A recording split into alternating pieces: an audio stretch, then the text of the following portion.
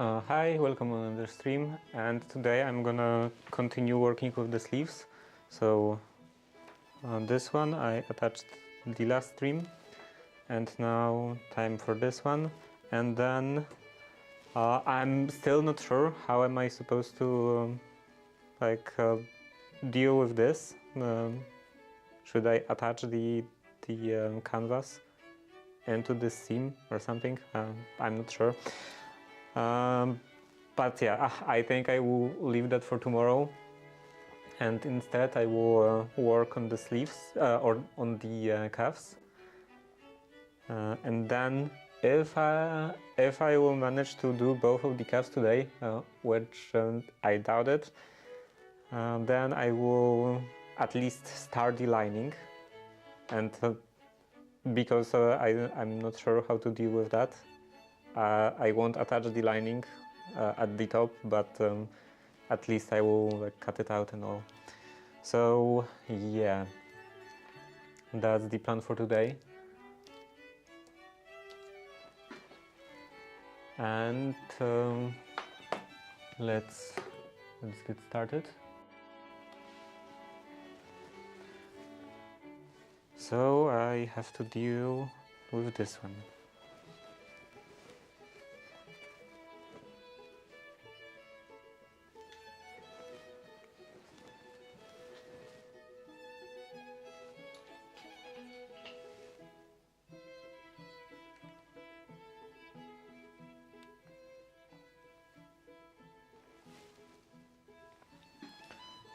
The screw in here is loose again, of course.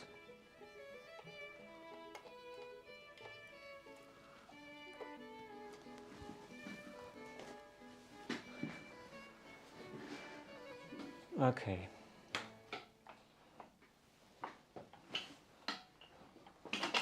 This is quite bothersome. Okay, that's better. And let's see. I will probably start from the top. Or from the bottom again. From the side seam.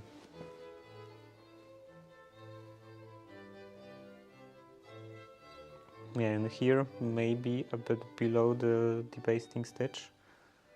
Seems quite high.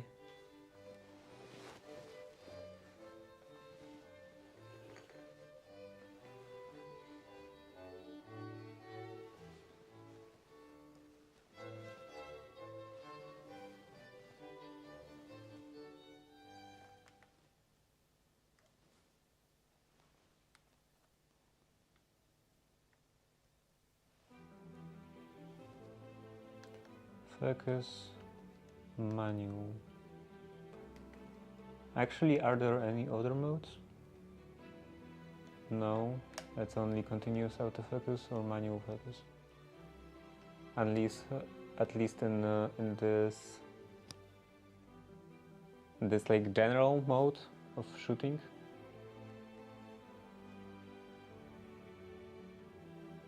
And go back. Okay, let's take some thread.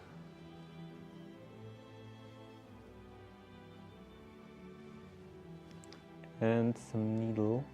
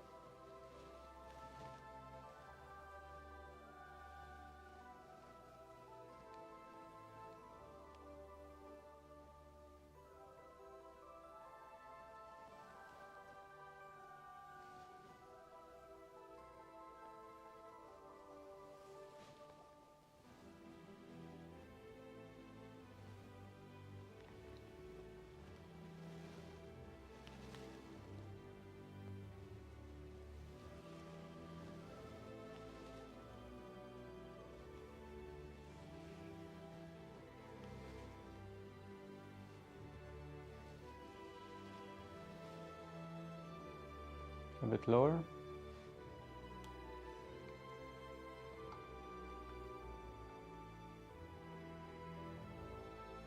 Something like this, and focus.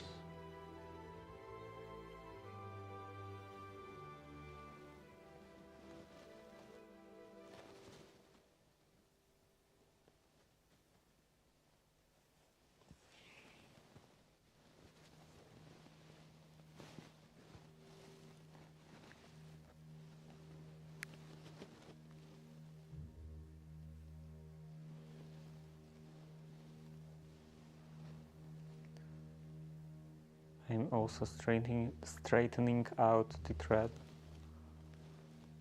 so it doesn't have any twists. And let's continue in here. Where is okay? The this piece of cloth starts in here, and this is actual actual side stitch. This is or side seam. This is the seam of the sleeve. I don't really think that true. Of course, the side seam is not visible in here from the front.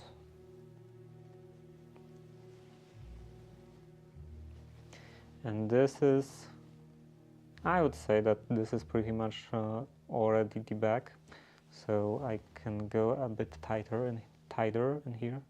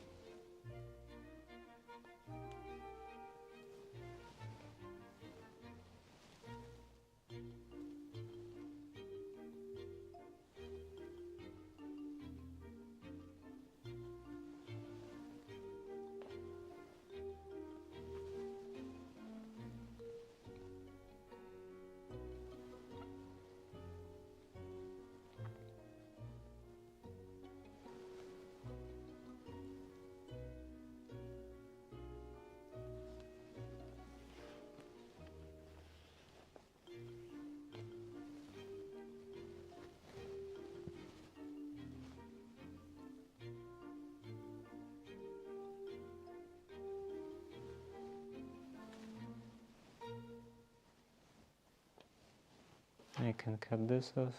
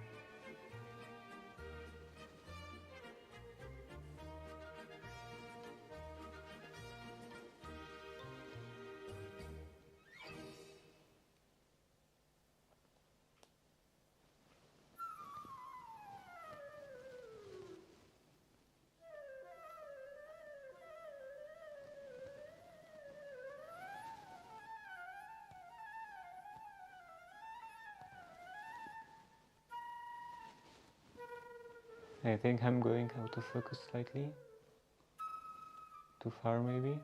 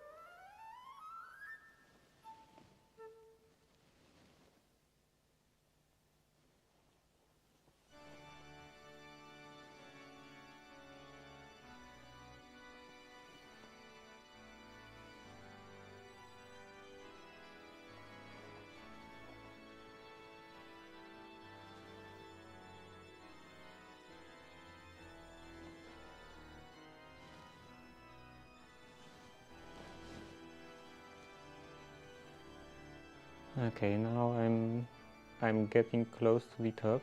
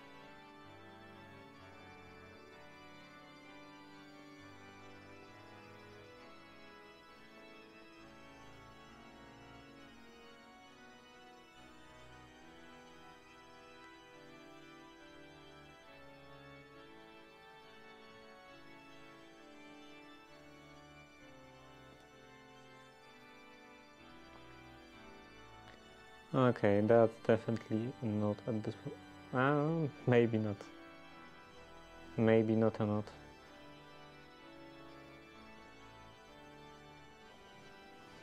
Okay. Now it's untangled. Let's cut this piece off. The end of that.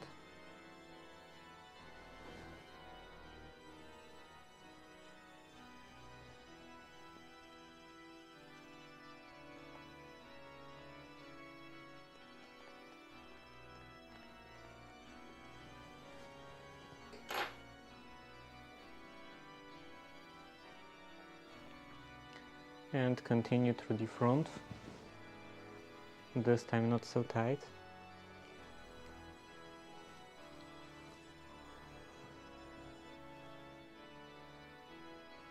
And I think this is roughly 1/4 of an inch from the edge. Maybe in here it's a bit less. The lower stitch I think is fine. So let's continue in here.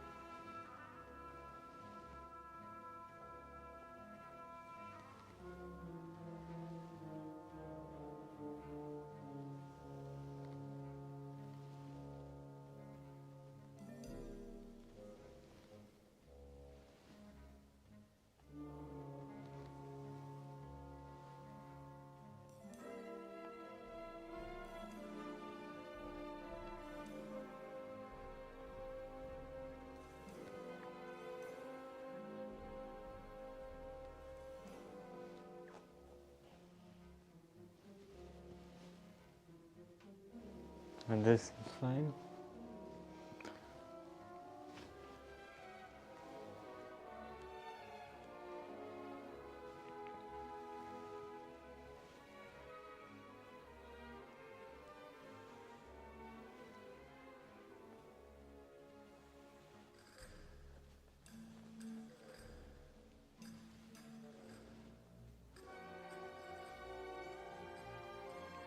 Here I should go a bit below the line, a bit below the basting stitch.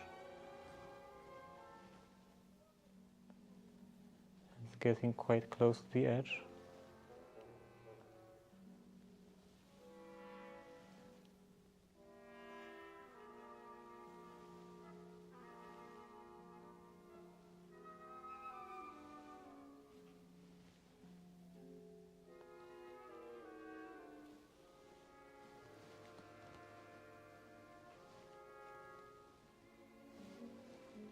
Also, how about changing the shutter speed? Maybe this is better. And also I'm pretty sure I shouldn't actually change the shutter speed to adjust the brightness. I'm just not very competent with using the camera.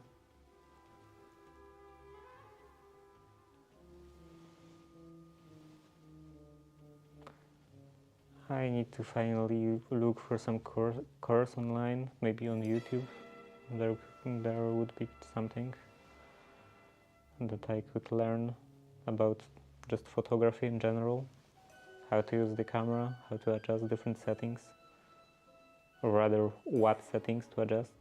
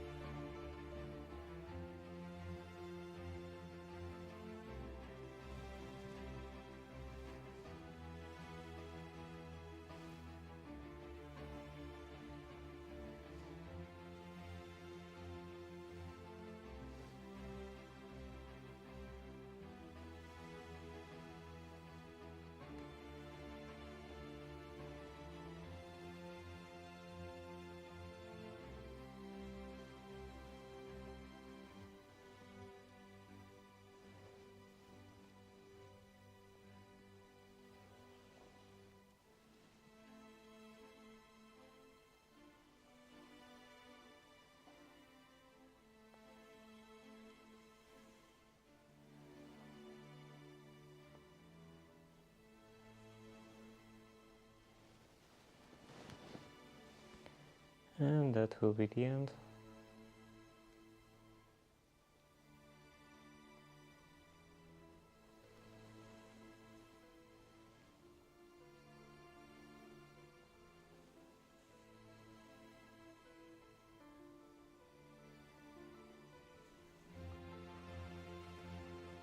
Just a couple more stitches until the bottom seam.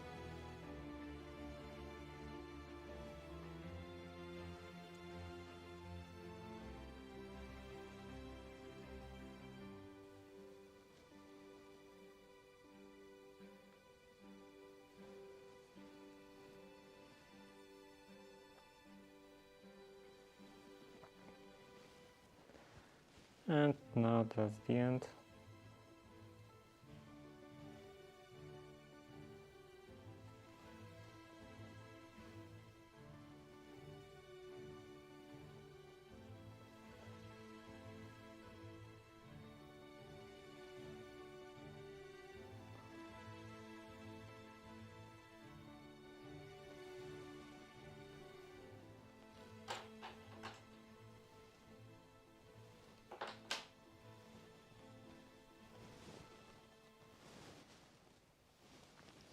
And then I can also remove this basting stitch.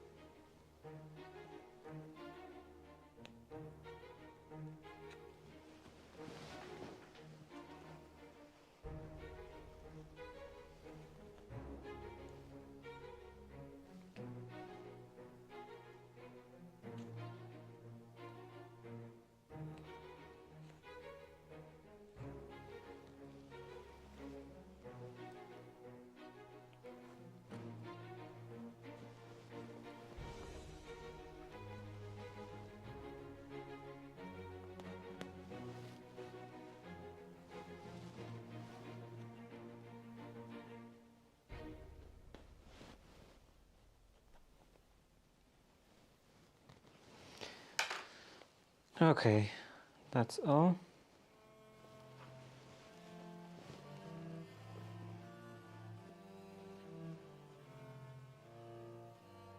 and a couple more random threads.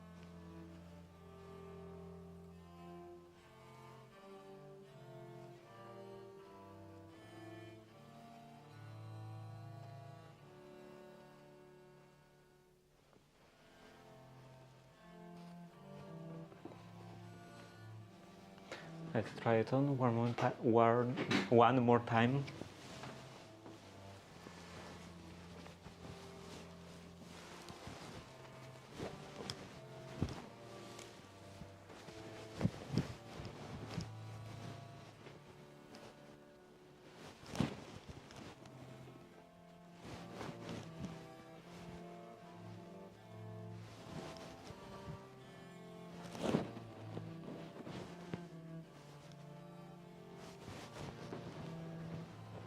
And yeah, I think it's pretty good.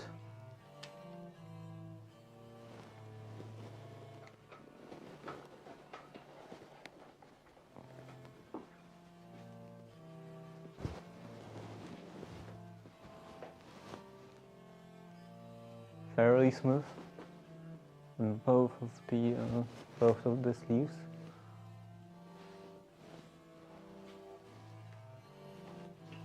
So now I can take care of the cuffs.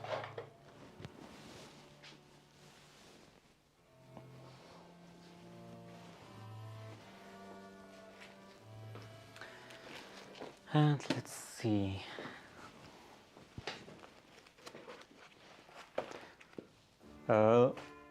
Before the stream, I looked at this book again in PDF form, and after I found a mention of the size of the cuffs, after all, it was like page 20 something.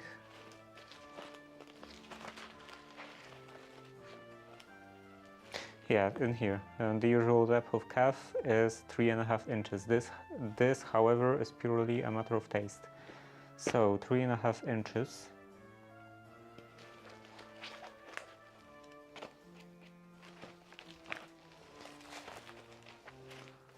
I assume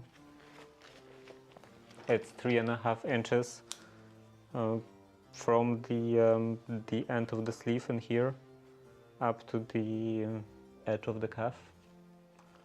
So this would be 3.5 inches and 1/4 inch for seam allowance on one side and the other.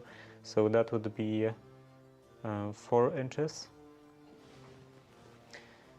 4 inches in height, and then this I believe is 6 inches. Let's measure on here. The cuffs in here are the same, right? Yeah, the ends are the same, and they are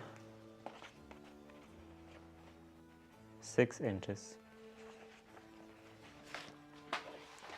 That includes 1/4 inch seam allowance on both sides, so it's 5.5. But also I have to add seam allowance in here, so 6 inches.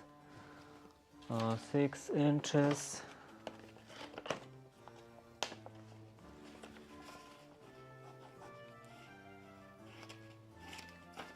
Four inches in height,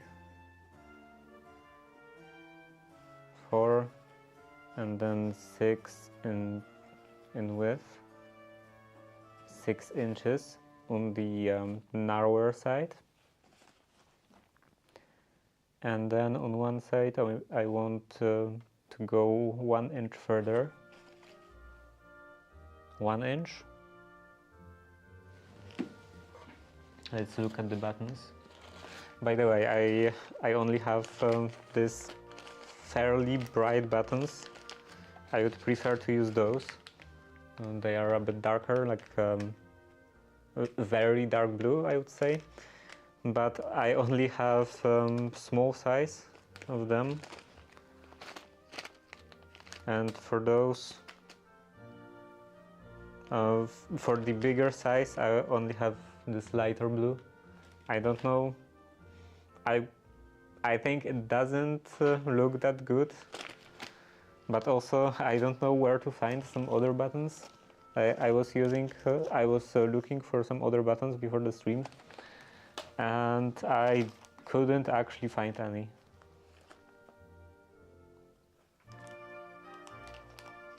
I couldn't find any on the internet, at least on this store, because I used this store the last time,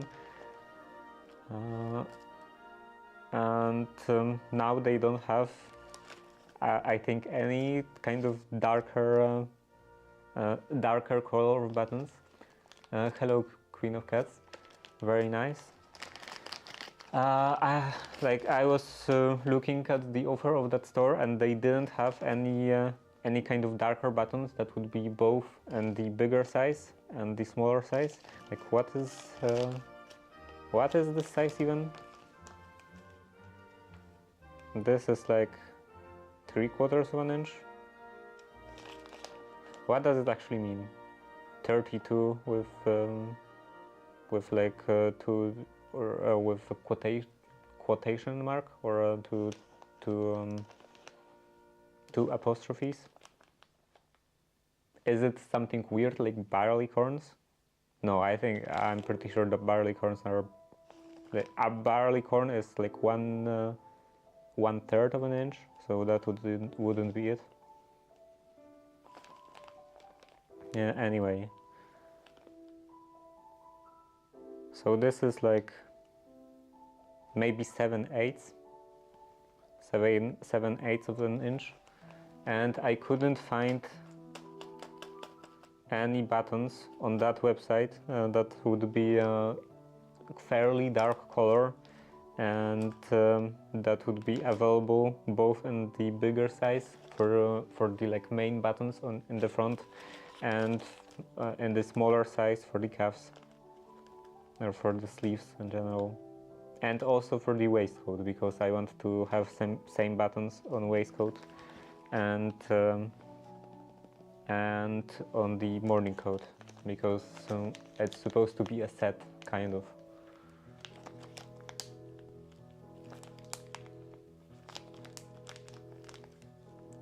Wow, this is really strong. This Ziploc bag, it's so strong that I actually ripped the back in here next to this Ziploc when I was trying to open it.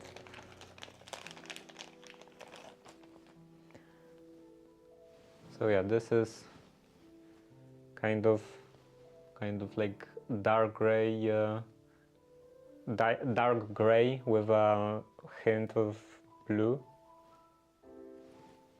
And that's, I think that's the type or color of buttons that I used for the waistcoat.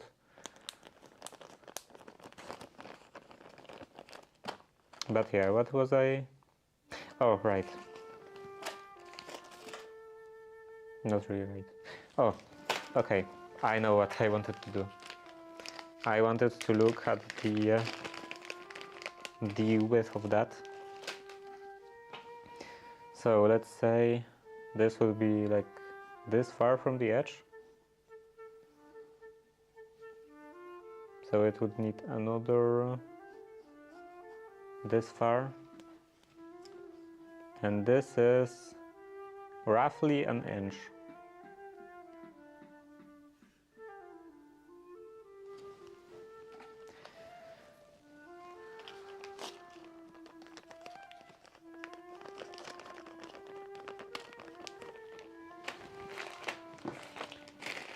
So the narrower part, narrower side would be 6 inches, and then the wider side would be 7 inches. The side for the on which I would attach the buttons from the bottom.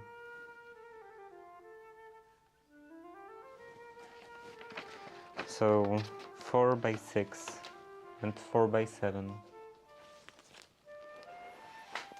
Let's put that aside. And there was somewhere this bigger piece. this one, I think.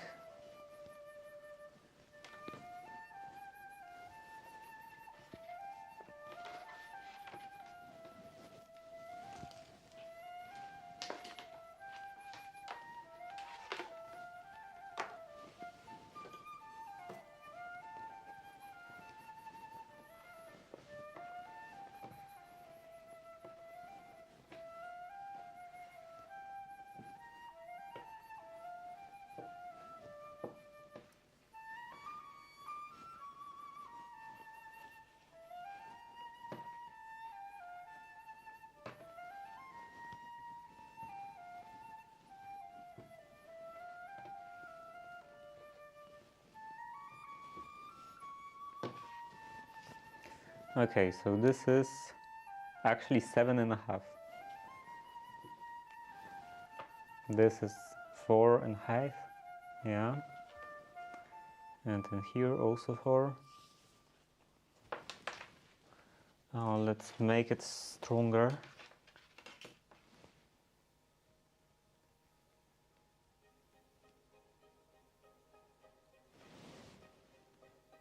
And now I'm actually thinking that maybe I should at least try to match this.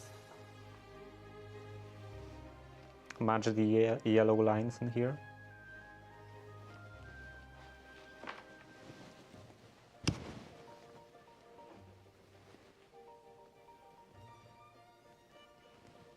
So this is the bottom part.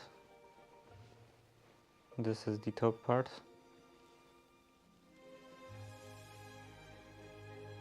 They wouldn't completely match.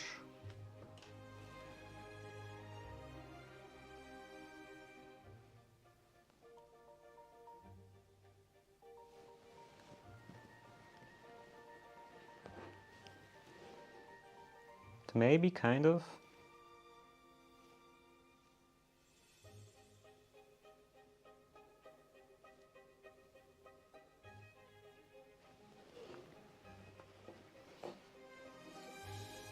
Yeah, this would be this part. So this would be 6 inches. And on the other side, I would need 7 inches.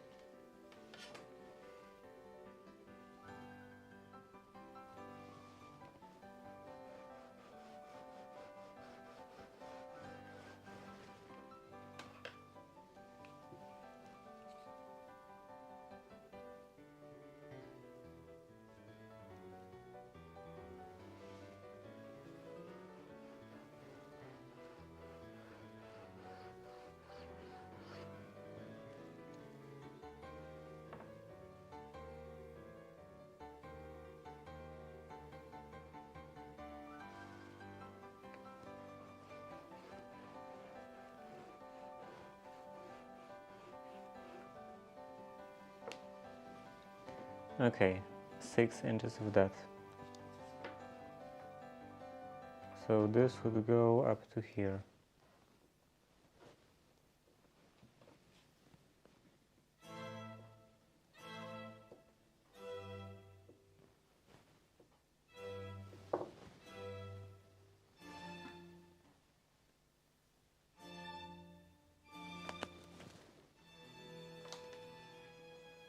I don't think I will be able to actually match that.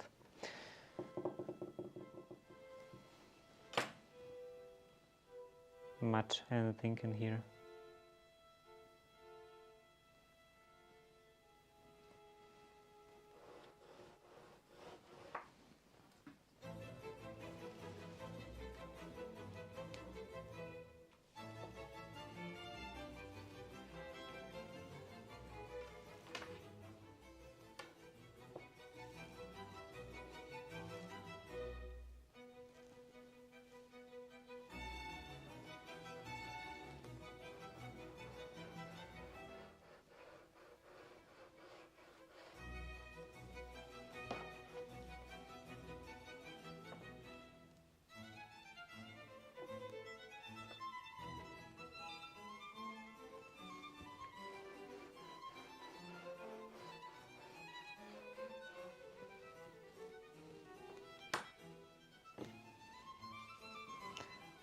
And this would be 7.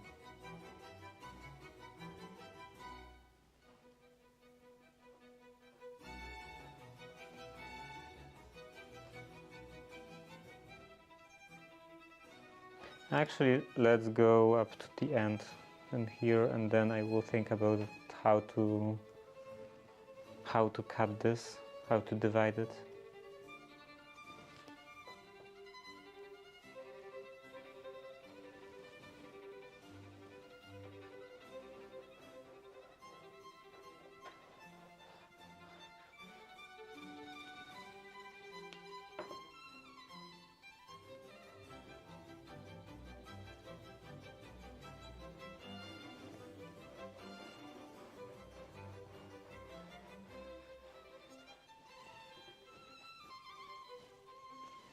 This is still 4, right?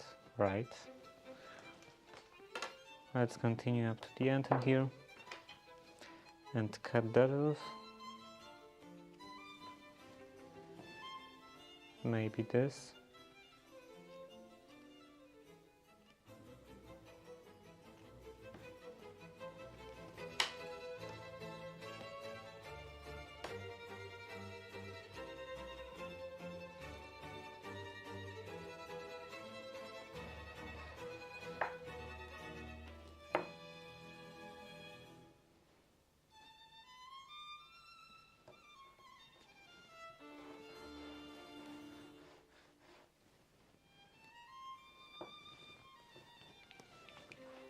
Recently it's getting really cold, like kind of suddenly it started getting cold.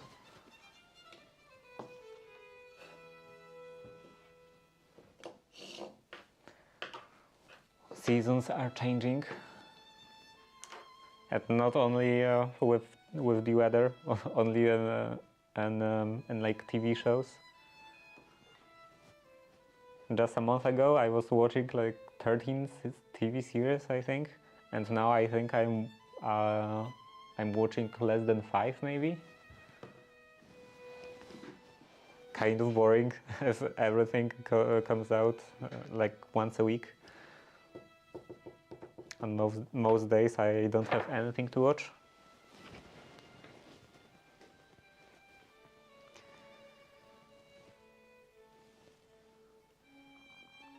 Okay, so this would be right up to the edge.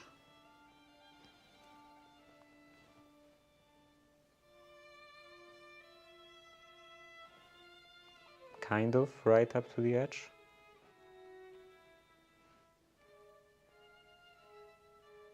Yeah, that seems good.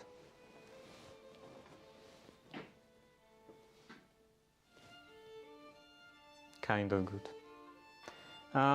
Maybe let's move it ½ inch.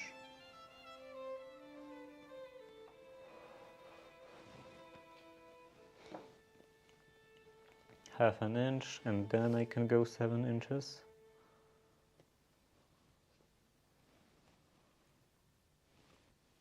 That's quite a lot. Maybe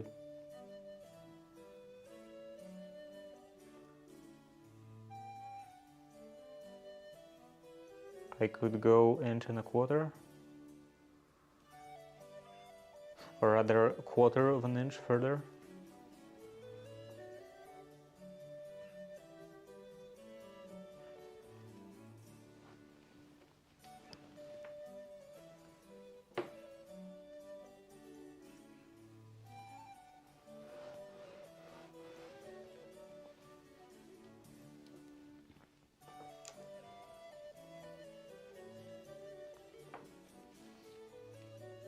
So those two I can use for one sleeve, and then 6, 3, 13.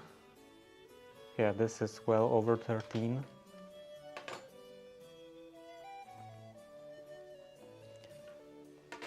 So I can cut this without any fear of messing up.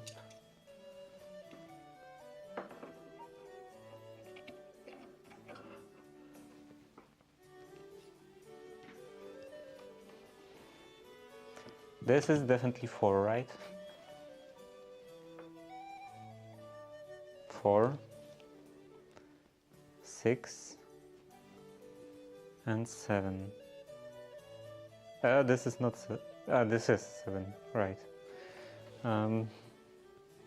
This could be dangerous.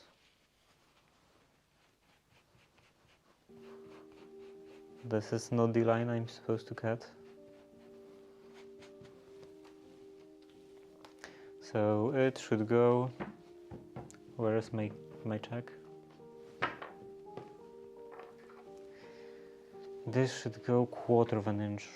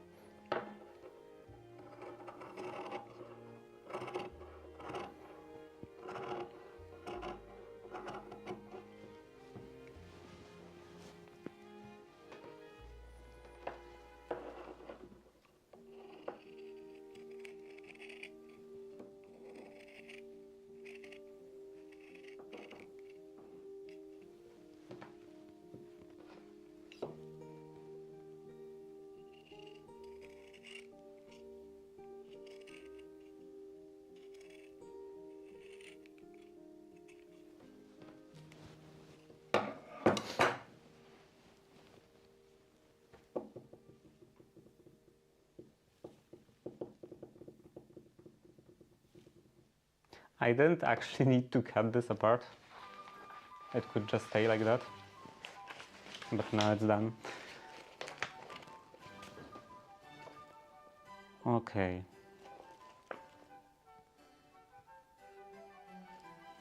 Actually, maybe it's better. It will match with the seam of the sleeve itself.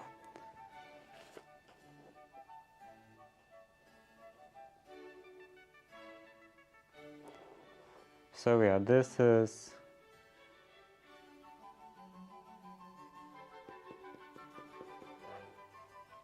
fill up with cloth. What kind of cloth? Would canvas be good, or maybe canvas would be here? Fill up with cloth. Would canvas be good, or maybe canvas is too thick?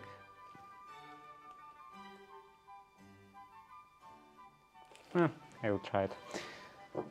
So this would be 3.5 by 5.5 for this one, and 6.5 for this one.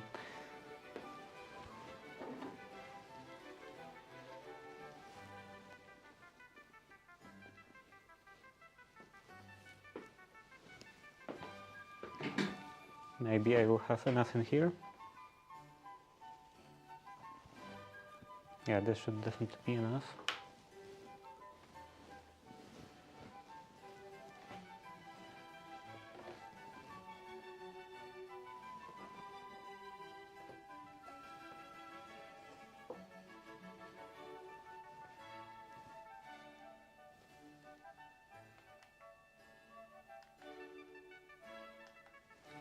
Autofocus.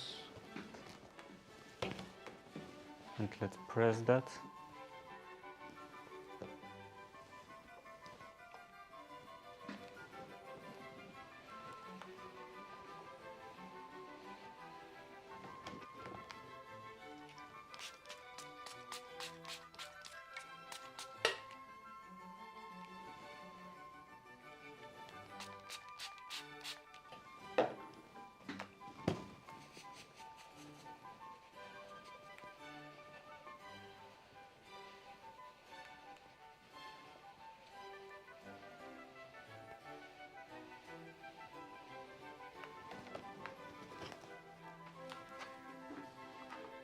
I will have to trim it a bit. That starts in 1 minute.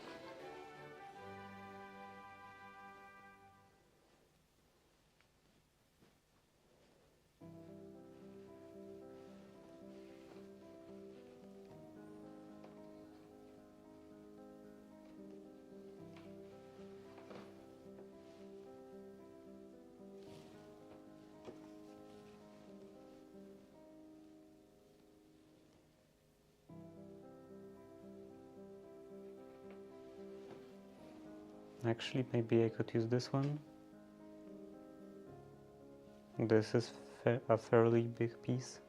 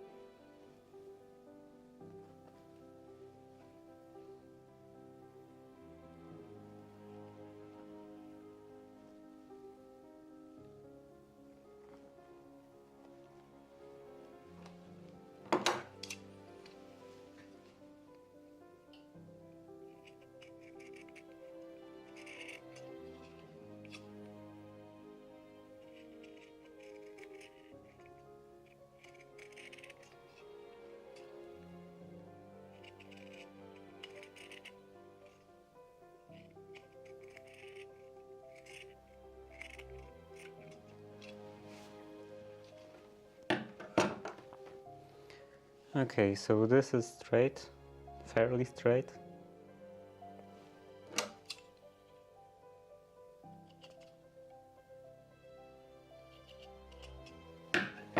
Or at least follows the grain of the fabric.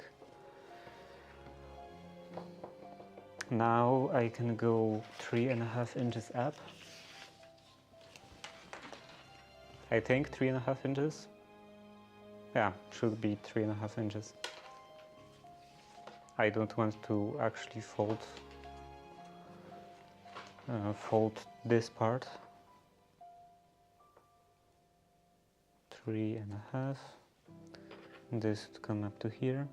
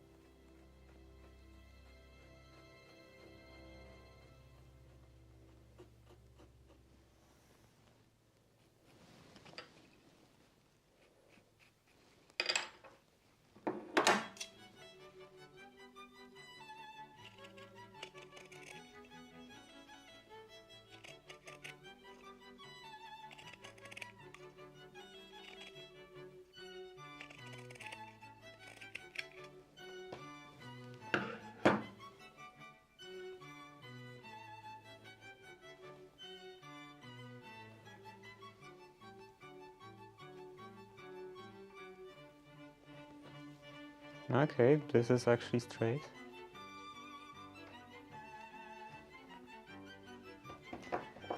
And then 6.5. I think 6.5. Yeah, 6, 5.5, 6. Yeah, 6.5. So do I want to go from here? Yeah, from here would be fine.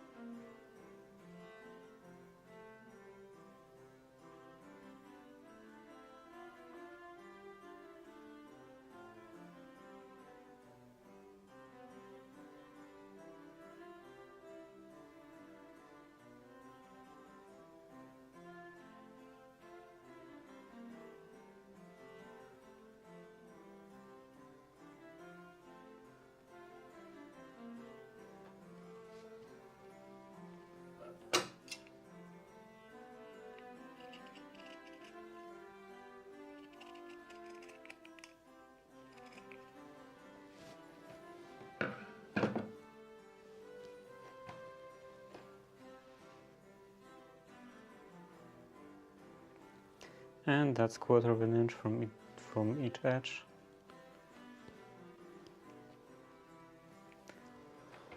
Now I can look for some smaller piece. Maybe this one. This is too small. This is also too small. Everything is too small.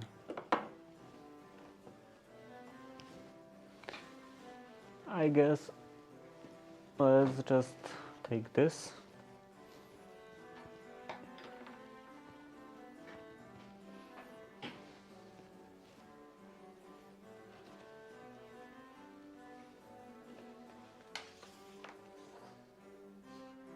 This would be 6 inches up to here.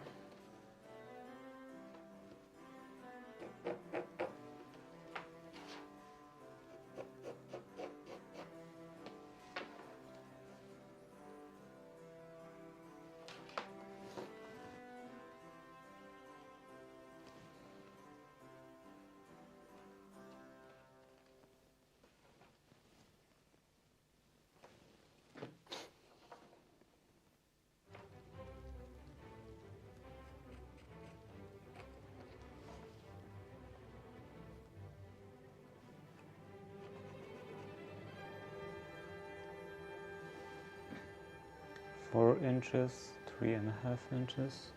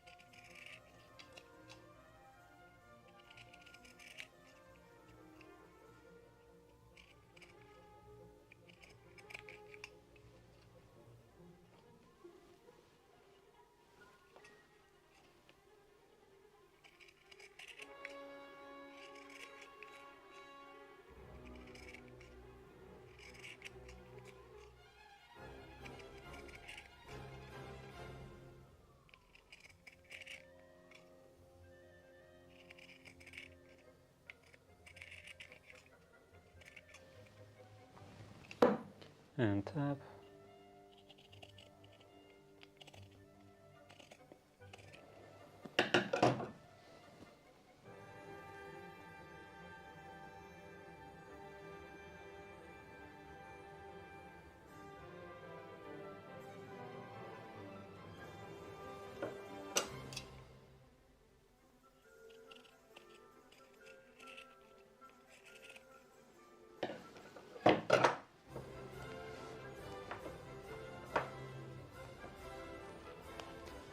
And this would be 5.5. Yeah? Yeah, 5.5.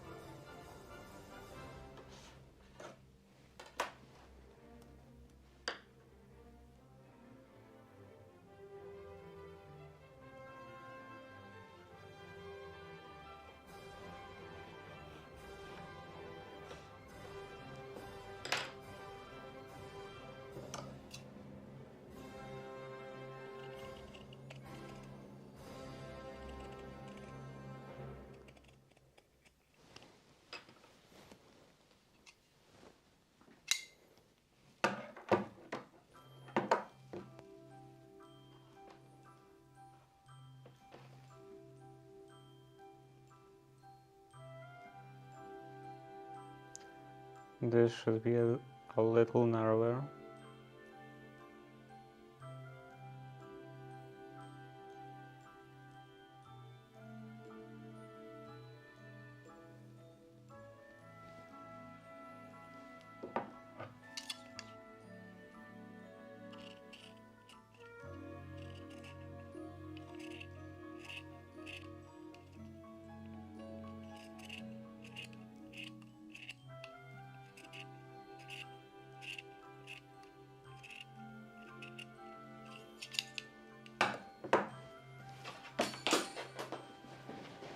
That was stupid. Okay, now they are roughly equal. And let's put them in place. Put them in place. Maybe first I will attach the two together.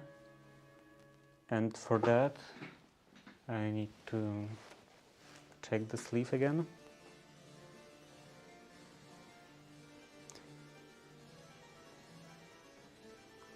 This is roughly equal, so this one doesn't really matter.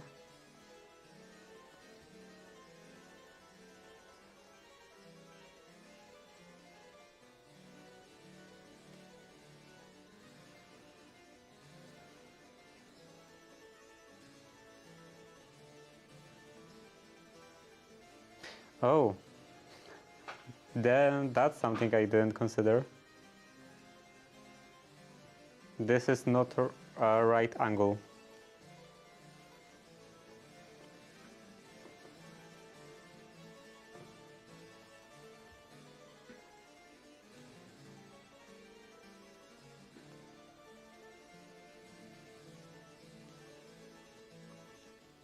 So there is a possibility that the cuff in here would be too short.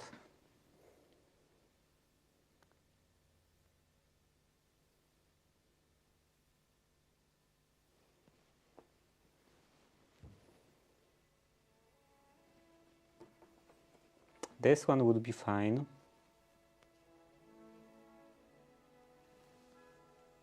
So maybe I should get rid of that one and just cut the new one for the other side. Will I have enough for that?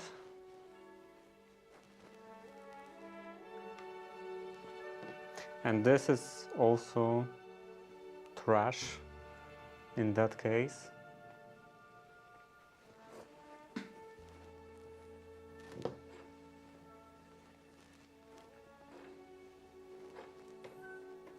Yeah, I should have enough for that, because this 7.5 inches. And then in here I should have enough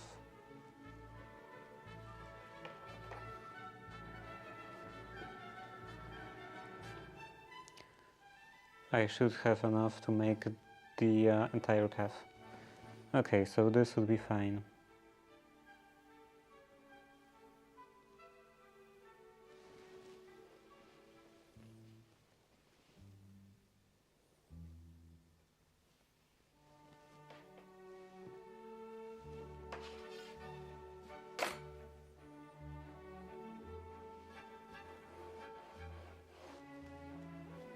This is definitely enough, right?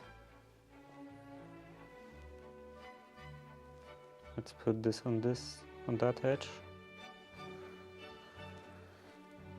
And yeah, this is enough. Shouldn't have any problems.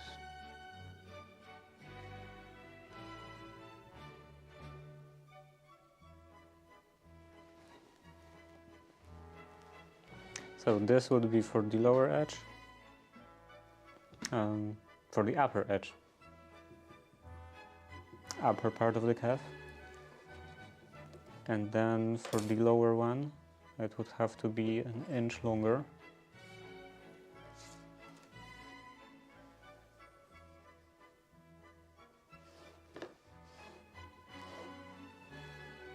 So something like this again.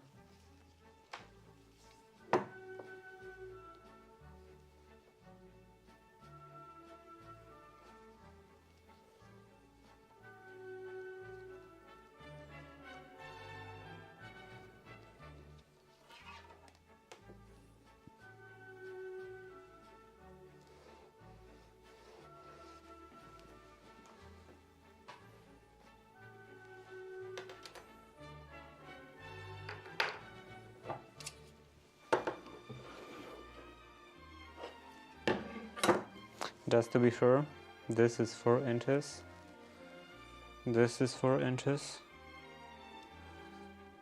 this would be 8, and this is 7. Okay.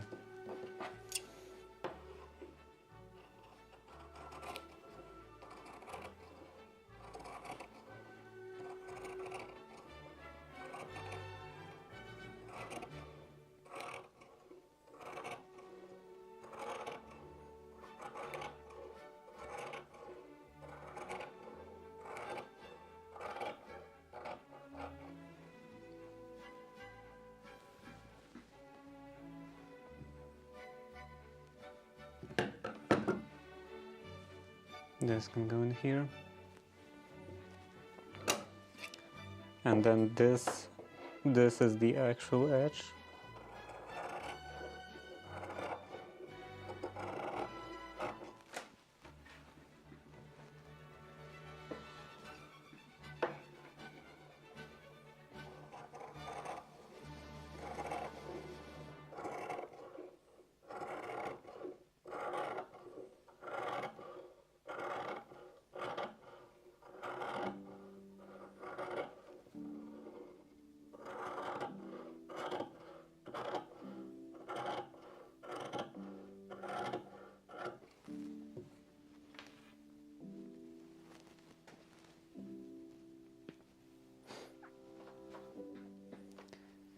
And looks like I do actually have to cut this, because I will have to connect them at an angle.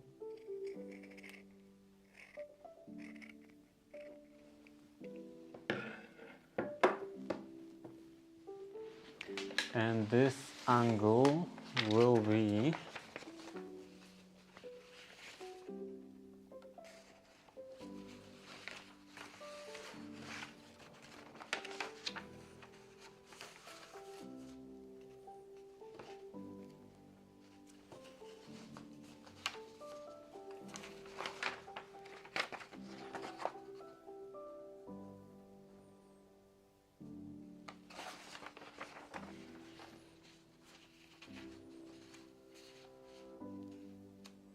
it will be something like this.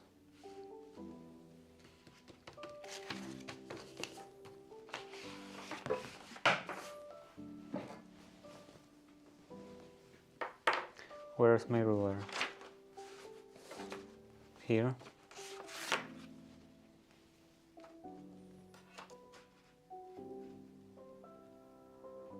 I really need some kind of side table just for tools.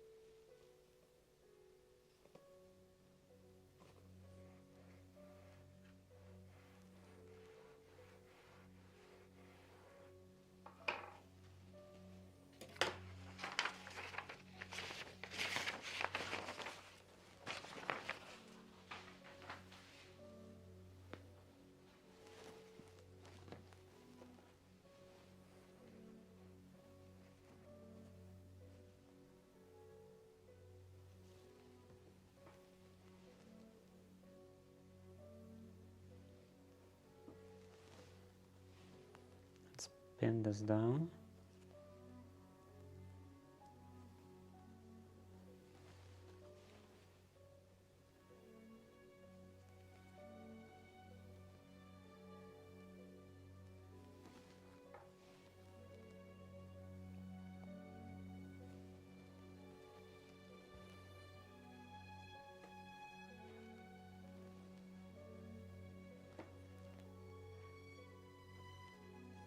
And yeah, this would be fine.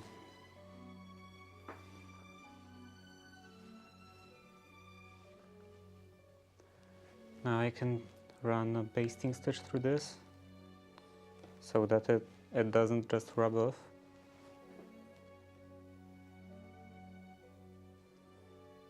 And also so that it's visible from both sides.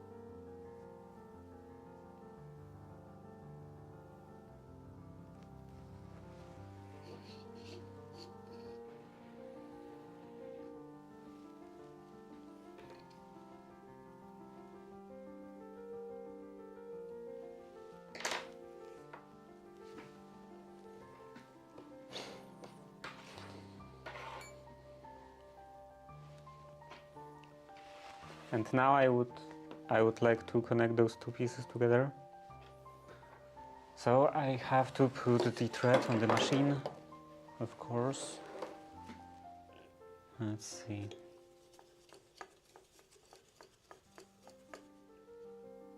Here. Here.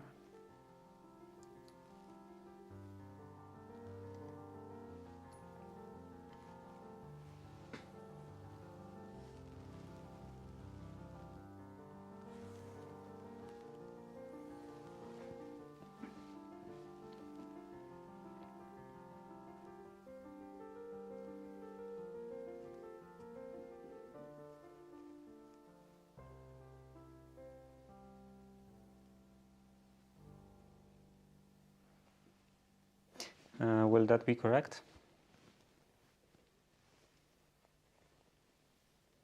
That wouldn't be correct. I have to do it the other way around. So now this goes around in this way, and that from the bottom. Okay.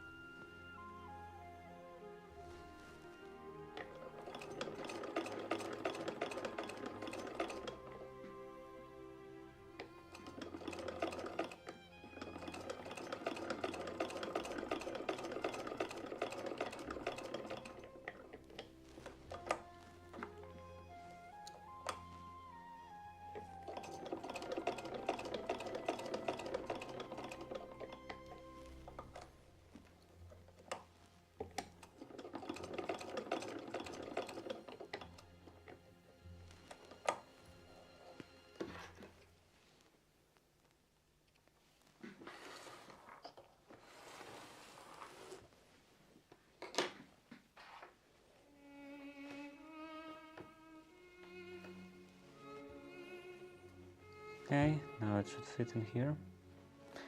And maybe this will actually kind of match.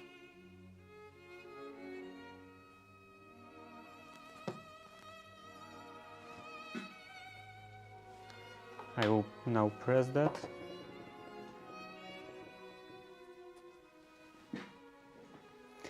And then I can probably take care of the canvas. Cut it to size.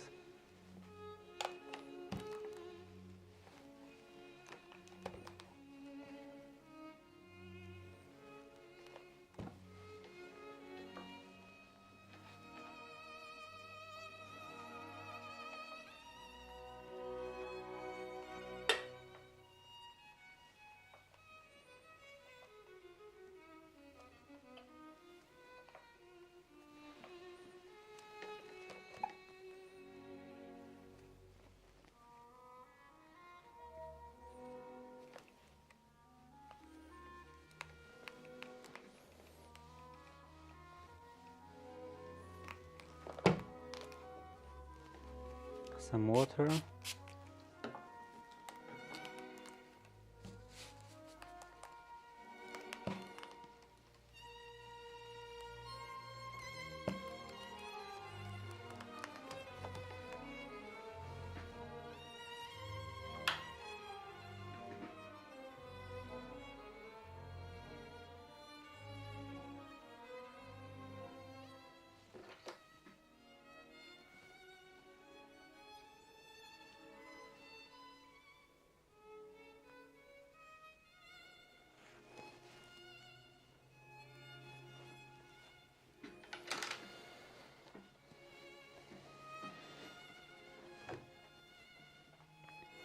Now here,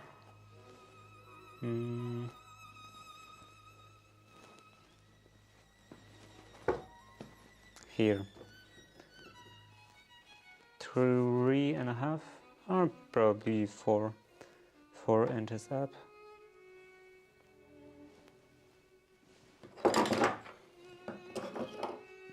Ad starts in 30 seconds.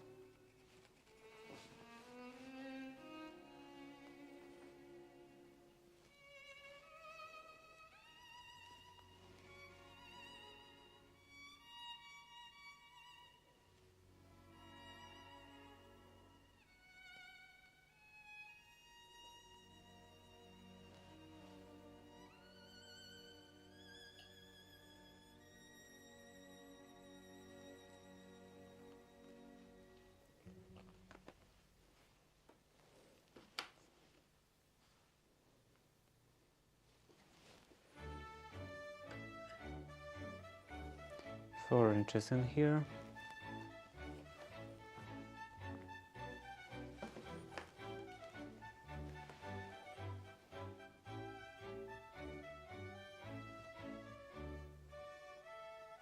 And looks like I won't have enough for this part. So let's end in here.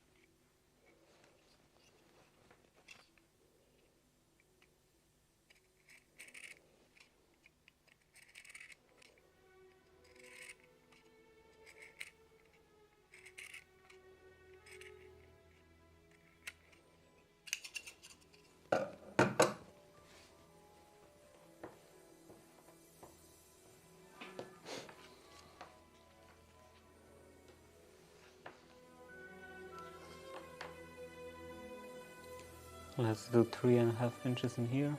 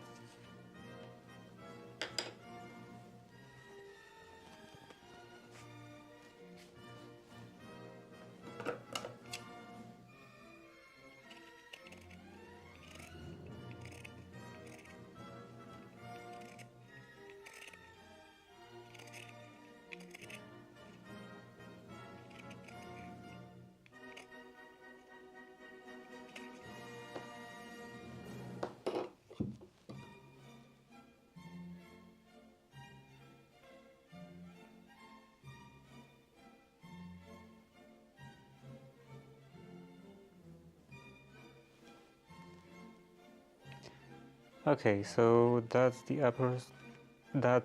the height, and the width will be slightly more difficult.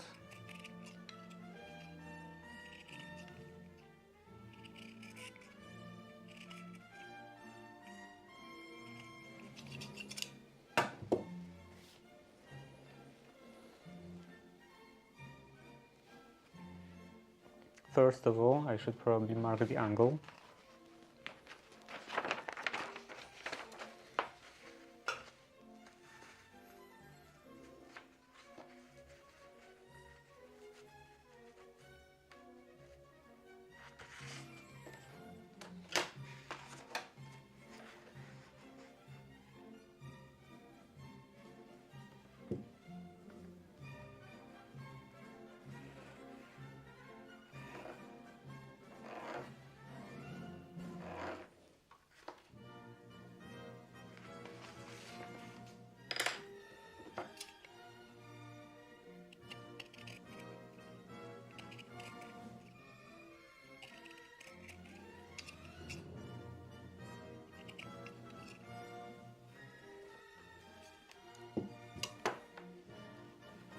And in here.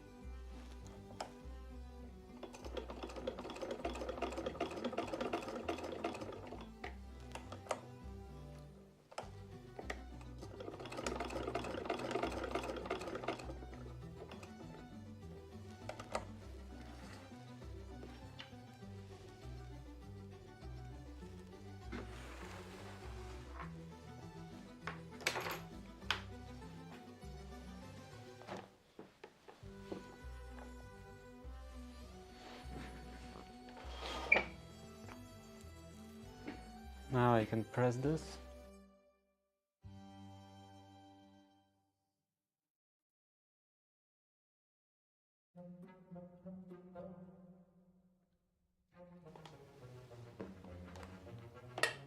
Okay, the iron is ready.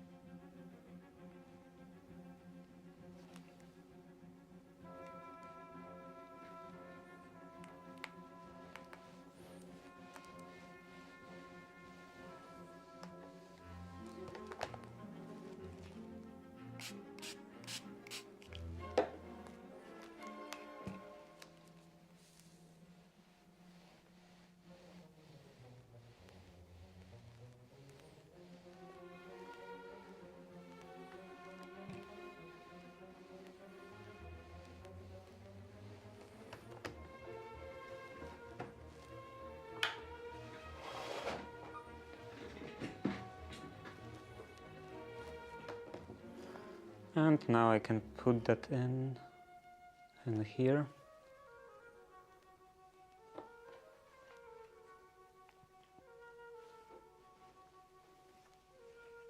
Maybe actually like that.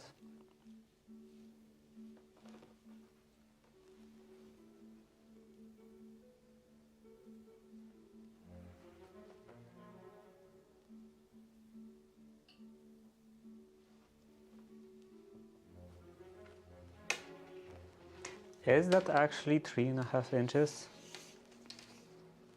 This is, yeah, 3.5 inches.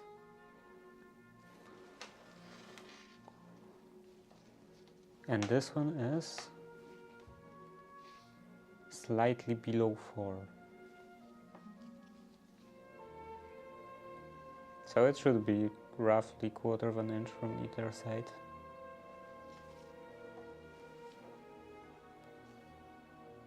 This is over 3.5 inches.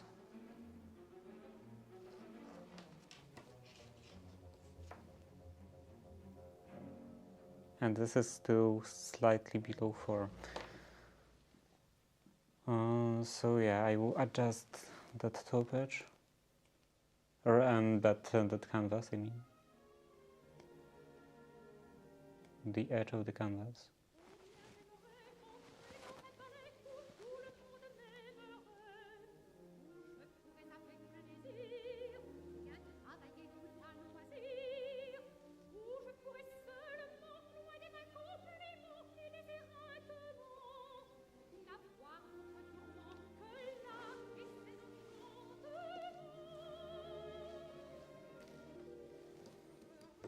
Will that be enough?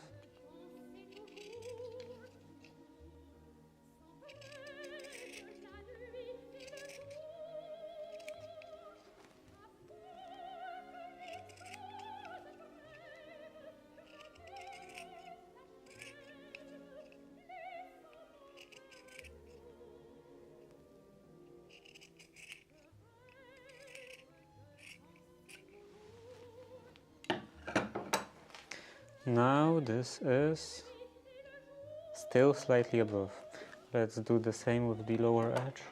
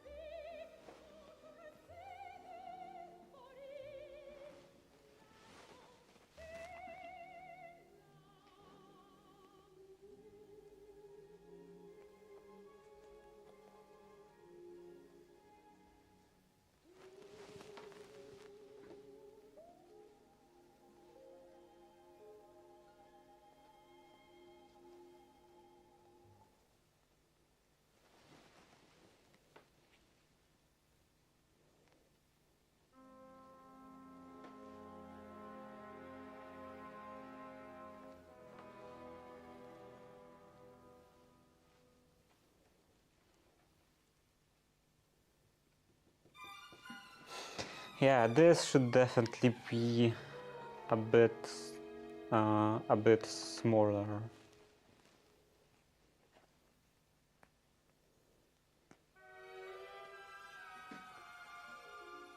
Maybe more than a bit.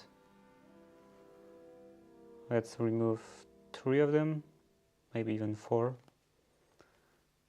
4 threads from that.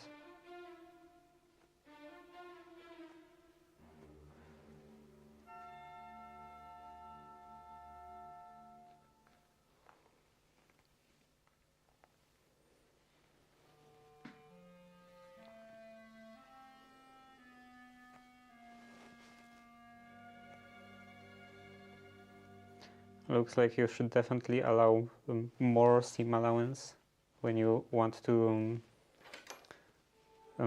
roll the edge over some different piece of especially canvas, some thick cloth. And 2 and 3. Was it 3 or 4? I think 4.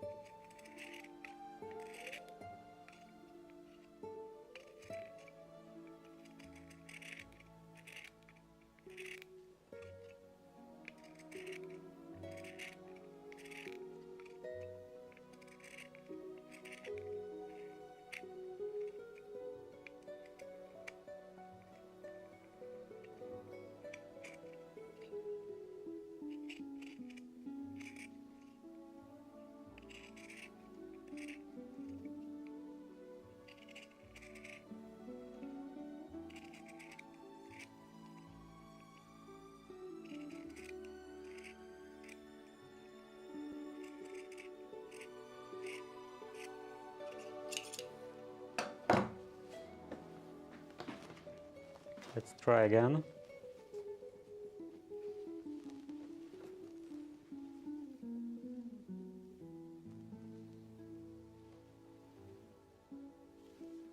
Maybe that will be enough.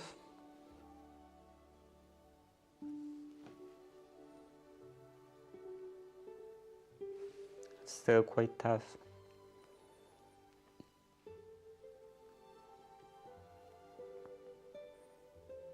Maybe I will remove 4 more.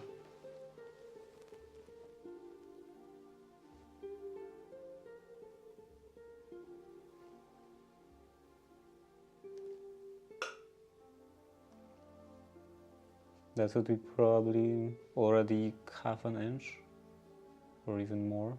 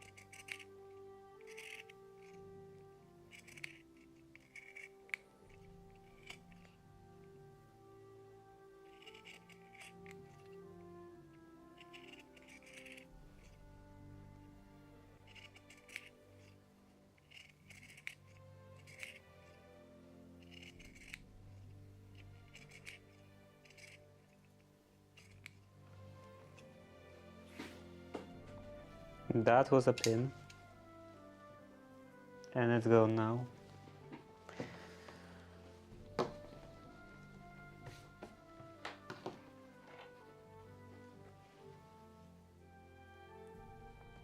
Now this is definitely enough.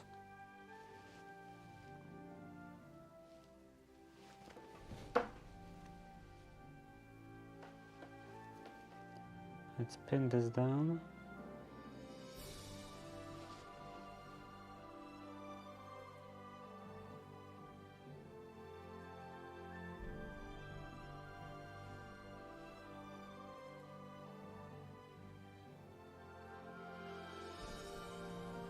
And what's the resulting size? This is like 3¼ so it's not actually that bad. I expected that I would lose out more. 3¼ and probably I will still gain a bit from all the turning and stuff. So it will probably come up to 3½, maybe.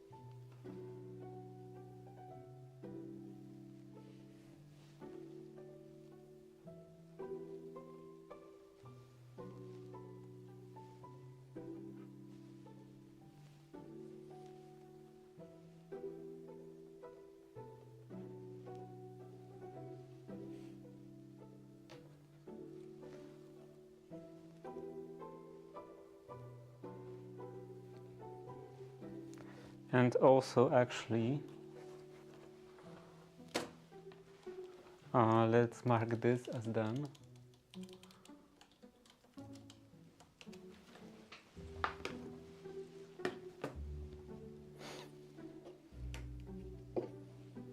Will this be enough? This won't be enough. Let's take a new piece of thread.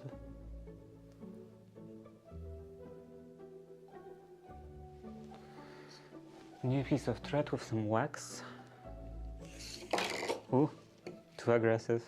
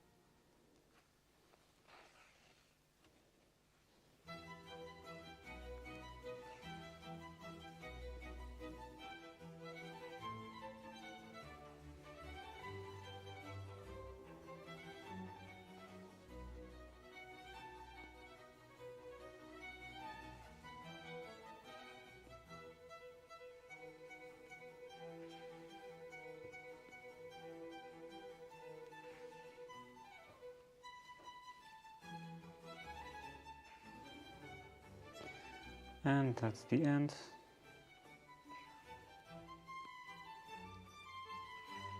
Couple more turns in here.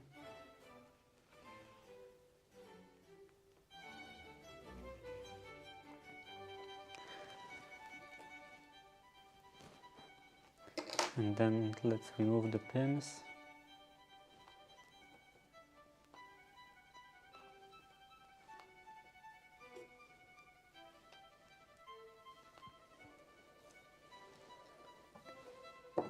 And then I will have to trim the end.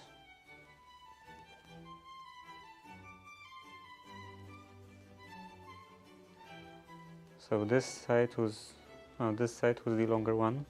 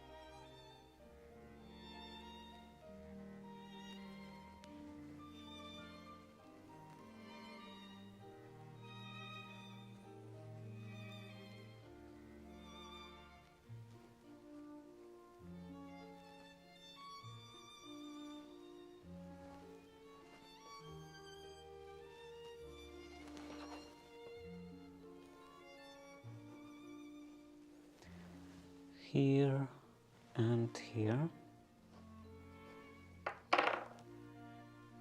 These would be the ends. And just to be sure,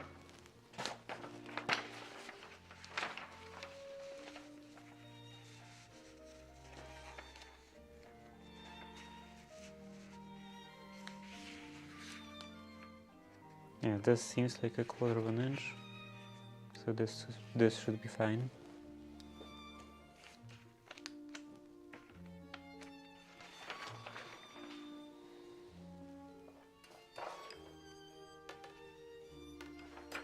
Again.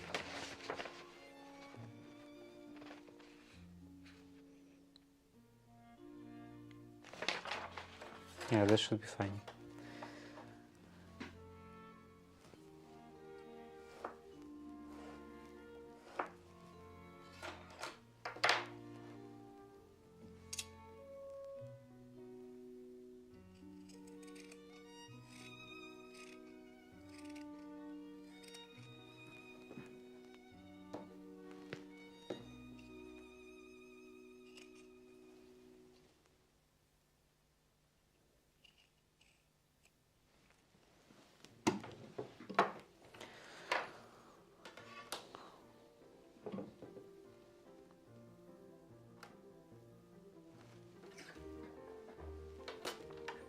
And then I can mark the end in here.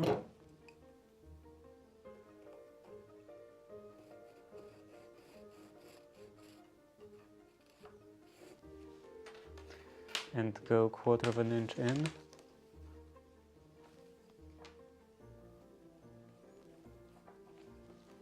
Even slightly more than 1/4 of an inch. How much is that? This is almost 1/2 an inch. So yeah, I should probably go like this much.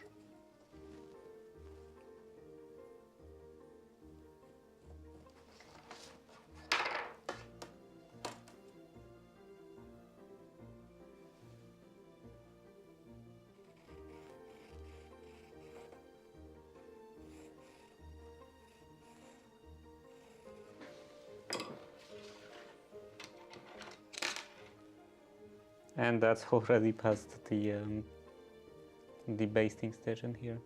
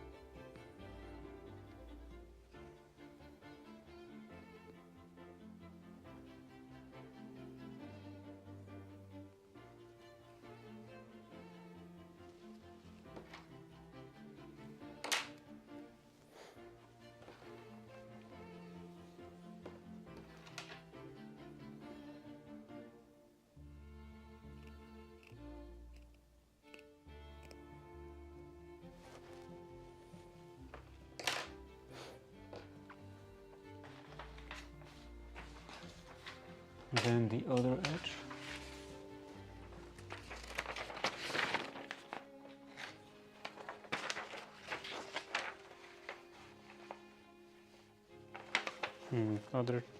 Other way around.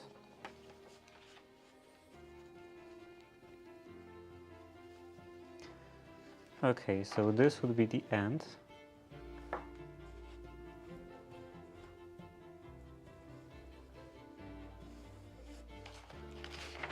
Then I would have to go 1/4 of an inch in and an inch out, so 3/4 out.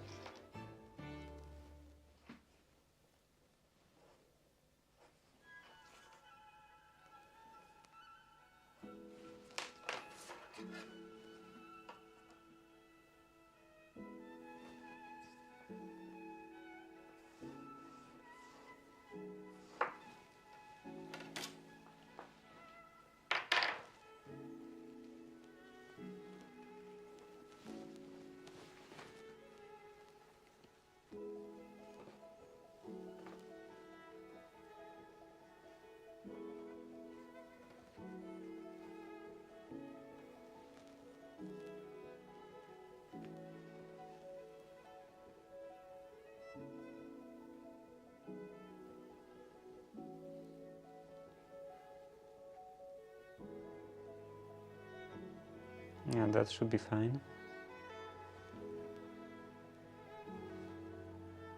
And at the top.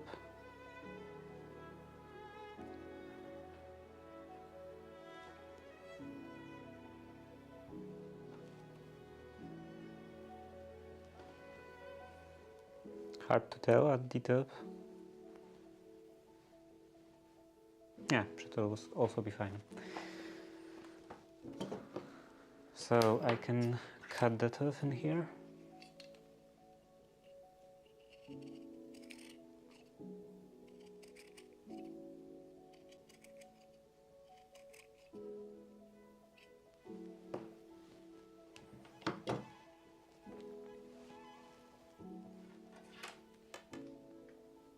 And then mark the edge.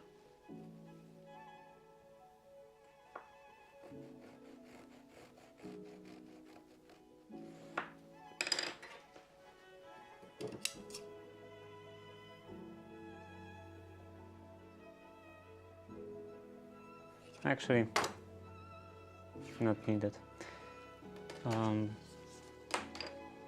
A bit more then 1/4 of an inch.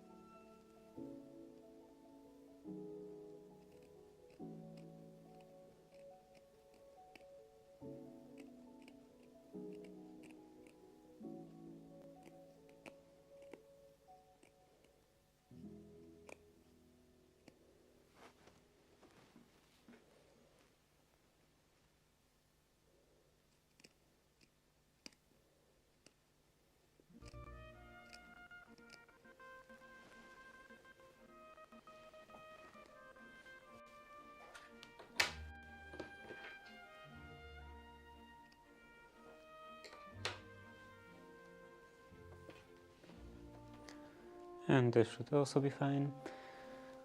Now I can use some narrower pieces.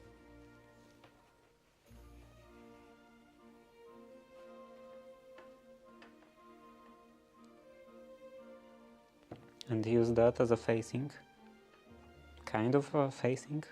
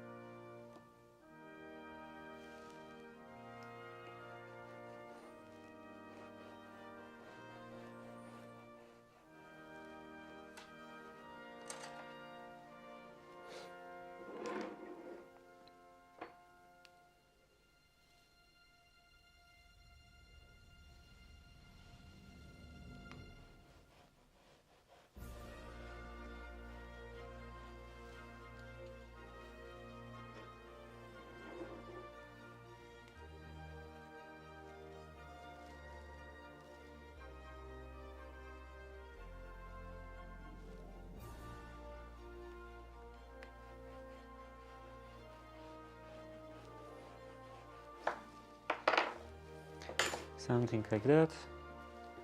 And now I can cut this all the way through.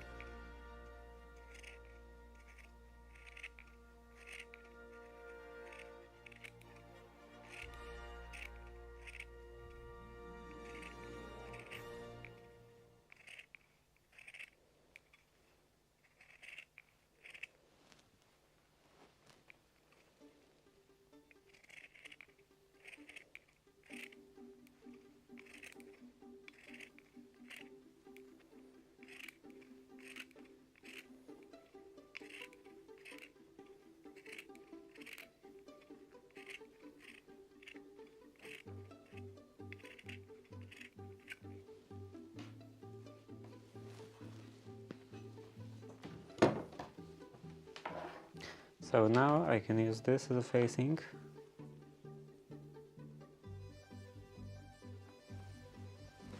Should I use it with this edge? Or maybe this edge on the inside? Maybe that would be better. Let's cut this off in here.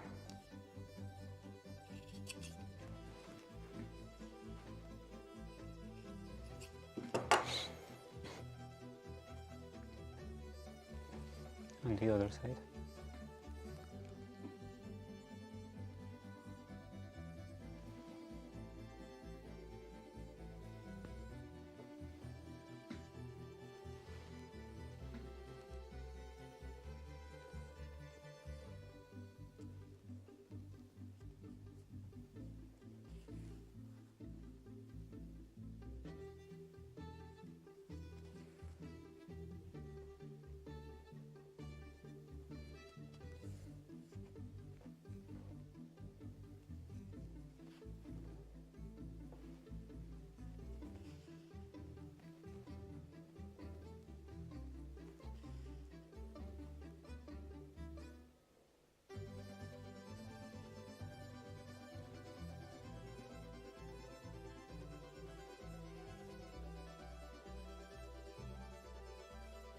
And maybe I could do it like that. It's kind of pushing it.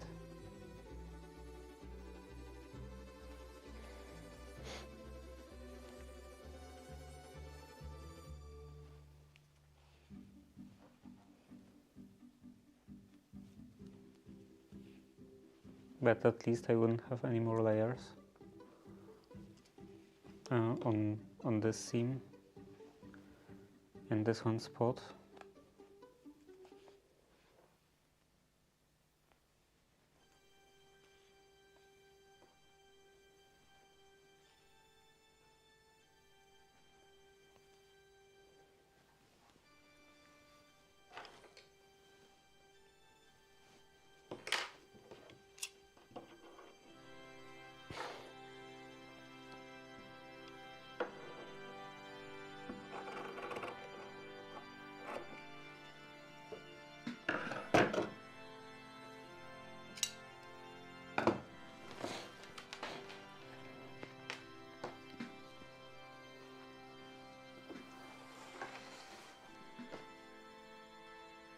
Should I go right through this?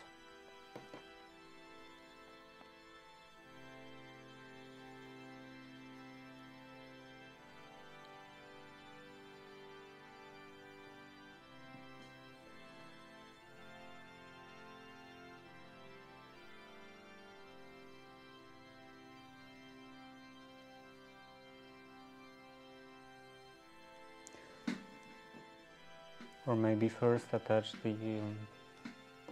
the sides in here.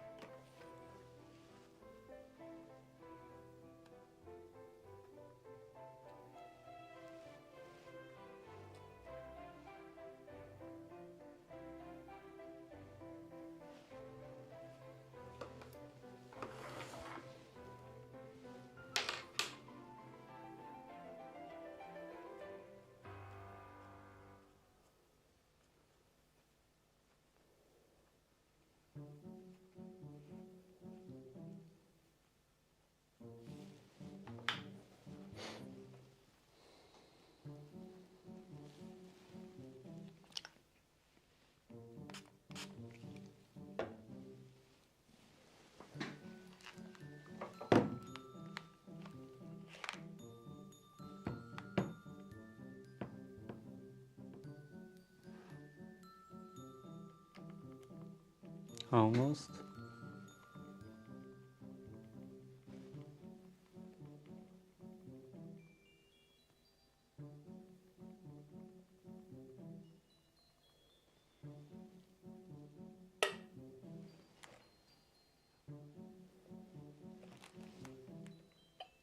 And it's ready.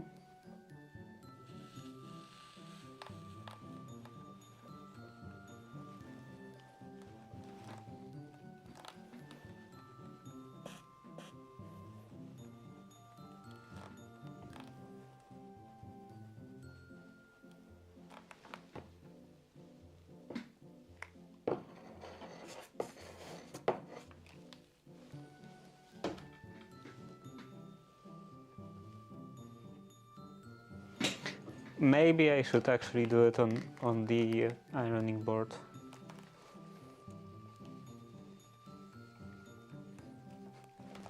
There is too much moisture in here.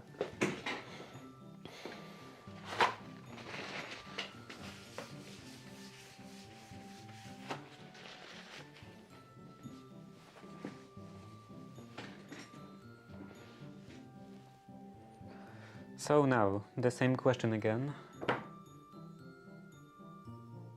Should I do this whole edge on the machine? Or maybe just the top edge, for example, and then the edge I could attach by hand.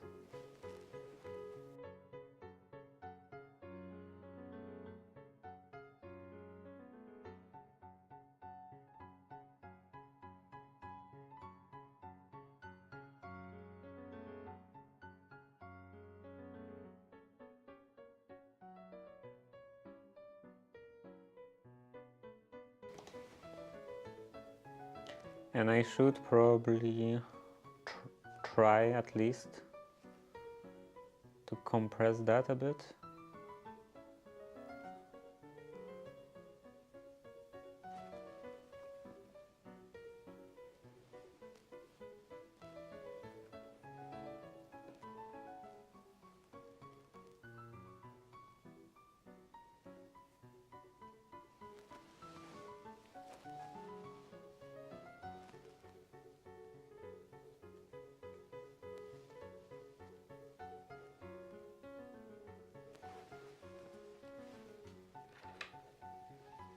Let's cut off the corner.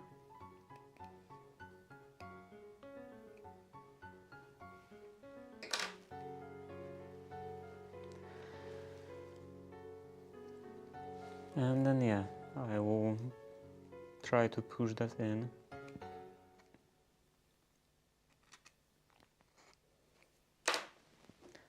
Which side? The top side. Yeah, so that this has more fabric.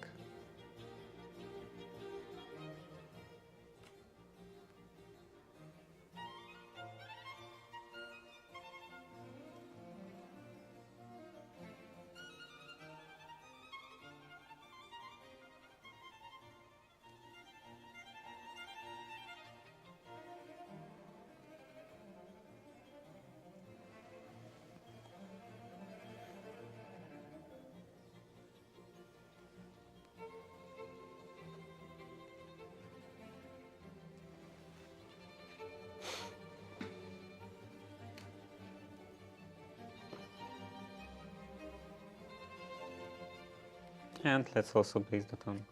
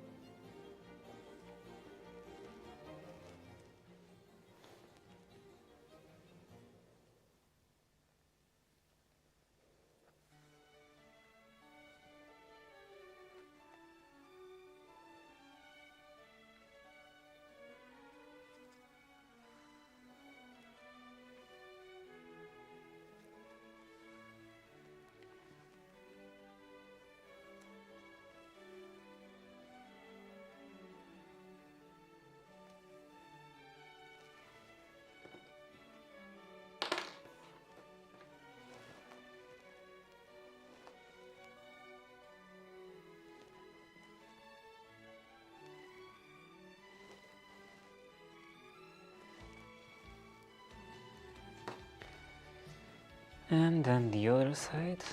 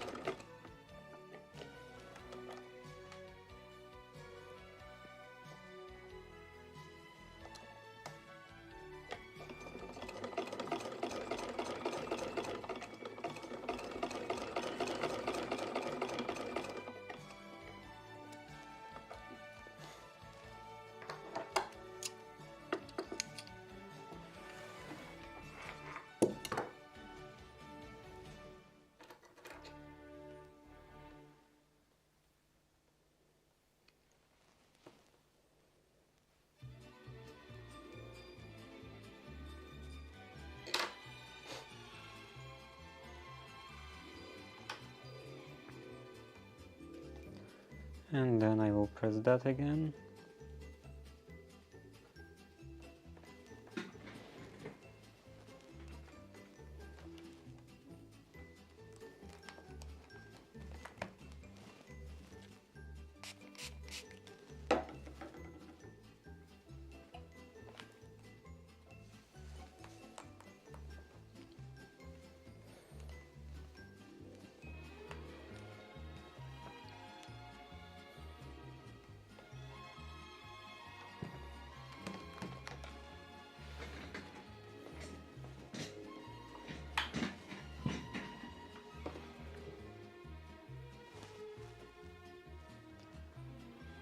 Now I can pin this down.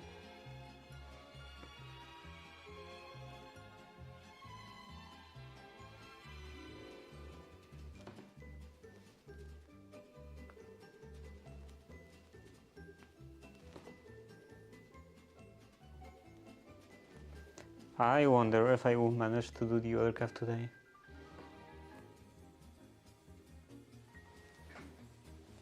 This seems to be going quite slow.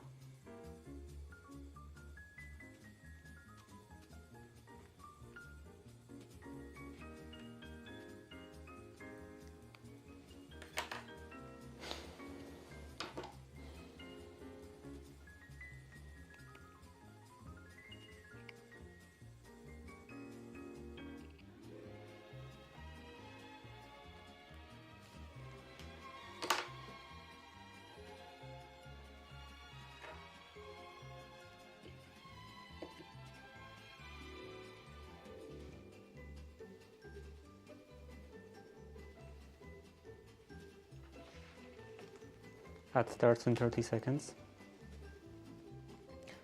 Let's push that in.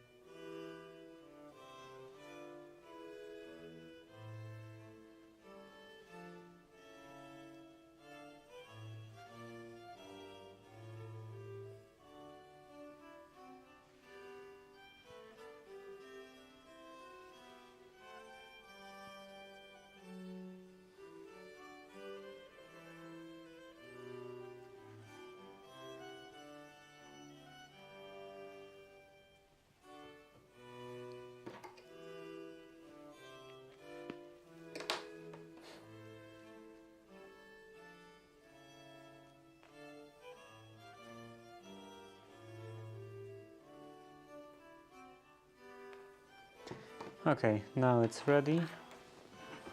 Let's attach this facing. And I'm thinking, how am I gonna make the YouTube video from all this footage? Because I would like to do it with the voiceover. And I don't know how to do voiceover. Am I supposed to like first start editing?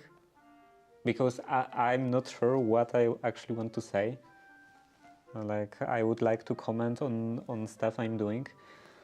And I don't remember what was I doing. So I don't know, I would have to like first start editing and see what are the like different scenes. And then make the script, make a voiceover, and then adjust the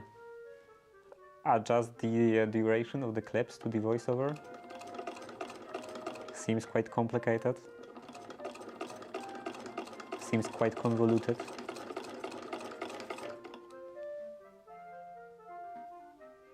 I didn't start this seam in here. Oh, let's go back.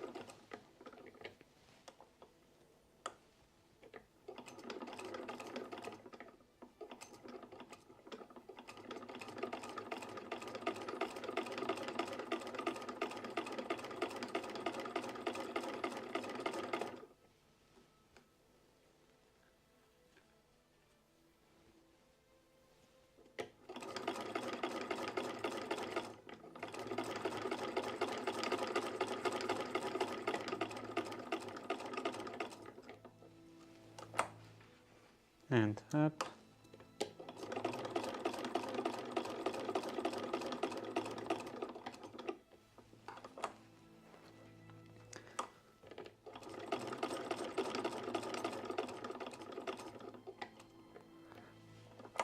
Then I will have to remove all the basting stitches.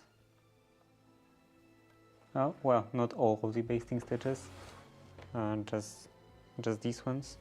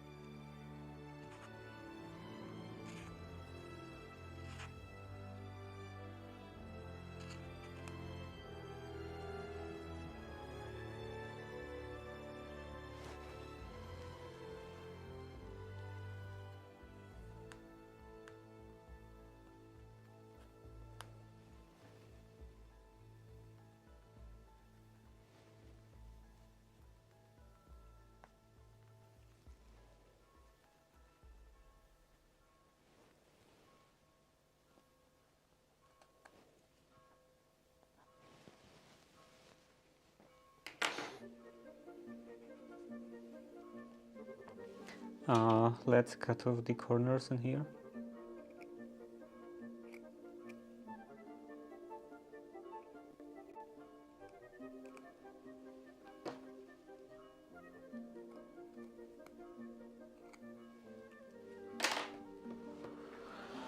And now let's see how it looks, how it came out.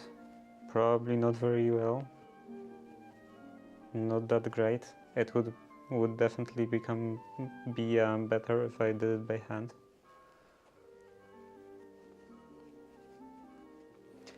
Maybe it's kind of acceptable.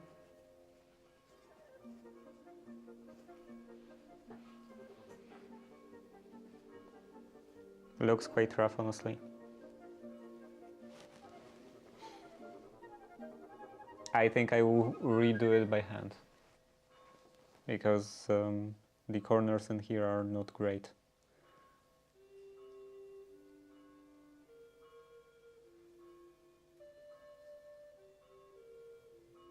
Yeah,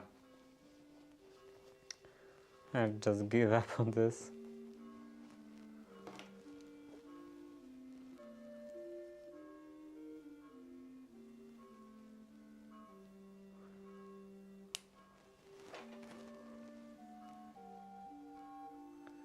Seems that making seams on the machine is not actually always easier and faster.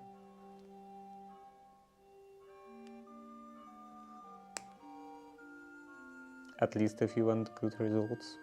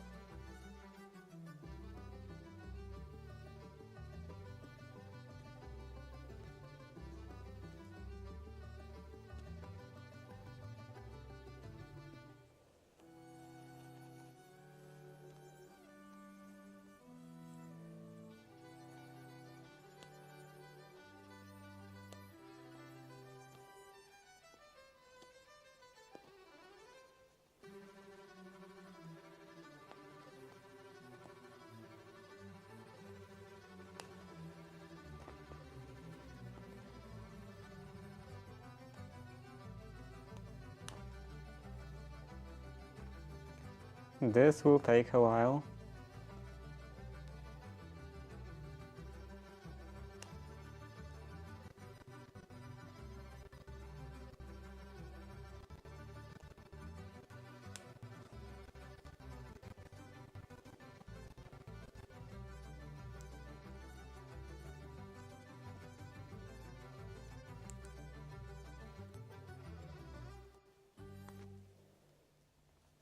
Looks like this thread really likes wool and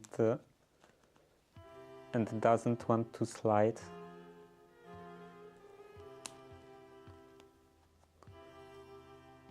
Just becomes stuck like a Velcro.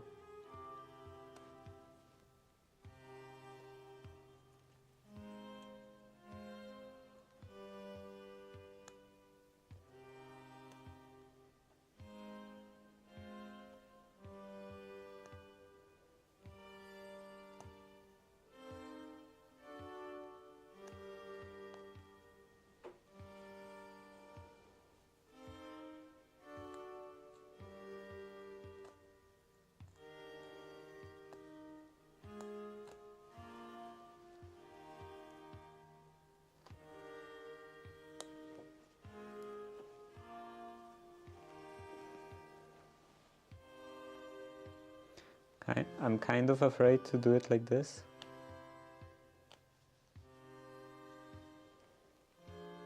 Because I could damage the wool. I don't really care about this part. But I don't have any more of those bigger pieces.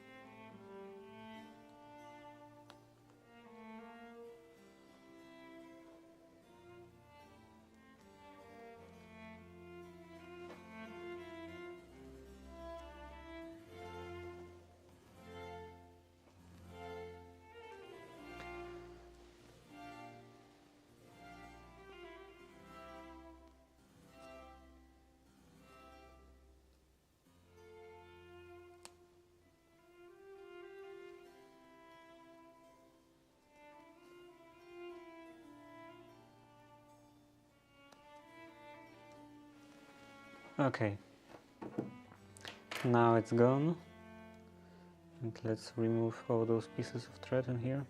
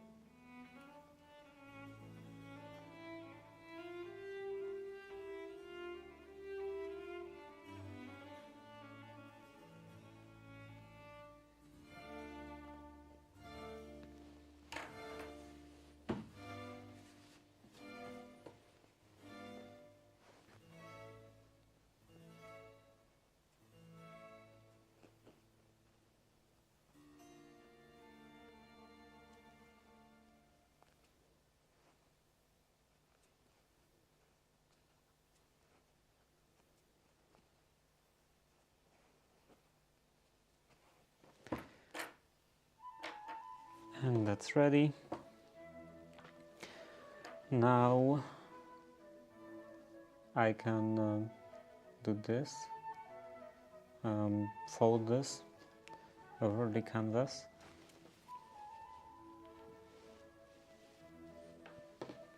And do some basting.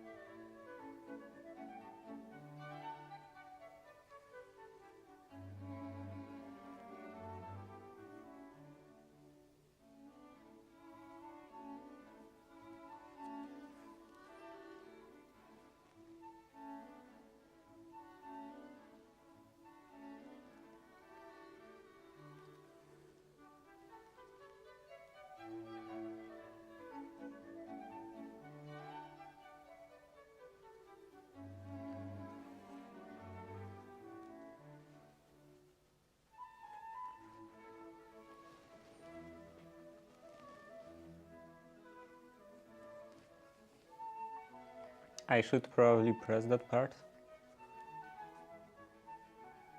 Seems that there is a bit too much bulk in here. Maybe I could also trim this.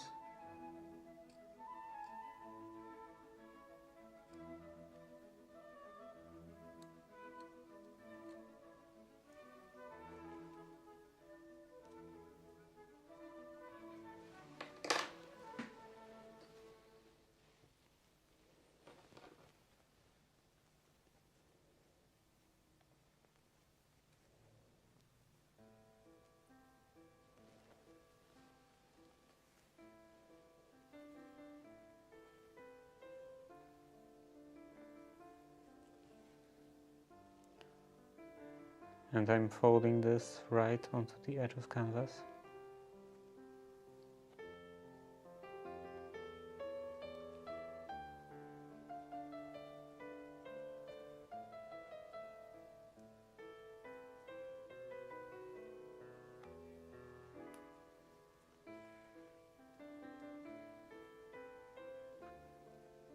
Now slight turn.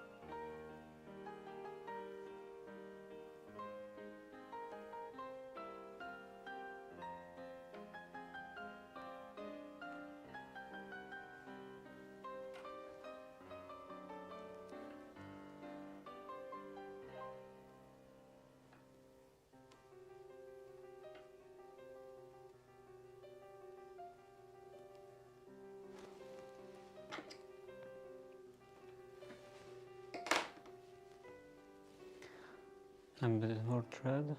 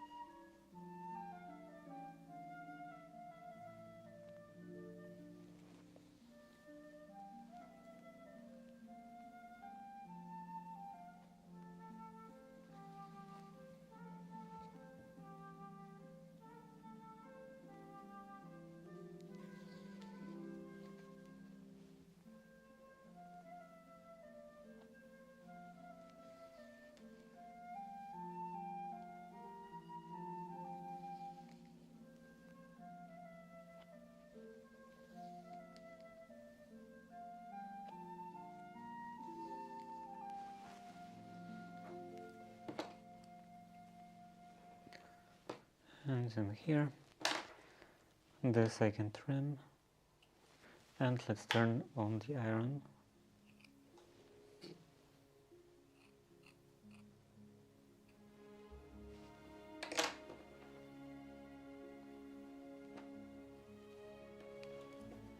Now it looks better.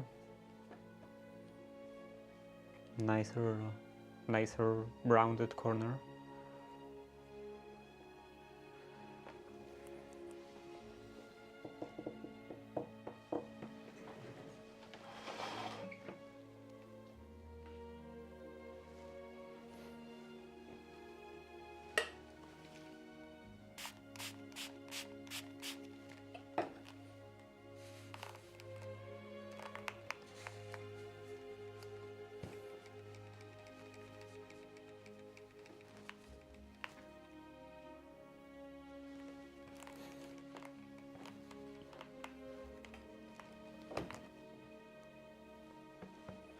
A bit more.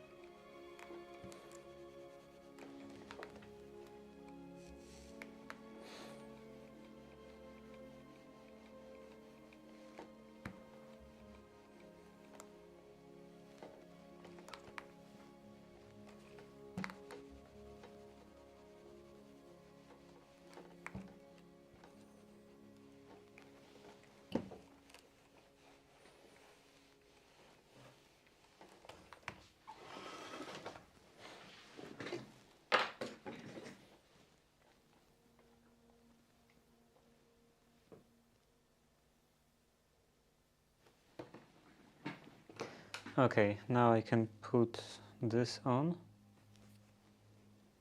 like this. And first of all, let's get rid of all those threads.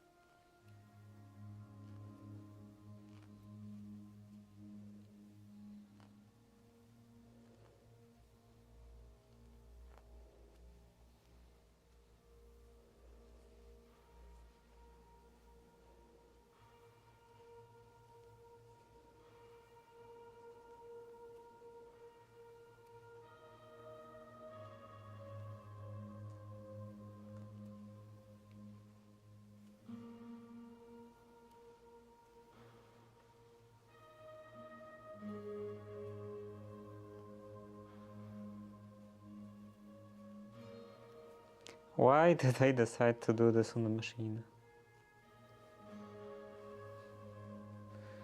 It's so much more work now.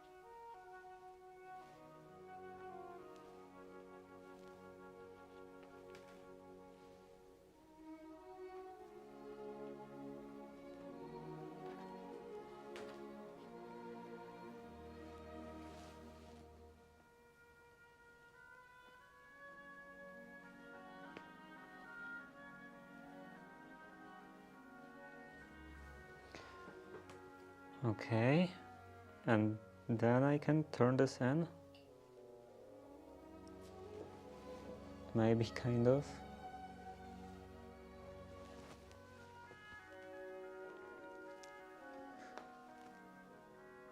Yeah, I will be turning this in, and then just removing the pins as I go.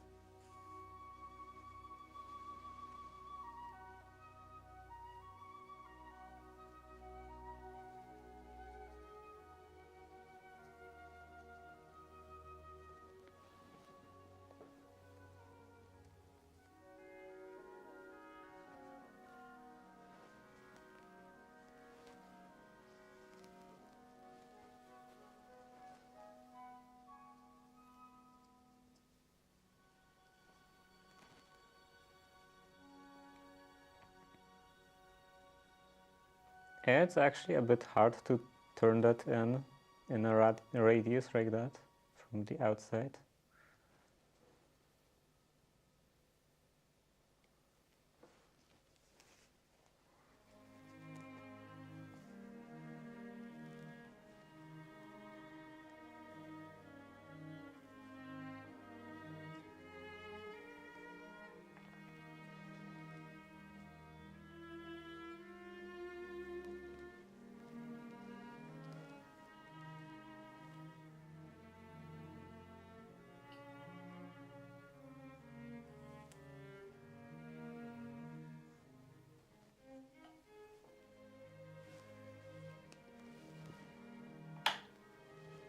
The iron was still turned on.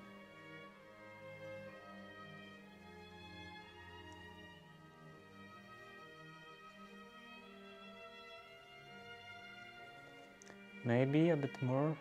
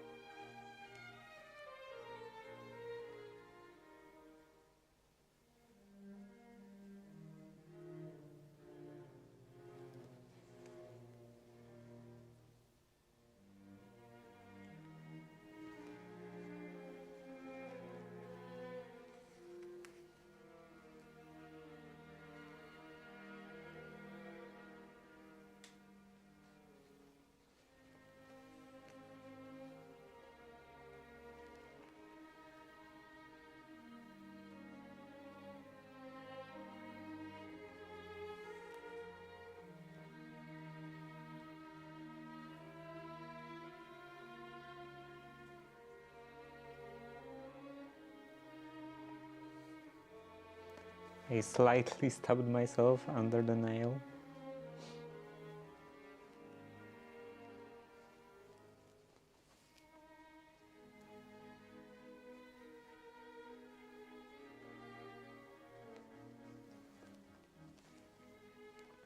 And then I think to be quicker, I will just do fairly dense spaced backstitch on the top, not going all the way through, only to a couple of layers. Or actually,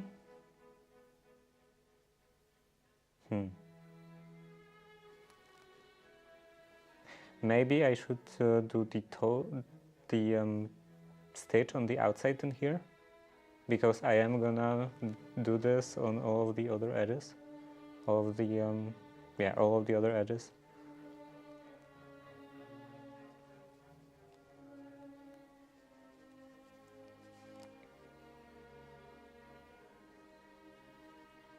So maybe that's how I should deal with this. But still, probably needs some kind of stitch right on the edge.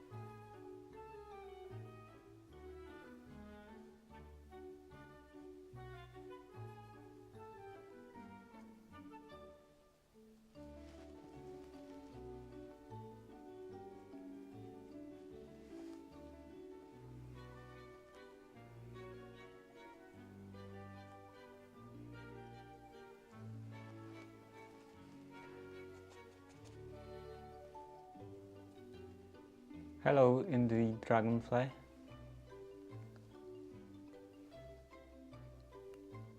I'm making, or at least trying to make, the calves.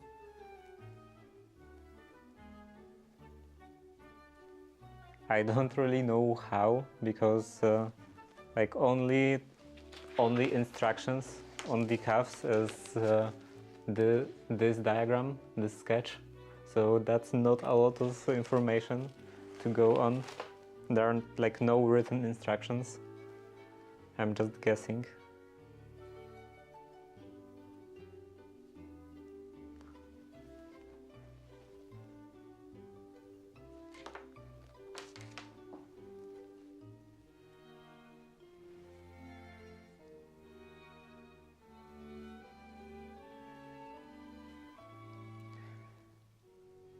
And I hope this will turn out okay, because I don't have any more tweed, any more fabric.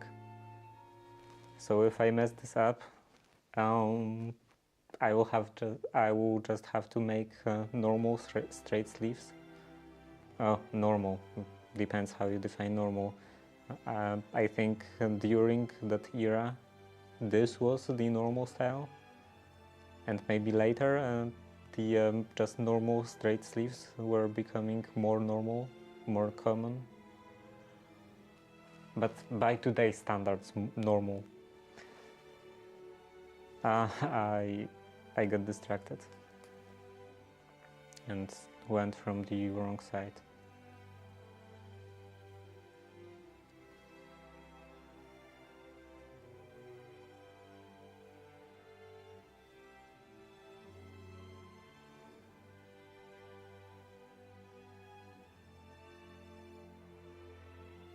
Okay, that's not working out.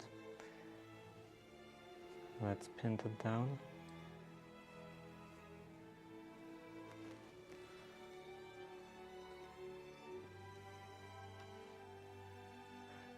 I like calves, they add interest to garments.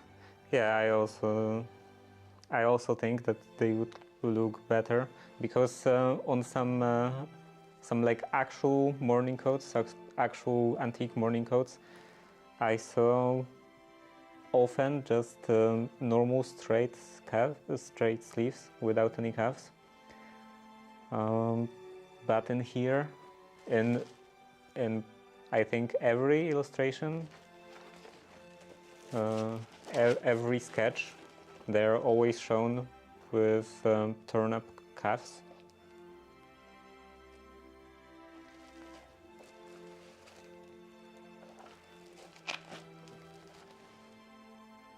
And I think this adds some like it does the sleeves just don't look so plain with this little bit at the end.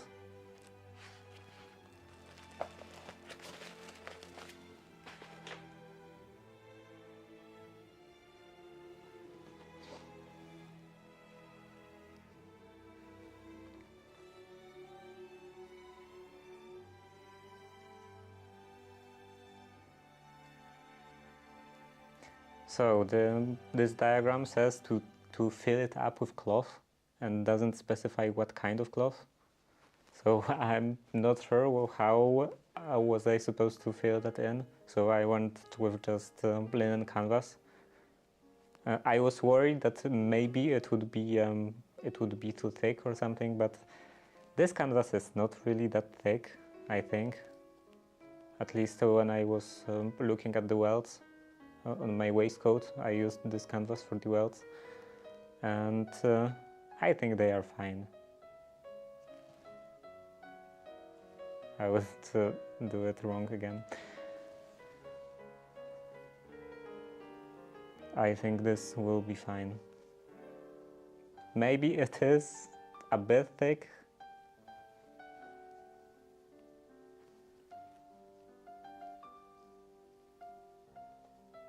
But also maybe that's fine.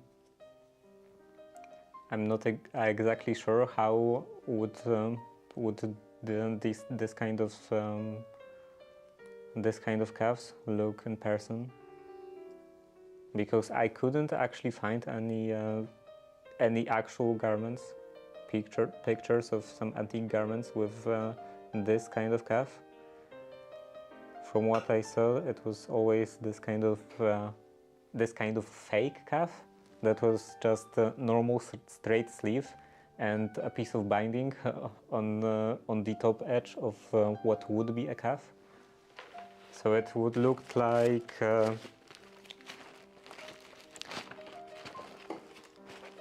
this.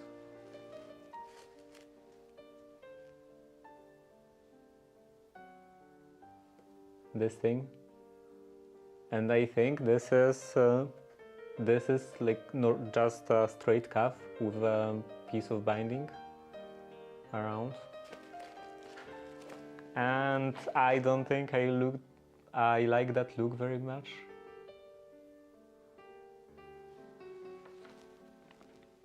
I also don't really like the binding around the edges in general.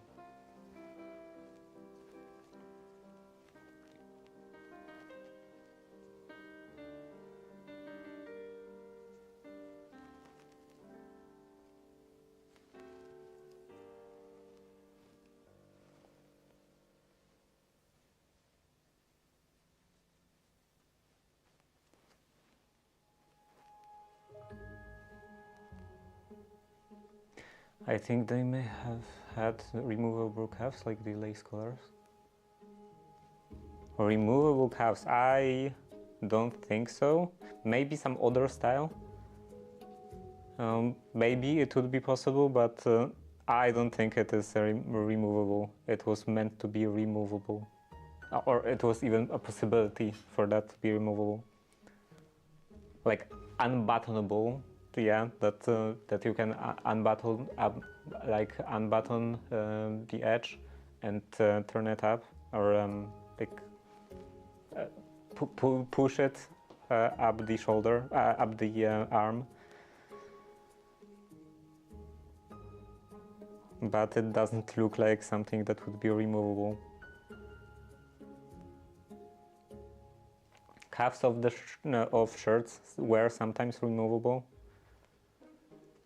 but I never heard about cuffs of morning coats or any kind of coat to be removable.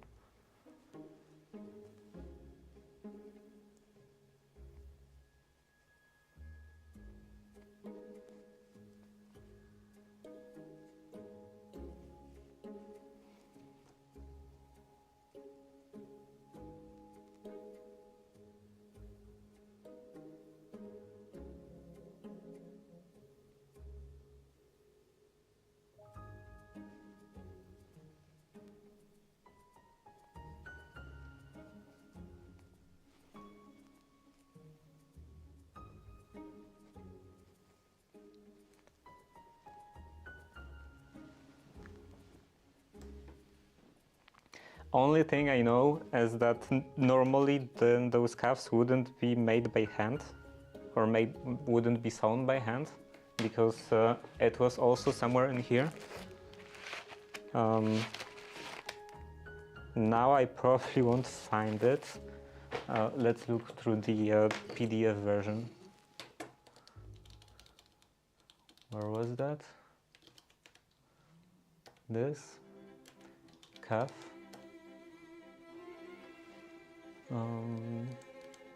Not that high.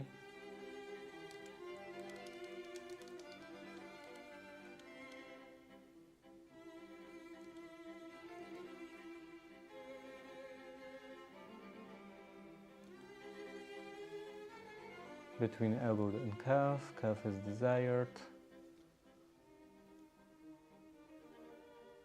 For the width of the calf, slope of the calf, a lot of calves. This is somewhat novel calf, having one hole below and one above the braid. So where is my mouse? This, they say, is somewhat novel calf.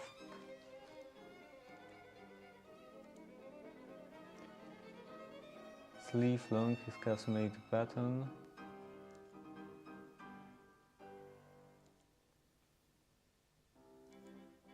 Maybe it wasn't in this book.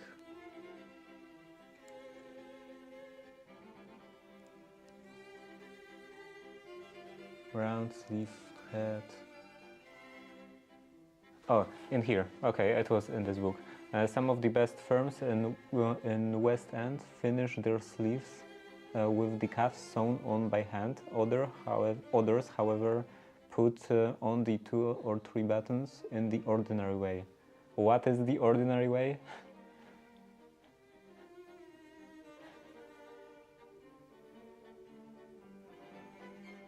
Sewn on at the hand, not by hand. With the cuff sewn on at the hand. Others, however, put on 2 or 3 buttons in the ordinary way. I have no idea what that means. And also, what is that? Evening dress code. This is for the frock coat.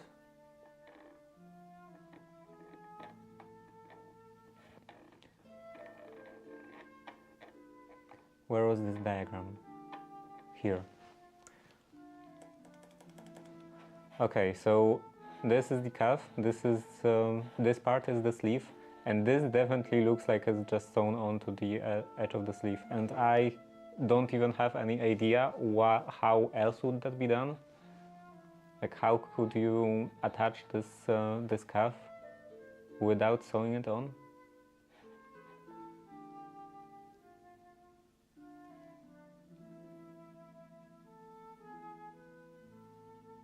Or maybe this is not the sleeve?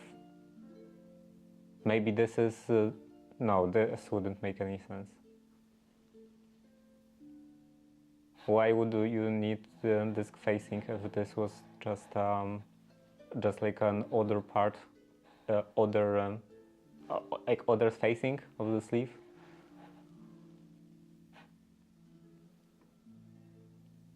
So yeah, I have no idea about. I don't know anything about anything. I'm just improvising.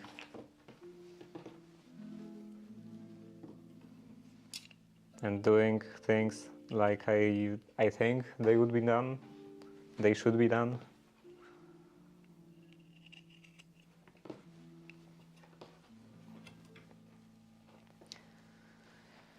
Okay, so this is ready.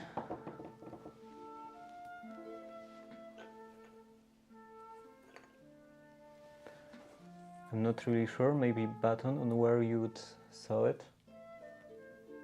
But that doesn't make sense because it's supposed to be, it would be attached around this whole edge, this whole end of the sleeve.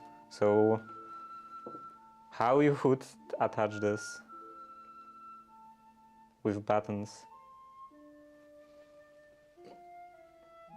And with 2 or 3 buttons, because they said 2 or 3 buttons. How would you attach with this with 2 or 3 buttons? This would just gap. And I also don't know how it was done with shirts, because I know that shirts also sometimes had detachable cuffs.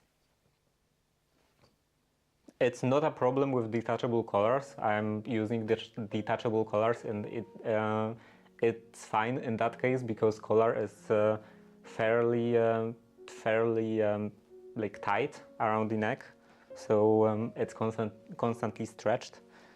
But in here, like this is much wider than my hand, so it would just constantly create gaps.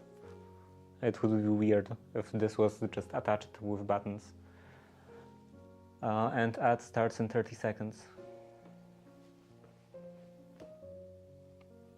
What was I doing? Oh, I wanted to sew this on around this edge, right on the edge, and then I will probably make a seam around the edge from the outside on the machine.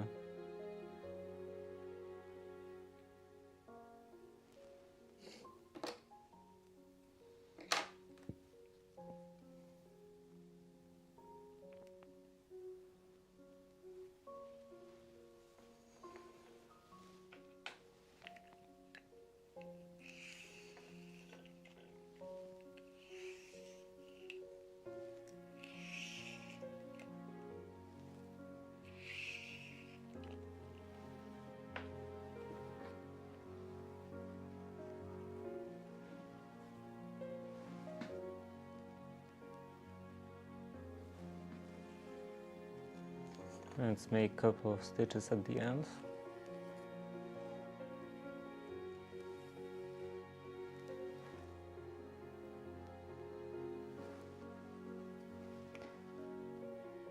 And then,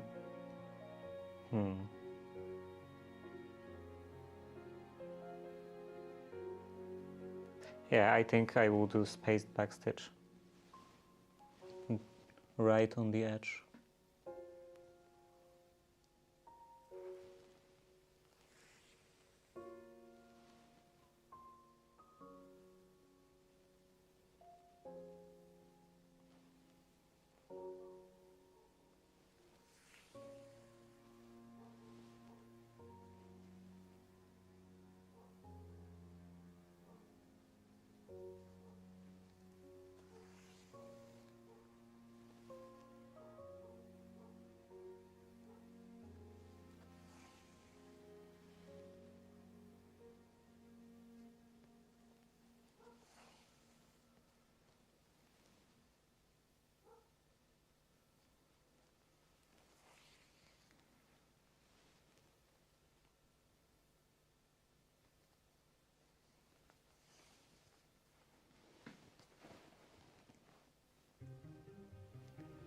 Normally I would do a drawing stitch or something like that, but this won't be really visible from the outside. And it's not even that visible right now because of this fabric, because it's quite fuzzy. So it's fine to do it like that.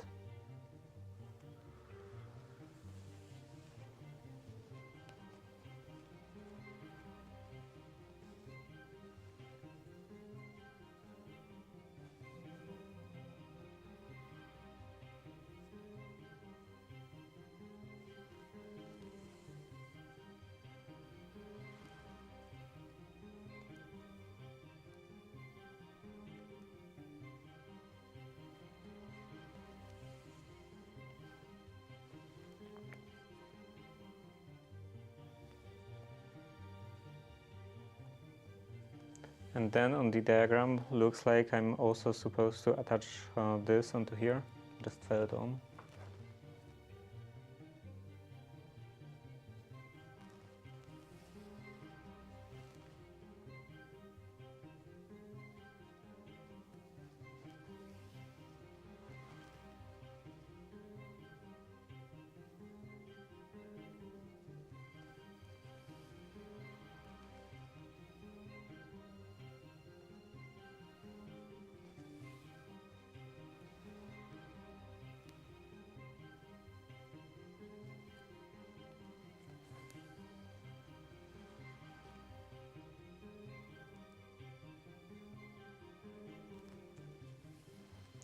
I could use some light, some more light.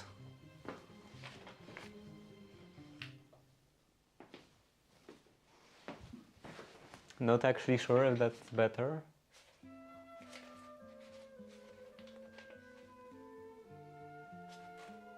Or just more yellow.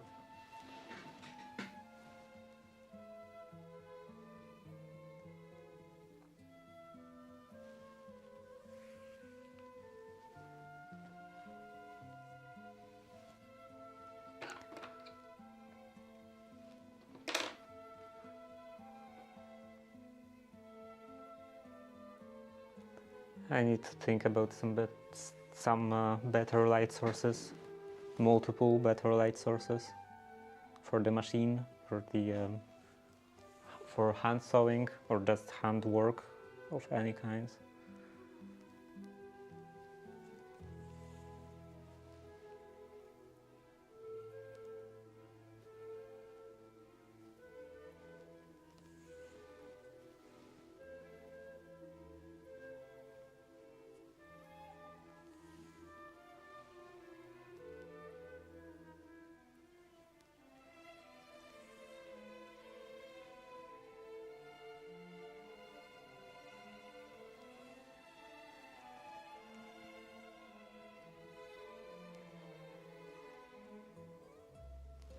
Maybe just using a smaller light bulb would help, because this is quite strong.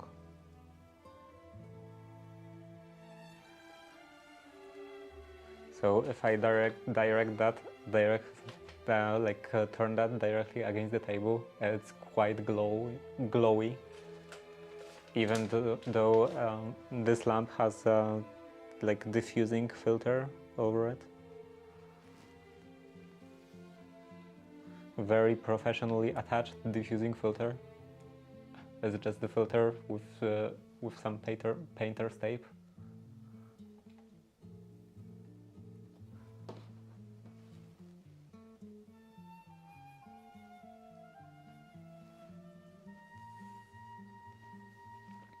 And it is quite annoying because the light switch of that lamp is on the other side of the table. So usually I have to just stand up to reach it. And before I put this filter on, I was just unscrewing the light bulb.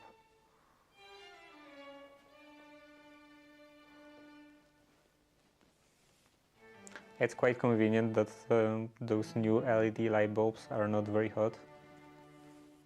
You can touch them while they are working. It's not burn your fingers.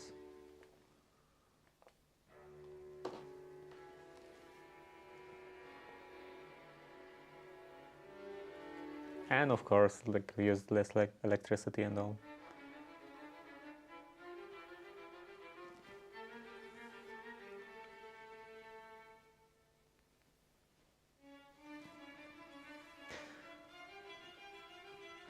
And by the way, this is quite a good method of judging how much electricity something is using, because like today I was talking with my grandma about about energy usage of induction stove, and I was saying that it doesn't actually use that much electricity, and then we are talking something about like cooking stuff or baking stuff in the oven, and I thought that, well, it is very good way to judge electricity usage is by heat output. You can easily say easily tell that induction stove doesn't actually use that much electricity, because when you're cooking on the induction stove, the kitchen is not getting that much hotter as opposed to when you're using the oven. So you can easily tell that the oven is using much more electricity. Because like there are some exceptions, some special cases, but most of the time, and especially in like normal household, most of the time pretty much almost everything everything, like all of the electricity usage ends up as heat. So no matter if you're using a computer or a TV or fridge or anything like that, everything basically ends up as like all of that work basically ends up as heat. So you can easily judge if something is using a lot of electricity by just looking how much this particular appliance is heating up the room. So if something like an oven, for example, raised, or if this thing raises the temperature in the room by a couple of degrees, it is using quite a lot of electricity. And if something is producing enough heat to barely warm up your hands, then like not really.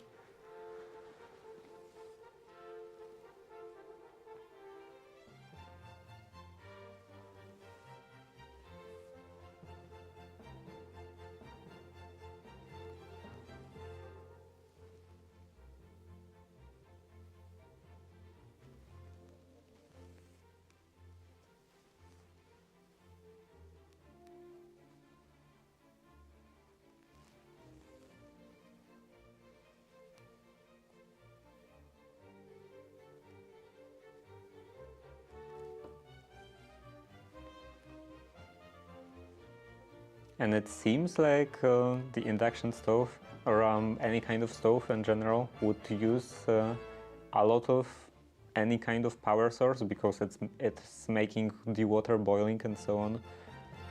But actually, even though water is a very good storage of heat, it doesn't store as much as you would think. You're not gonna heat up your room but by putting a pot of boiling water in there.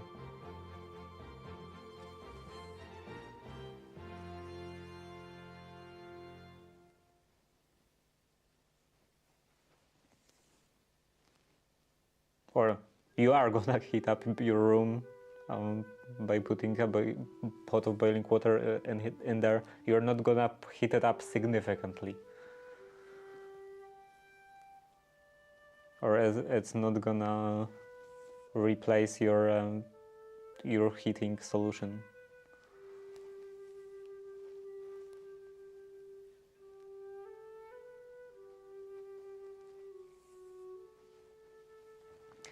Maybe I could cut this off.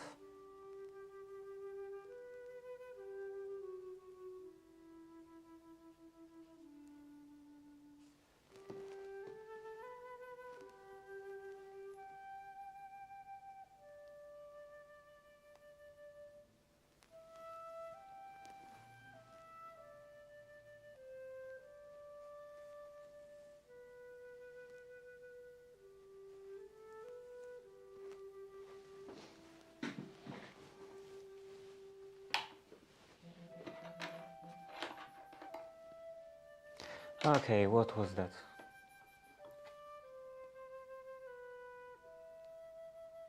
Oh, right.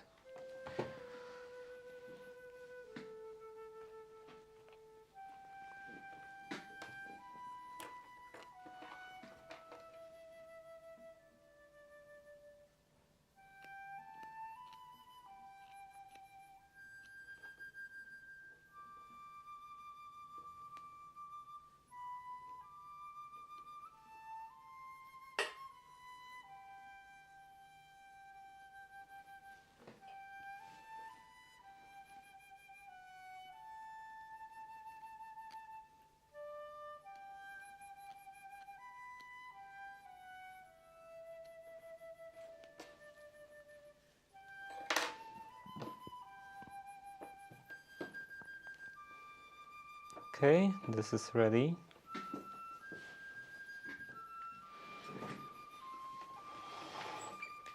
Let's press this a bit with some water.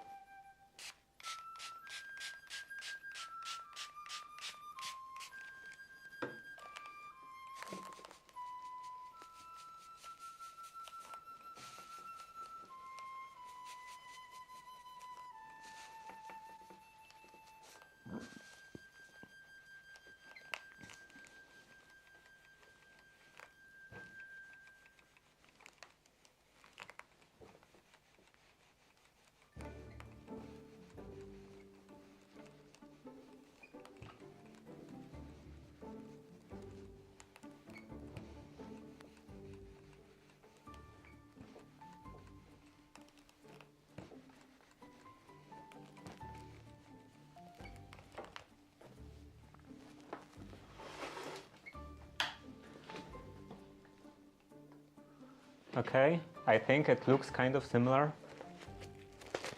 Not that page. I think it looks kind of similar to that picture.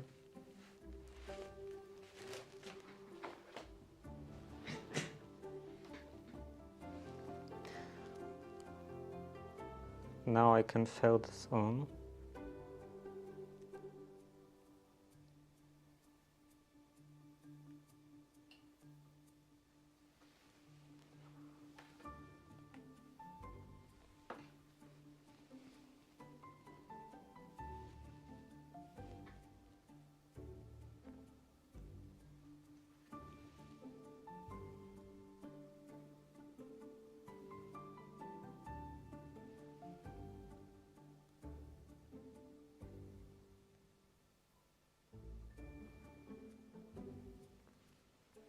Looks good.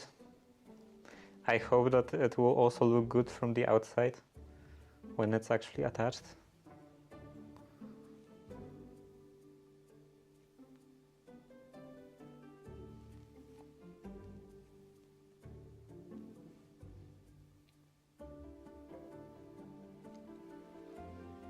And I also hope that I will find some buttons.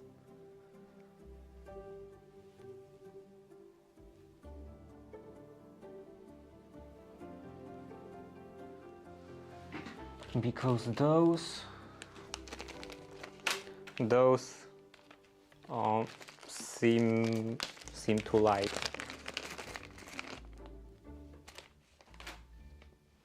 I want something darker. I don't think this really fits.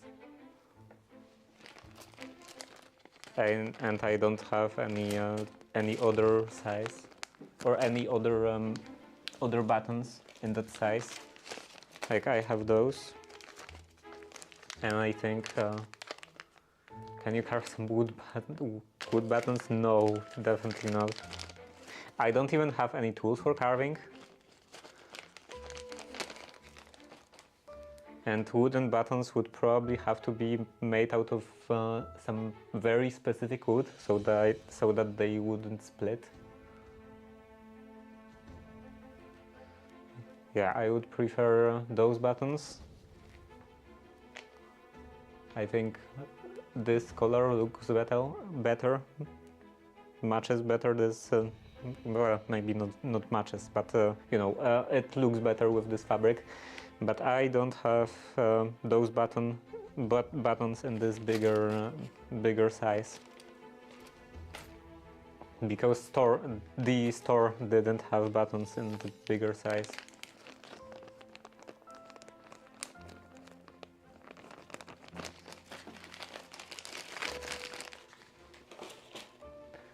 I don't know wood well. Yeah, like different types of wood, different species of wood have different properties.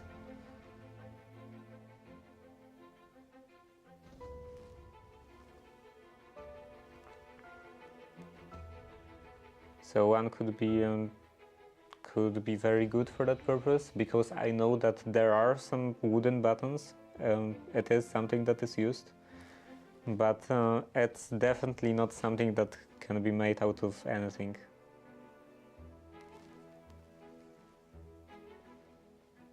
If you tried to make something like that out of pine, for example, then first of all it would look horrible, because pine is not the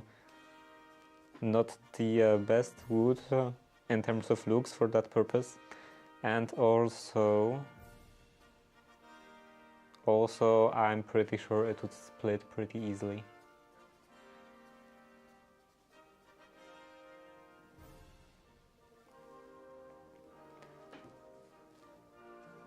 Shooting up, 141 shooting up there.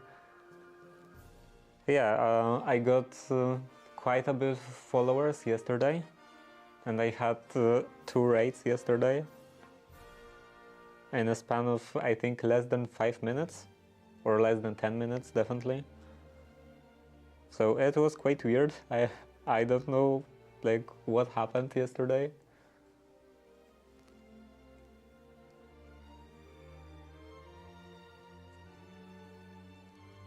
I don't know, maybe Twitch suddenly started randomly suggesting me to other streamers for raiding.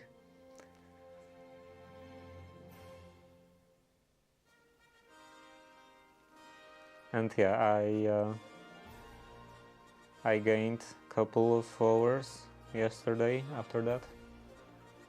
Getting internet famous. Well, you can have different definitions of being famous, like different circles of famousness. But I don't think I'm going to be famous in any kind of circle. Maybe in the circle of viewers of this channel.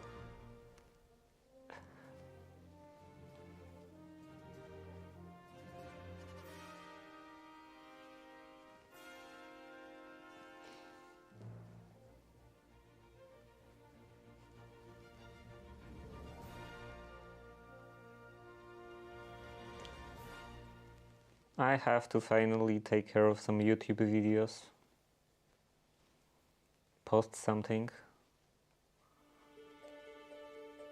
To have like some actually good source of fame.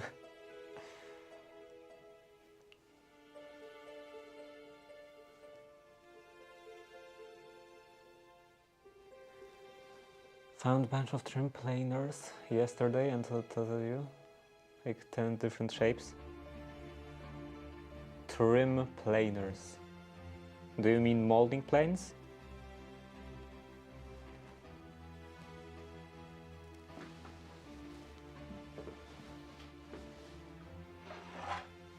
You mean something like this? This is a molding plane.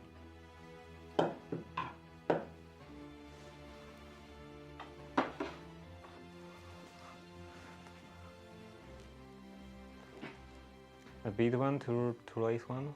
It was cool. Two rails,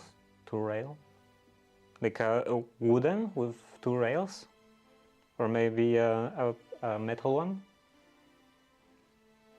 Because I know that Stanley pretty much made the wooden molding planes kind of obsolete when they released their they were all wooden. Okay. Stanley made those kind of classical molding planes kind of obsolete when they released their metal molding planes. I don't know how it was called, but plane for making moldings with exchangeable irons with different shapes.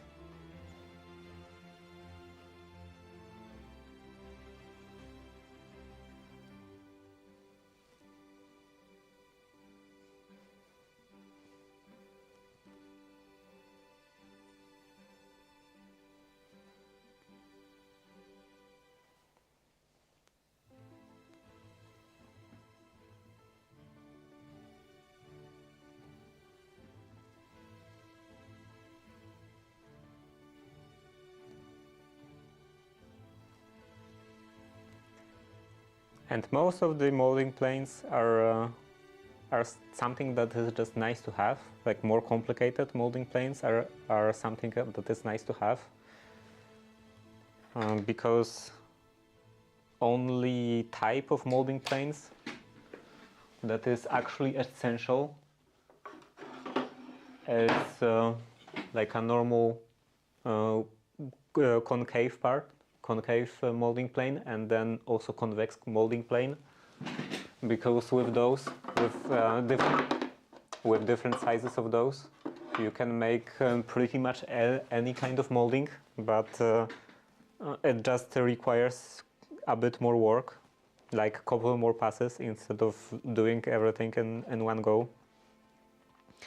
So those more complicated molding planes are something that is nice to have, like when you have one profile and you want to put that one profile on like everything, then it's nice to have one molding plane dedicated to that one profile that you're doing.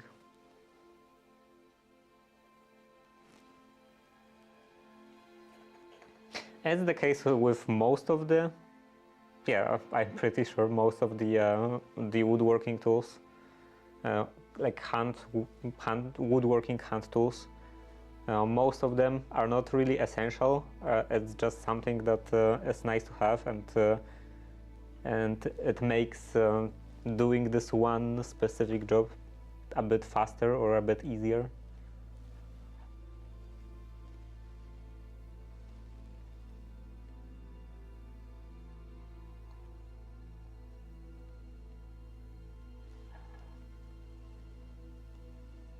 Like James from Wood by Right always says that pretty much every tool, every woodworking tool is just a chisel. So you can actually do pretty much practically all of the woodworking with just a chisel.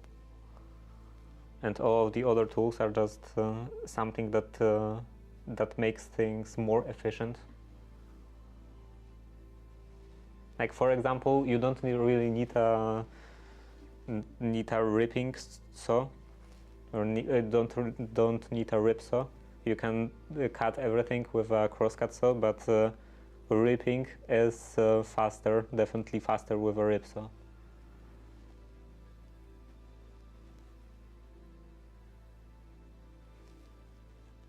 And also requires less effort, because it's faster mostly. You have to do like less strokes.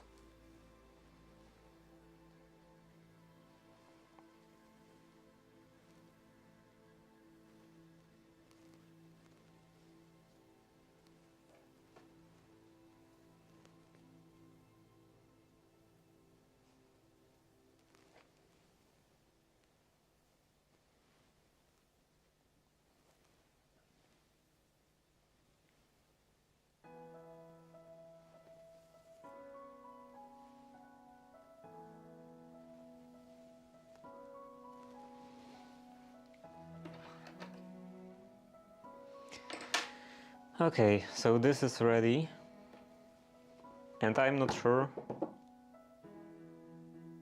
Actually, I will still... such a mess. I will still make a stitch around the edge.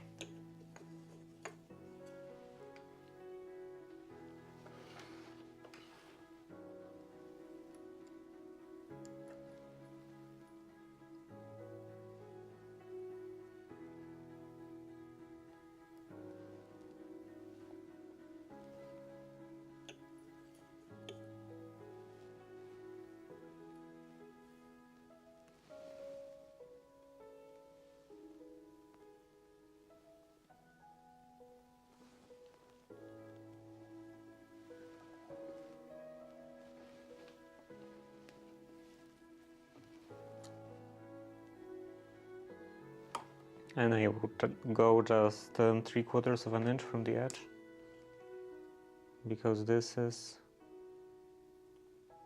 actually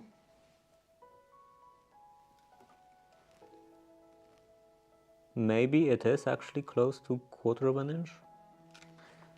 So yeah, I will go with like somewhere between 3/8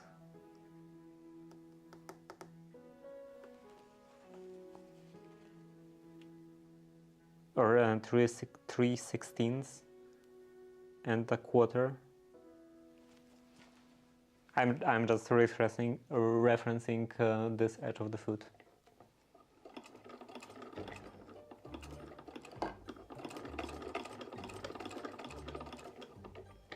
Yeah, this is the outside, okay.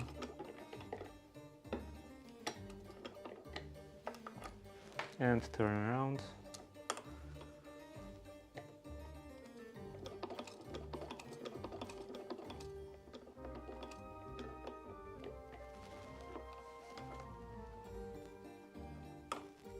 And now I can go all the way through, all the way around.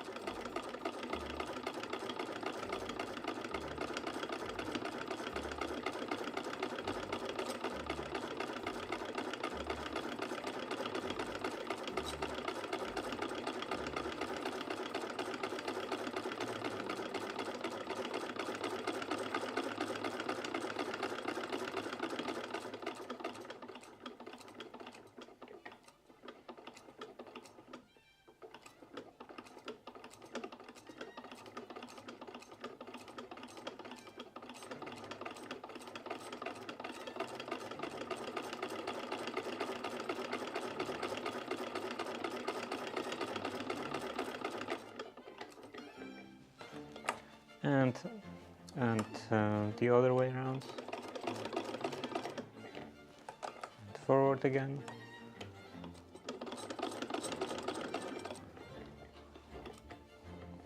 That's now ready.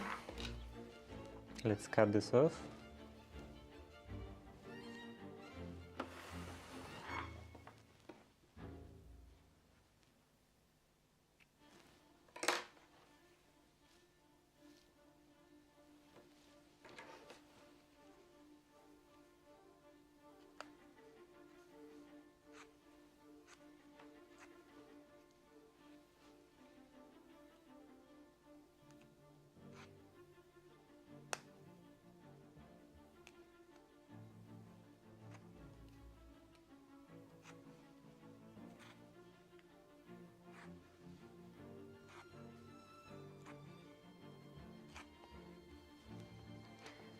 Now I have a lot of basting stitches. And I have to go through that edge and to remove everything from here.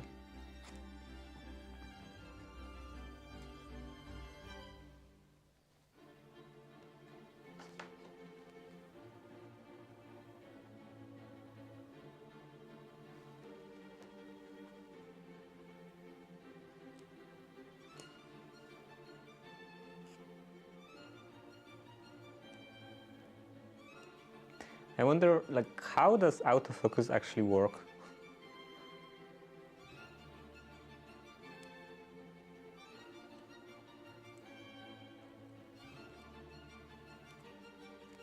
Is it just some algorithm judging how blurry the image is? Or is it something more sophisticated? Some special, non-obvious, like physics phenomenon?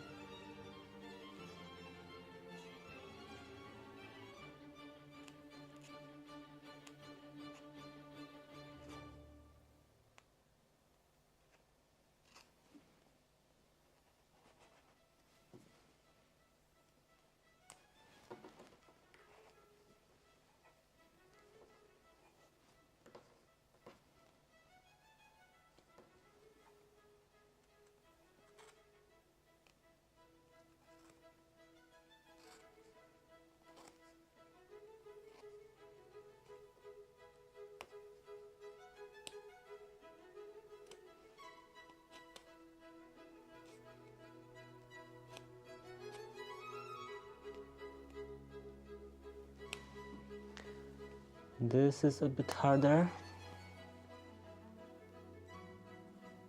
And there is not much to see on the other side.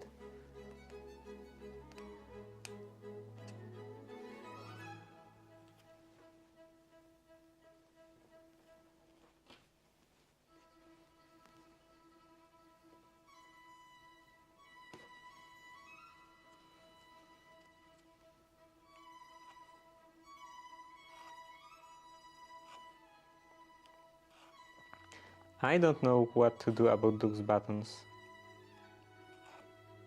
because I would like to have this code, this morning code ready for Sunday, because I'm gonna go visit my grandma and at the hospital on Sunday, and it would be nice to wear my new morning coat. To show what a nice morning coat I made.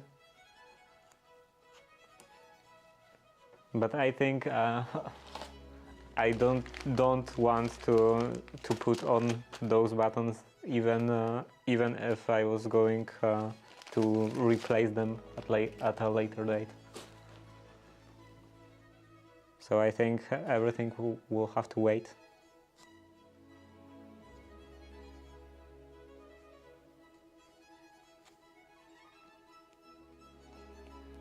And I will have to look for some buttons, some nice buttons. And it's not that easy to look for some nice buttons, because I don't want to use plastic buttons. I never use plastic buttons. Usually, or even maybe always, I'm using buttons made from Corozo. Like this is kind of a nut, I think. Corozo nut. And they are available, but not that available. It's not that easy to find them. It's much easier to find plastic buttons.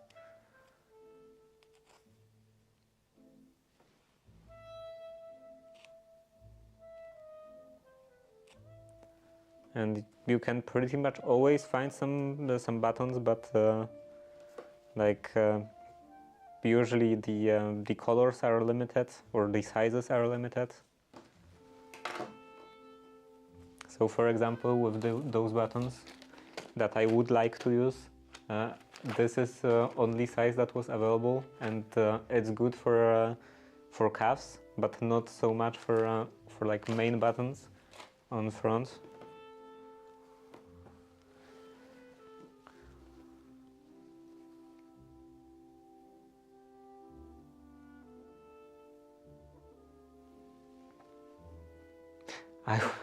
I was worried for a bit that I made it upside down. No, this is correct. Okay. I was worried that I actually finished the bottom edge instead of top edge.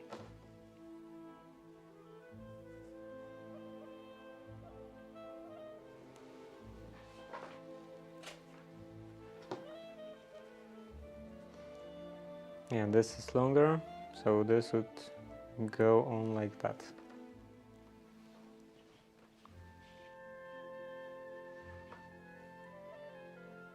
I think it will look quite decent. I don't know if this would be too thick. I think that's fine.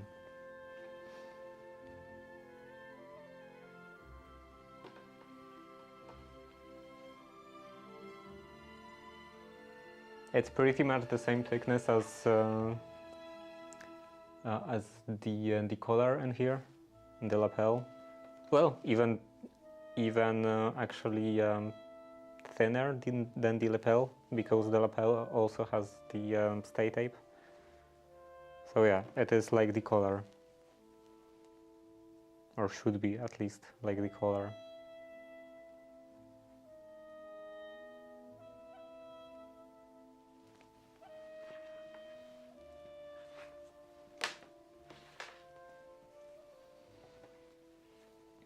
So one of them is ready, and I think that before I will start working on another one, or before I attach this cuff to the sleeve, I think I will make the other one to have some like reference to make the other one the same.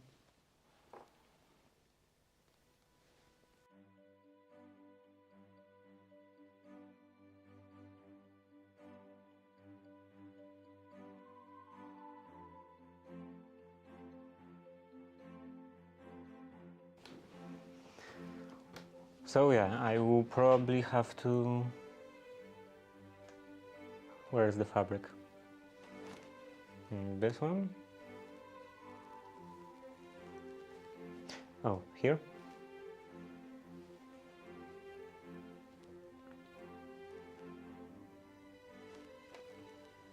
Yeah, this is the narrower one, and this will be the wider. So, what was I saying? I was talking about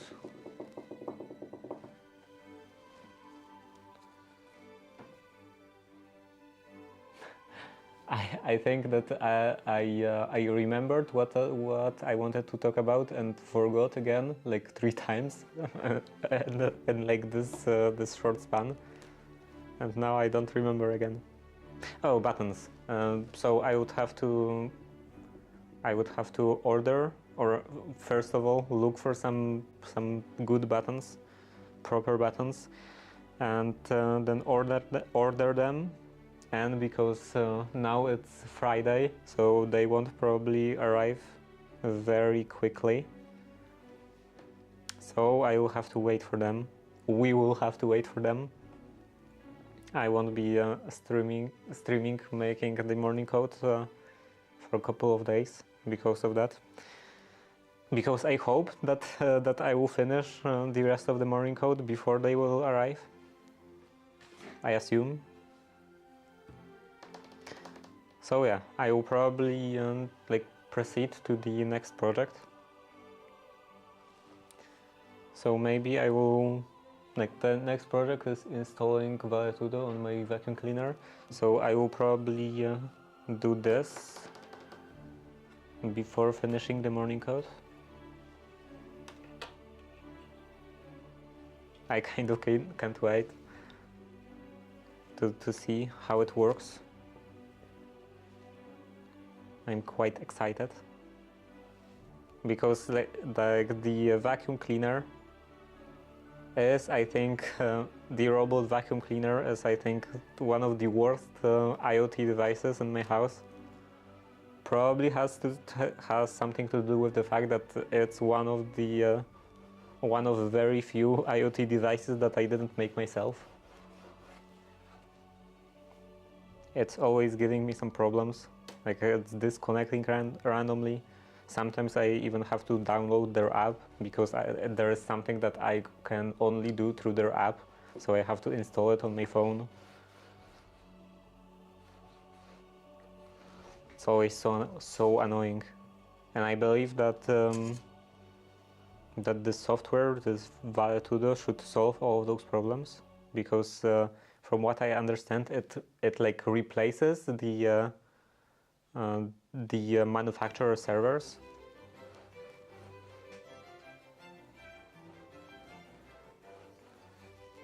So you can control everything, like everything completely locally.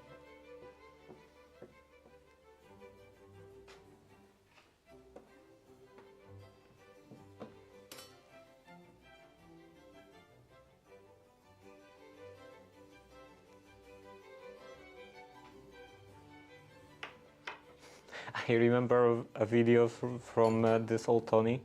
He was making, I believe, the jack stand for his motorbike, and he made one part of this, and he started rotating it on the table, and in a couple of rotates, the scene suddenly changed, and he was like, "Oh, when you were distracted by me rotating this other part, I took liberty of making the other part."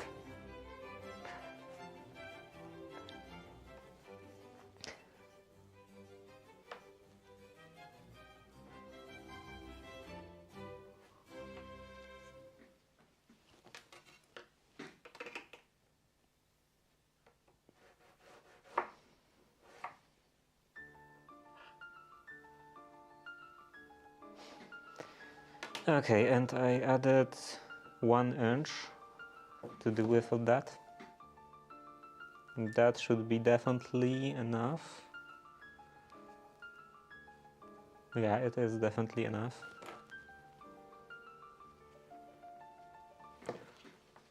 And this is definitely 4 inches. So now I can definitely cut that out. So stressful.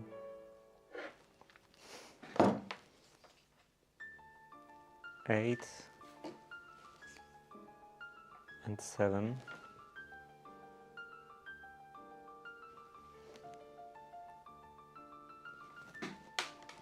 Okay. Let's cut that out. This is the last piece of fabric.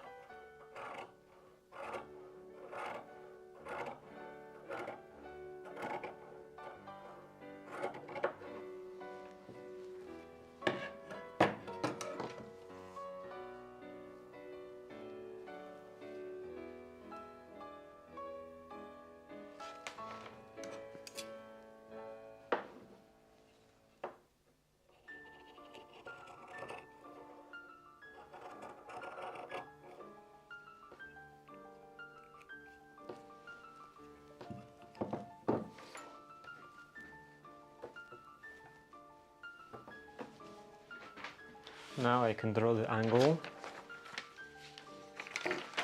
This is number 2.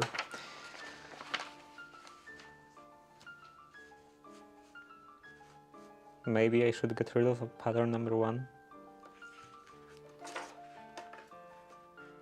because it's like wrong.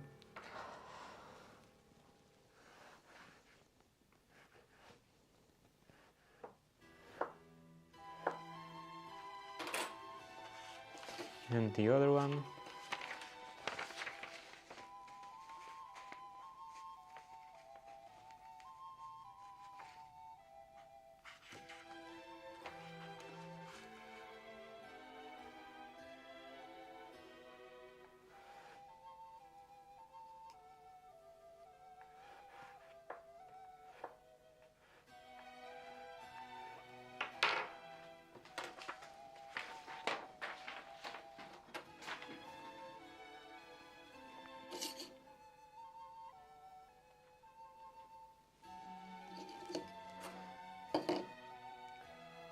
Now I can mark this, more permanently mark this, and from both sides.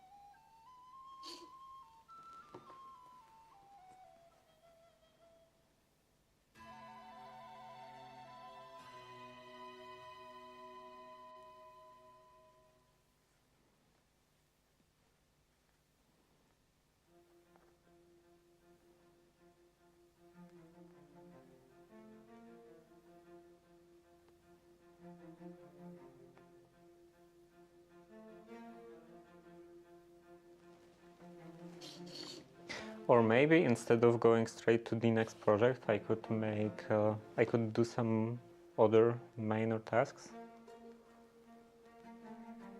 Like I want to finally take care of those tissue boxes to make some kind of a frame that would go around them. Okay, now I don't want to make the same part again. So this would have to go, yeah, this would have to go on that side, this on this side, and connect them like that.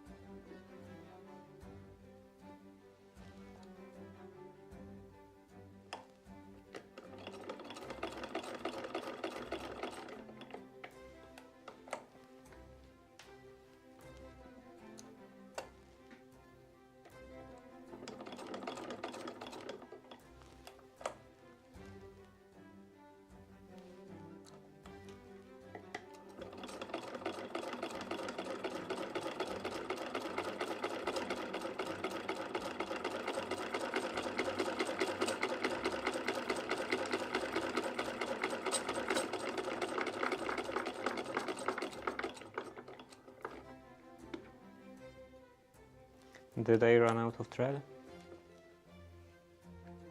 Or something else happened?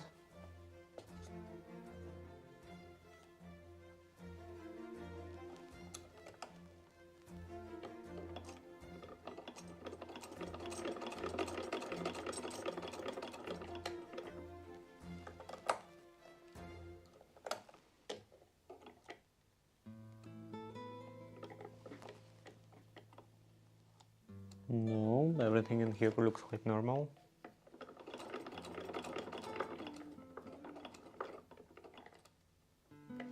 Probably some issue with, yeah, definitely some issue with the thread.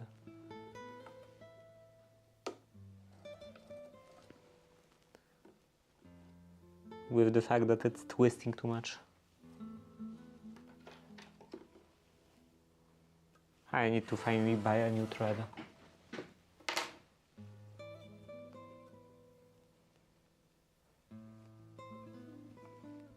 Oh, that's honestly kind of ridiculous.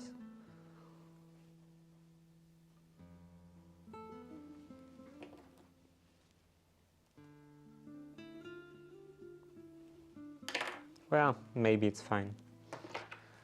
Let's turn on the iron. Then I can spread this. And yeah, this seems correct. I think. Yeah, definitely correct.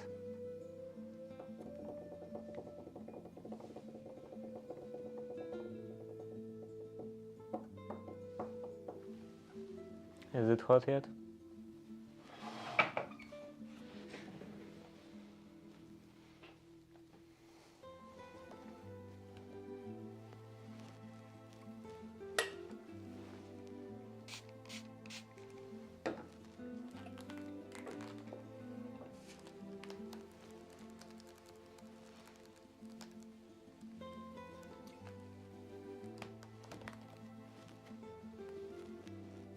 Wow, it's been over 4 hours.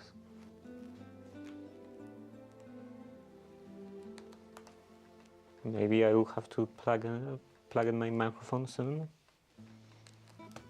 How is it doing? Yeah, it's almost empty.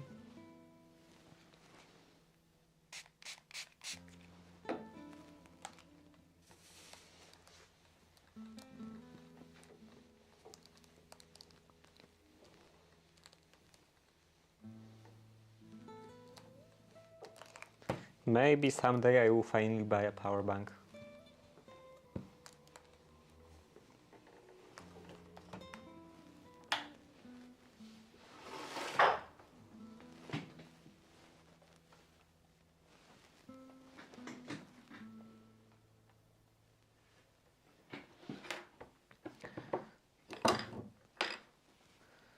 Then I can cut out the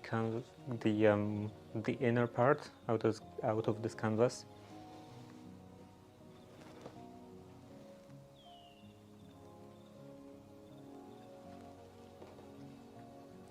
And maybe it would be better if I did it beforehand.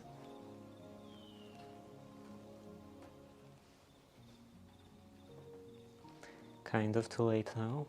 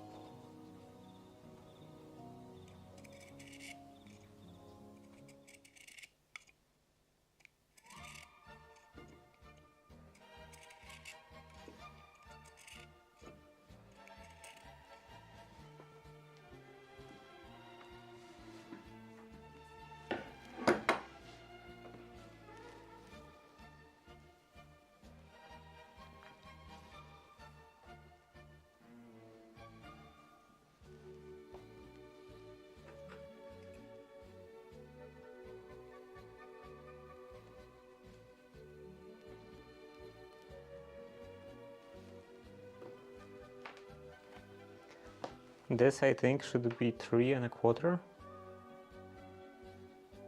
This is 3. Really? No, I'm just not very good at marking.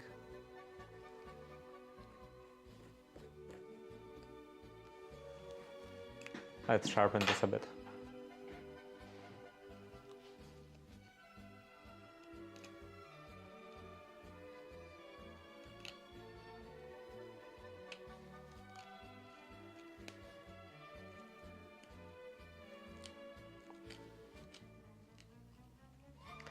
Not that easy to sharpen because this is a kohl pencil.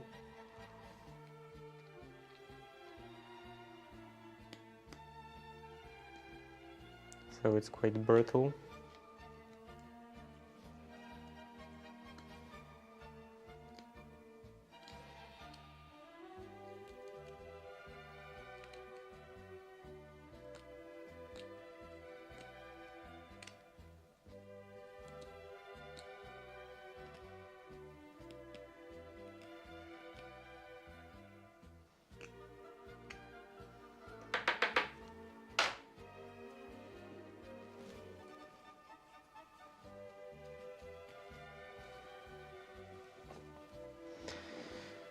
Okay, again,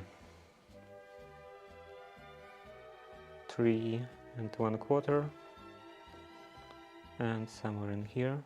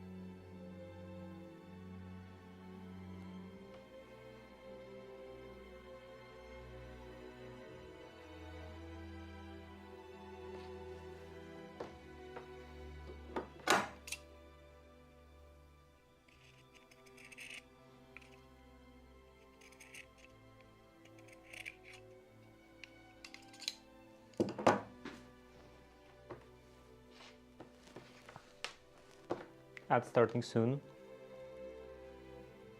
Yeah, this should be fine. Maybe like 2 threads less. 1, 2.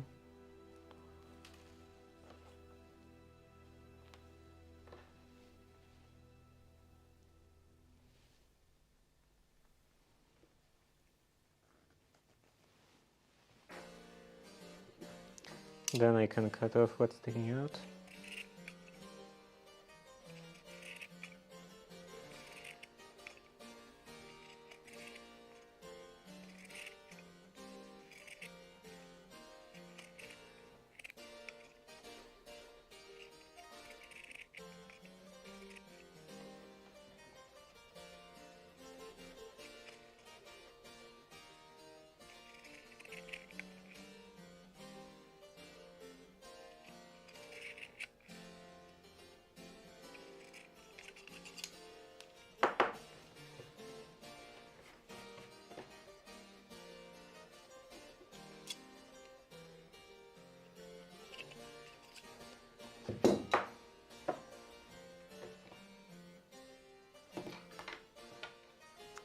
Maybe a bit more in here.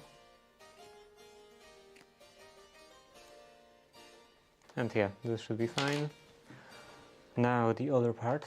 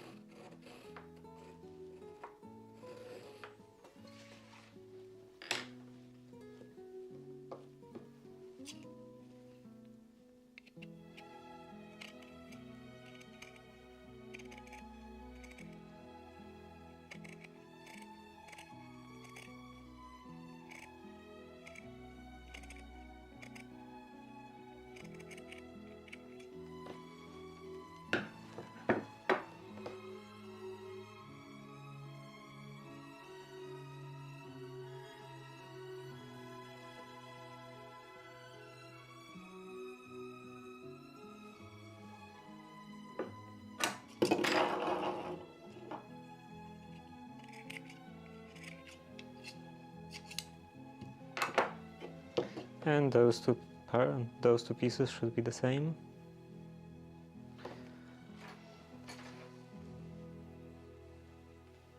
And this also the same as in here, roughly.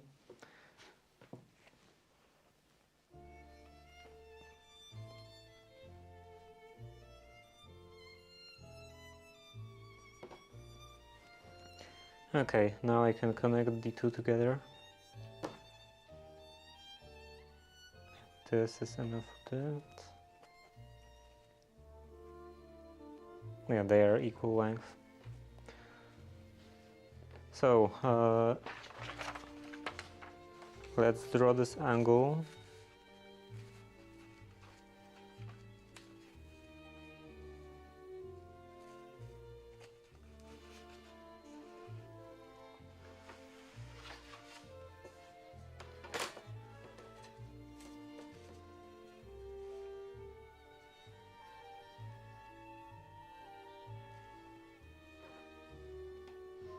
And I have no idea what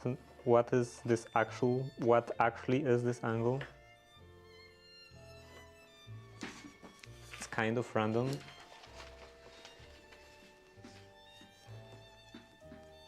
It just appeared by itself.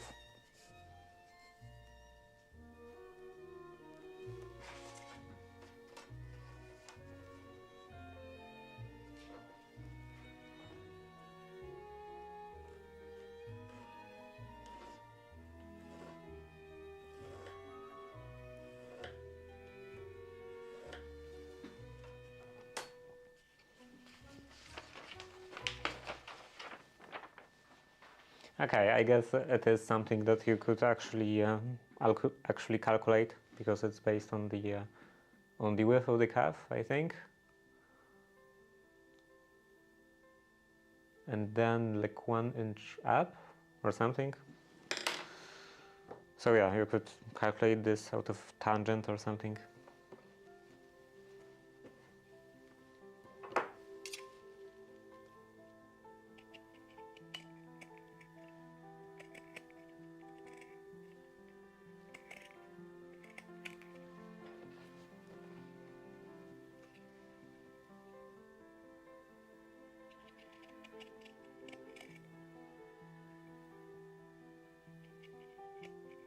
Or maybe actually Arcus tangent, if that's how it's called. So like the reverse. Getting the angle out of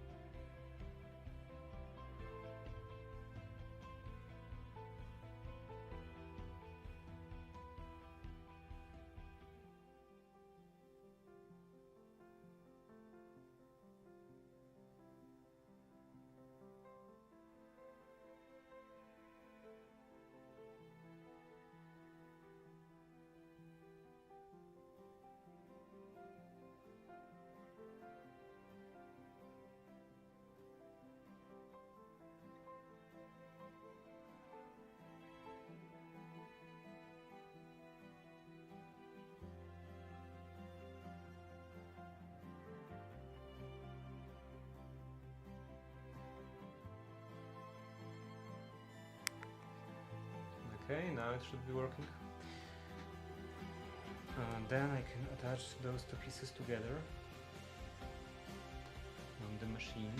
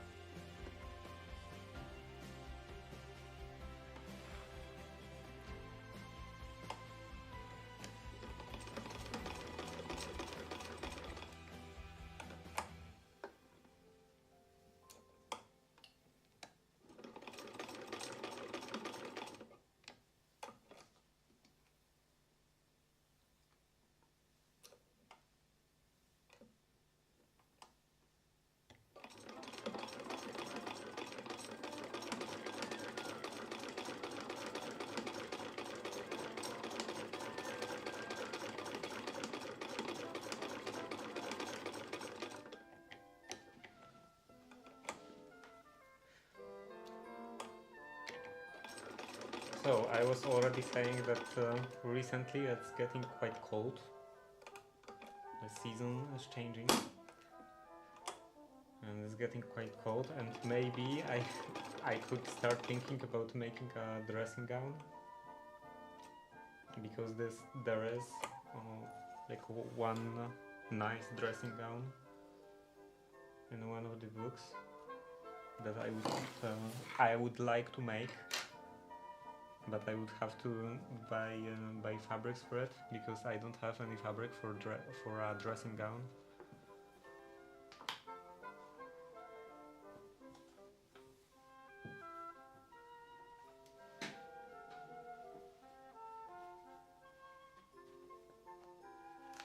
And I still don't know where is this book, because I had this book, well, just printed PDF. I had it somewhere and I have no idea where.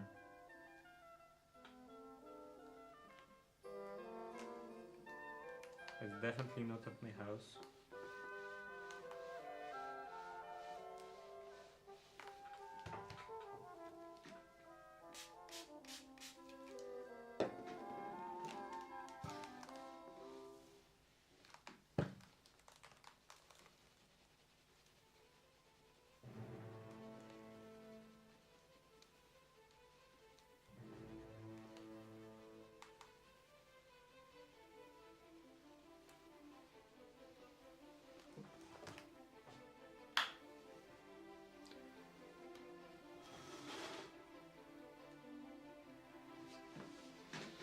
Maybe it's in here.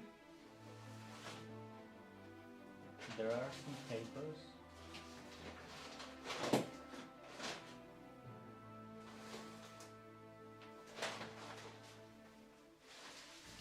What is this?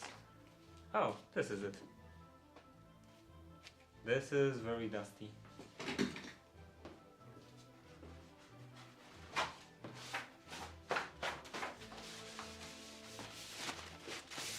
So also from the same series, the Cutter's Practical Guide to Cutting and Making Shirts, Undergarments, Collar Scarves, and so on.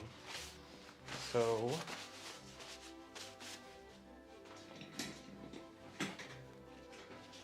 there is a dressing gown I would like to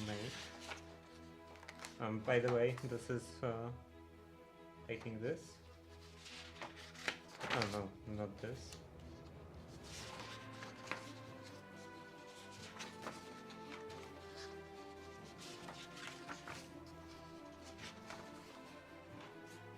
This one. So this is the pattern for the shirt I'm actually wearing right now, and I talked a couple of times about this thing, like the instructions say that like do some complicated stuff as on diagram 7, and this is diagram 7. It's not very it doesn't tell a lot, not very useful. But anyway, there should be a dressing gown somewhere in here. I'm getting so much off topic. Yeah, dressing gown. It would be nice to have something like this, but I would have to buy fabric for this, because I don't have any kind of fabric that would be suitable for this kind of use case. This kind of pattern, or this kind of garment.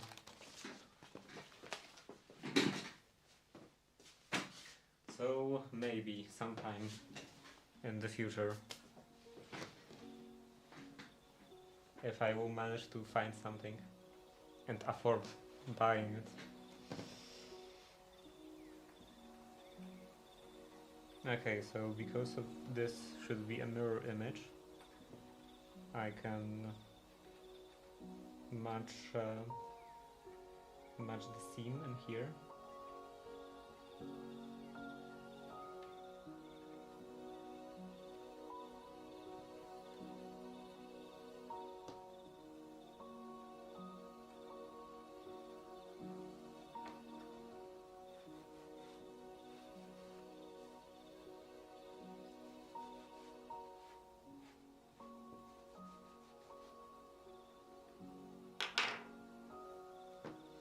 And then to that I will add a bit, like 3/8 maybe, or maybe just half an inch.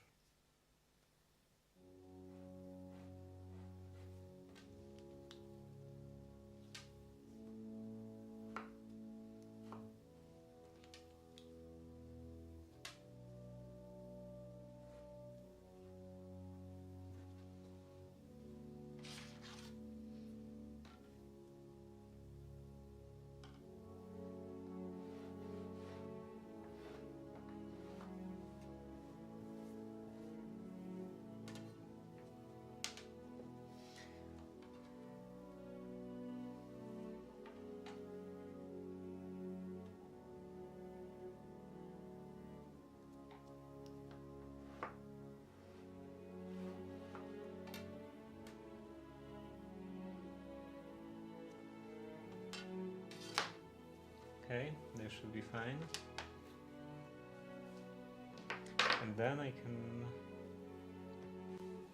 can also mark this in here.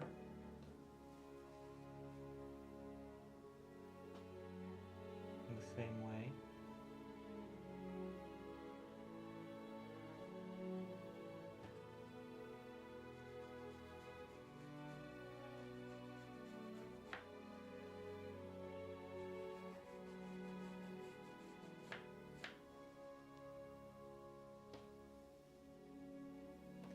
So in this case it would be the actual edge I'm supposed to cut to.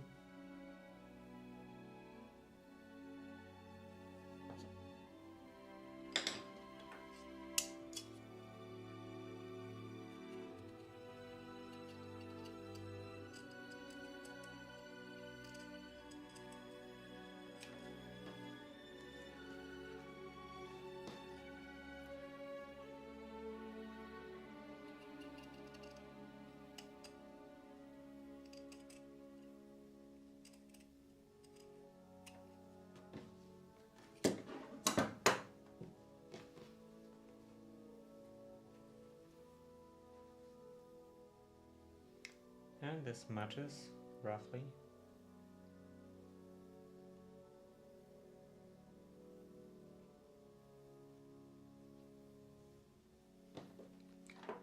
So let's trim that.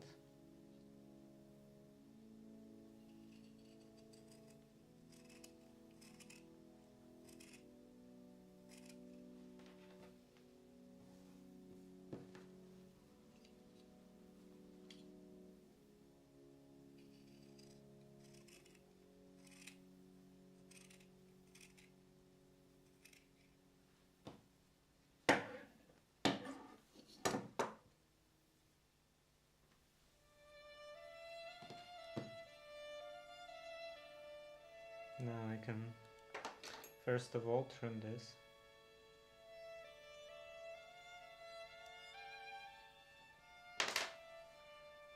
And put that on. Roughly in the center.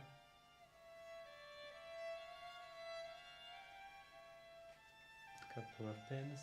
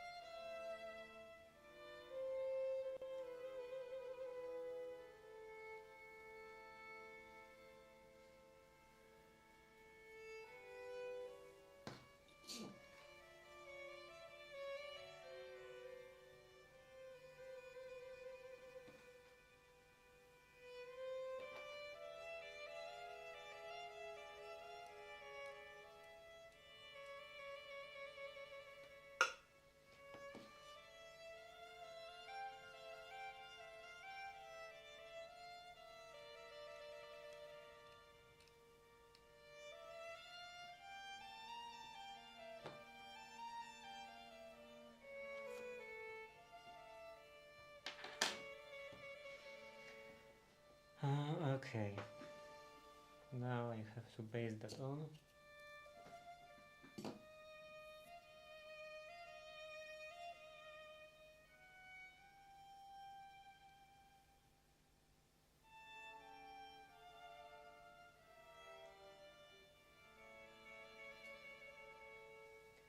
Starting from the middle.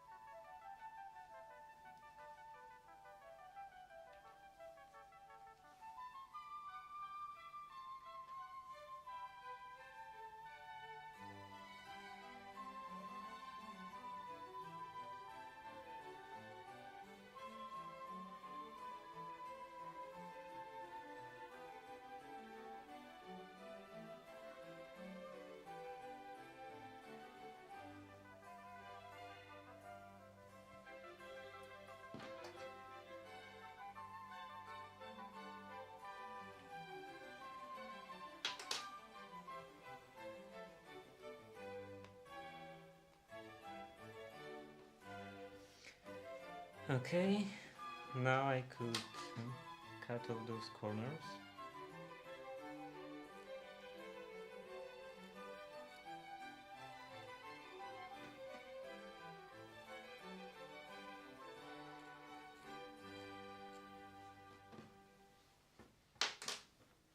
Not too far.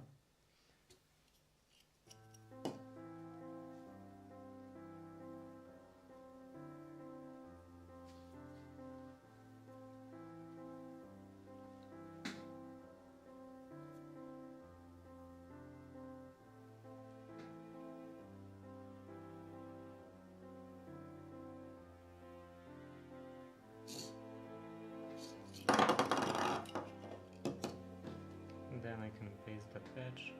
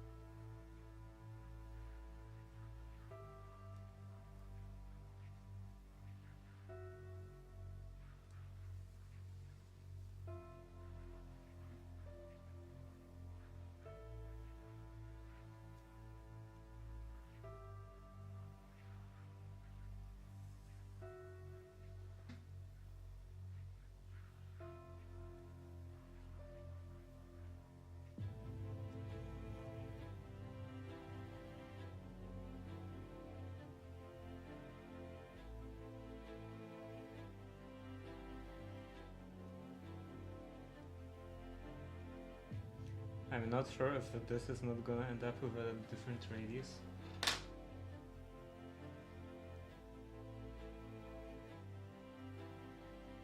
But probably no one is gonna notice.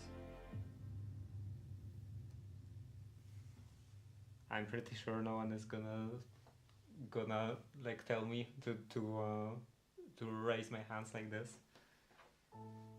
and compare my two calves.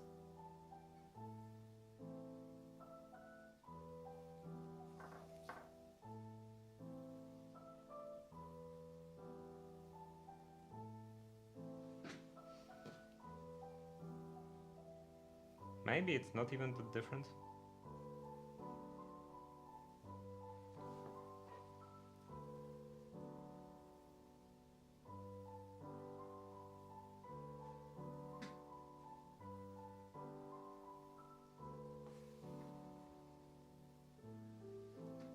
Okay, now I can go just straight again.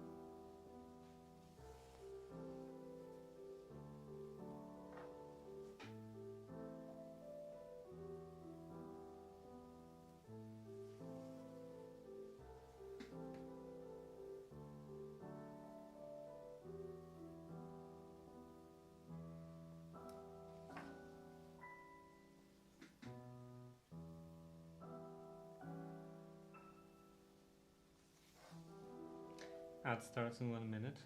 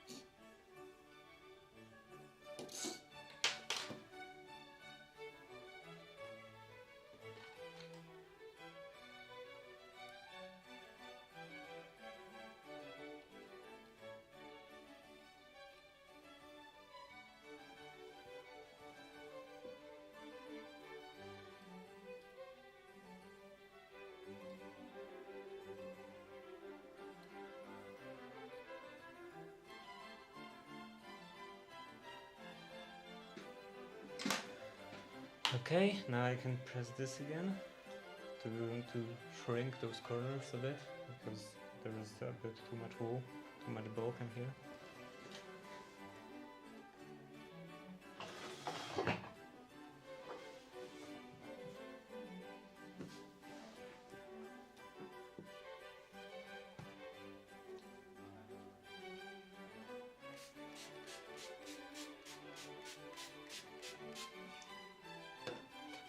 I'm shielding now the table, contents of the table, because I'm pretty sure that's the reason why my shears are rusting. Because I'm spraying water when I'm ironing.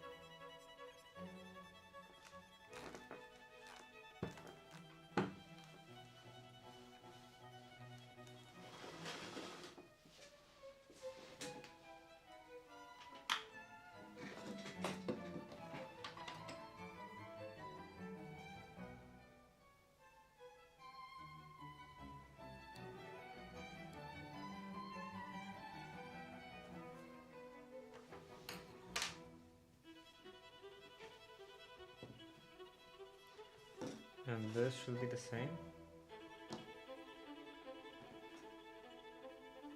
Yeah, it is roughly the same.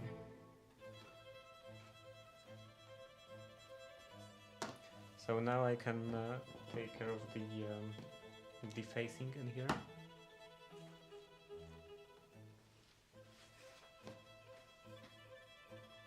I still have a piece of this. This should be enough for the sides. And for the top, this is too short in either direction.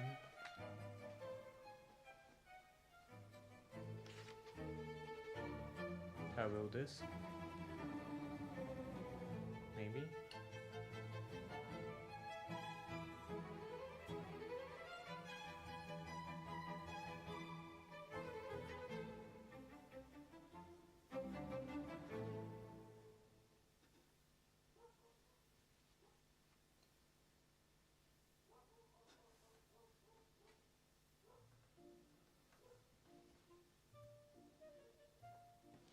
So let's say it would come up to here.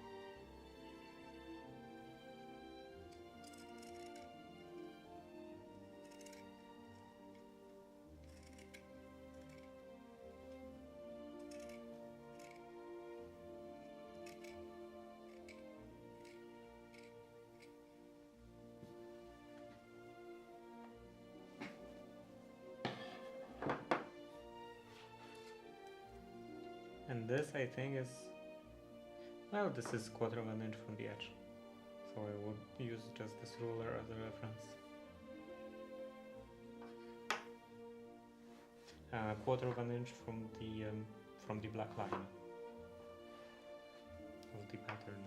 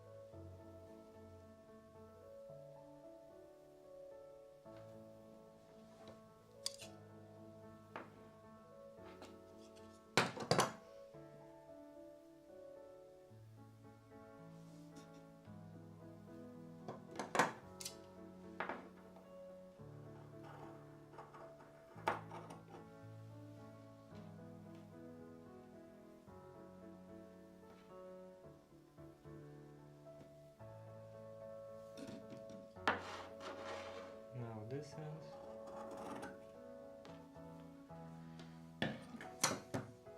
And this should be ready.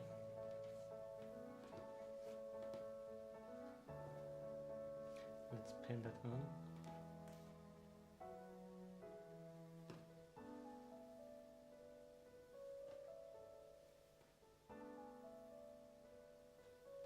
First in the middle.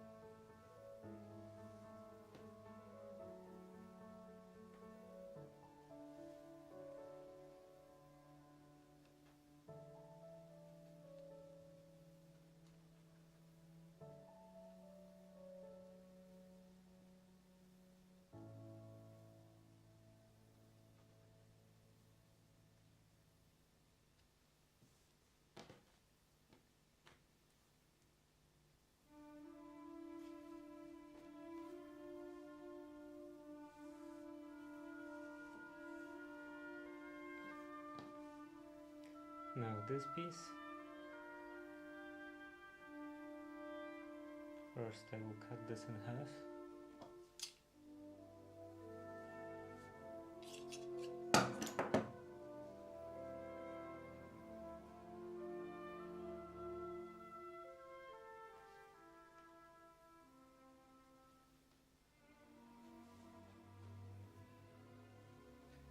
This would be fine in here.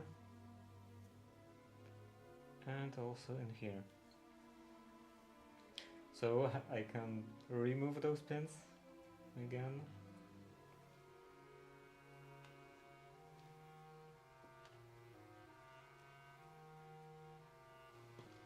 And then attach this to the end.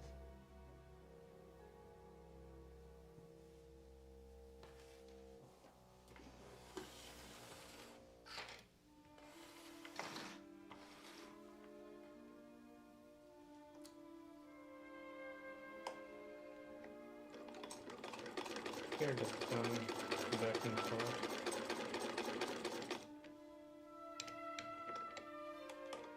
And the back.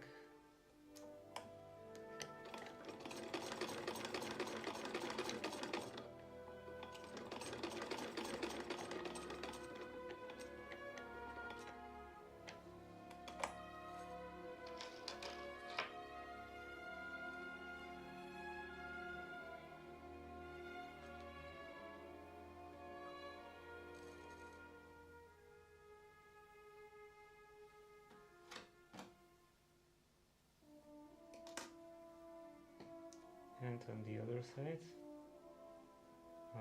this way.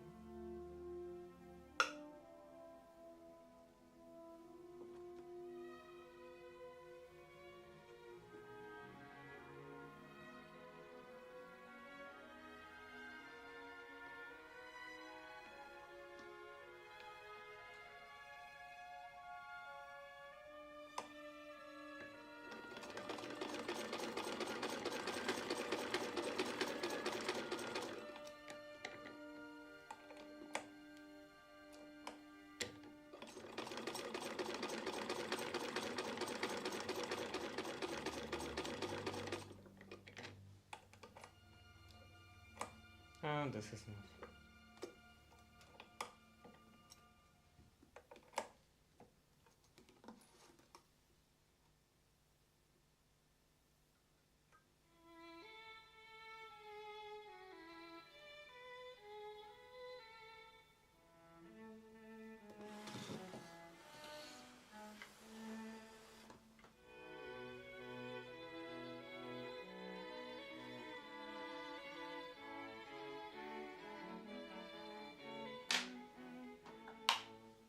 Now I can press that again.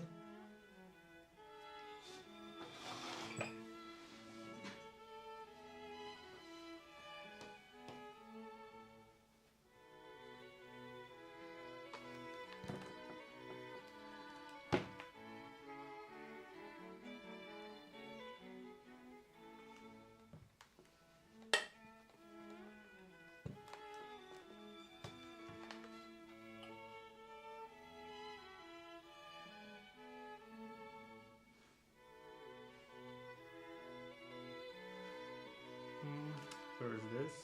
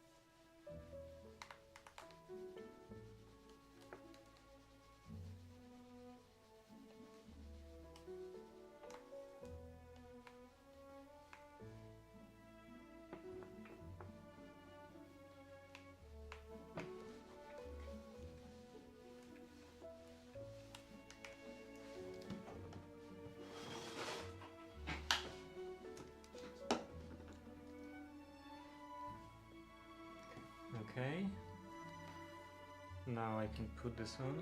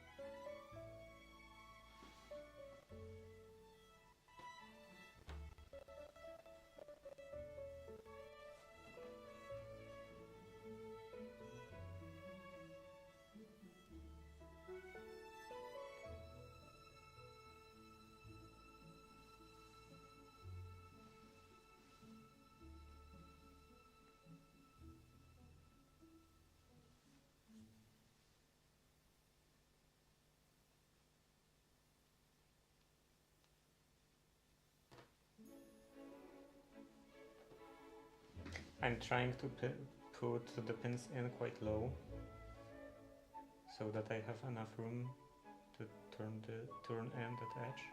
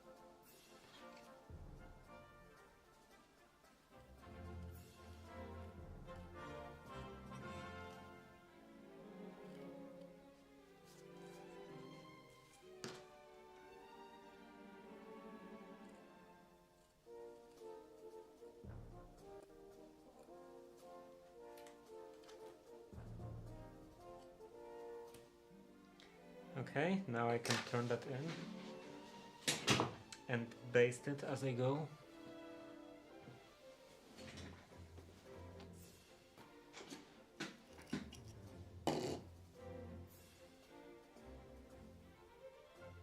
That should be enough.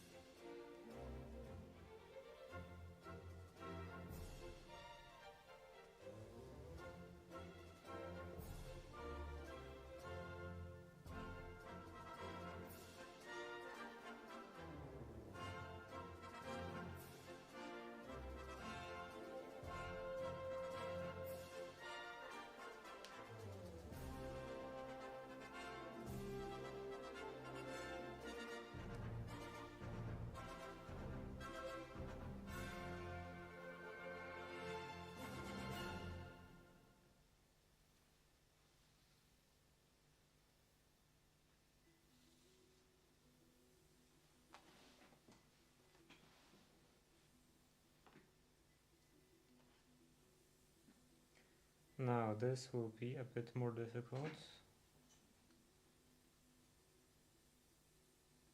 Right on the edge, or the or right on the corner.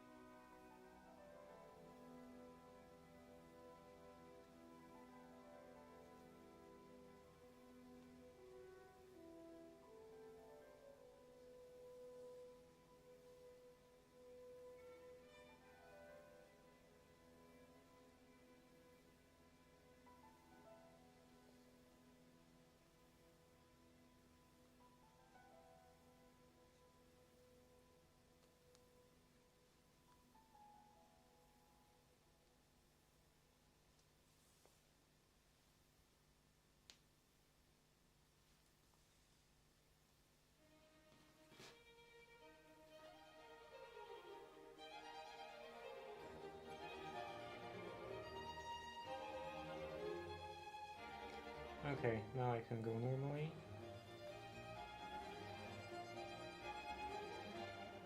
Fold in and a couple of stitches.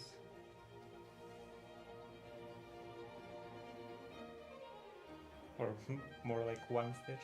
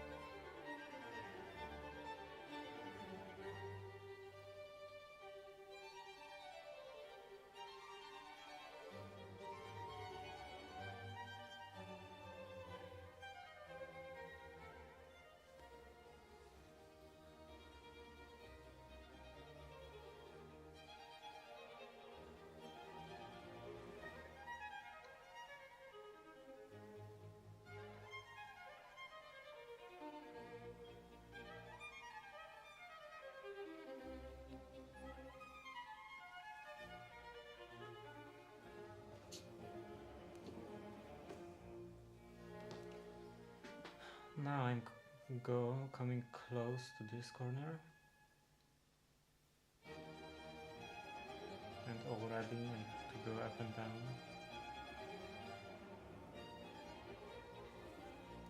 That starts in 20 seconds.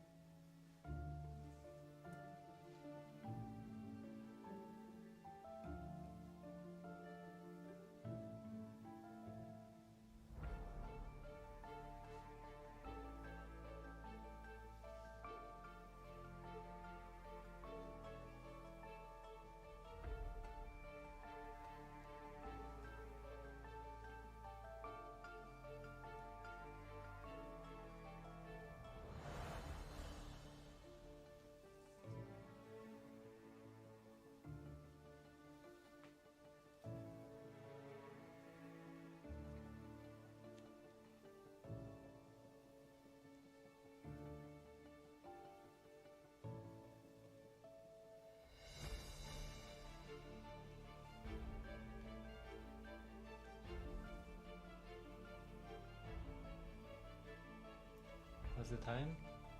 Okay. I should still have enough time to make everything properly. To definitely to finish this calf and maybe start touching them. I have my doubts about this second part.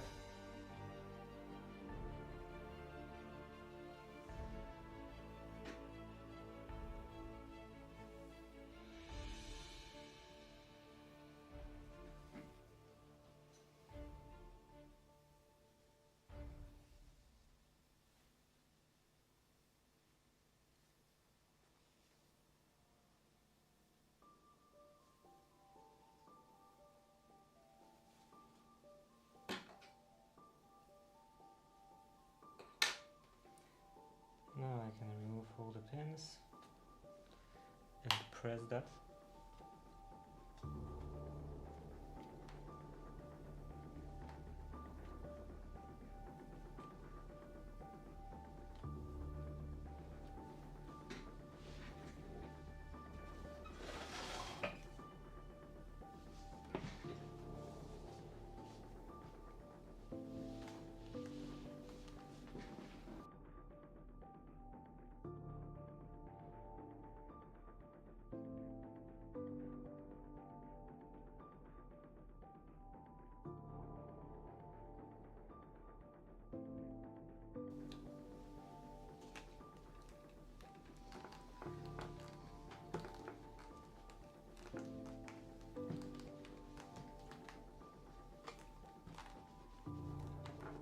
Okay, then some water. A lot of water.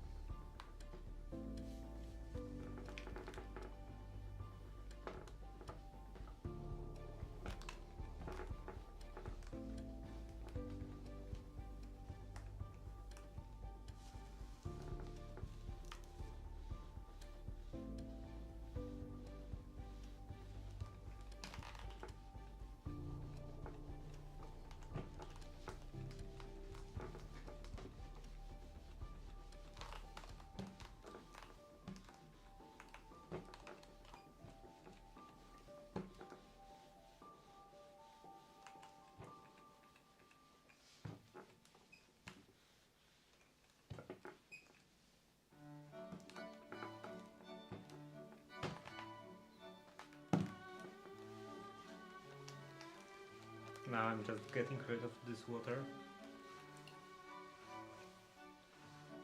making it evaporate. Okay, that's enough. And now I can actually do the seam around the edge where some free needle.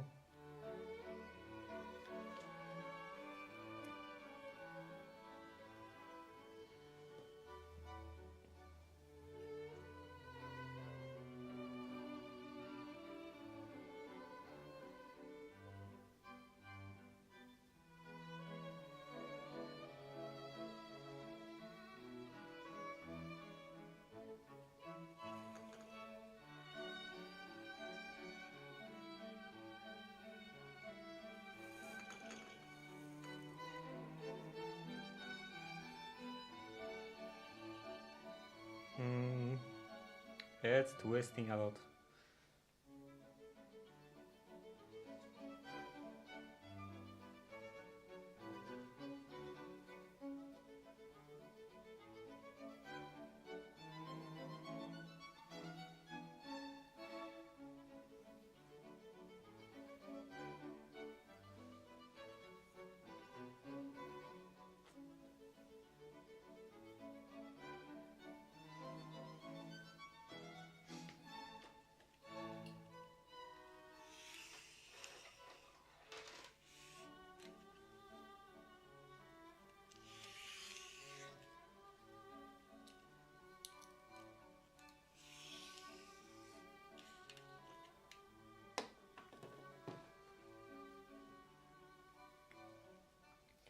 And now I'm just gonna make a spaced backstitch again, because this side is not gonna be visible, so I don't want to bother with the drawing stitch.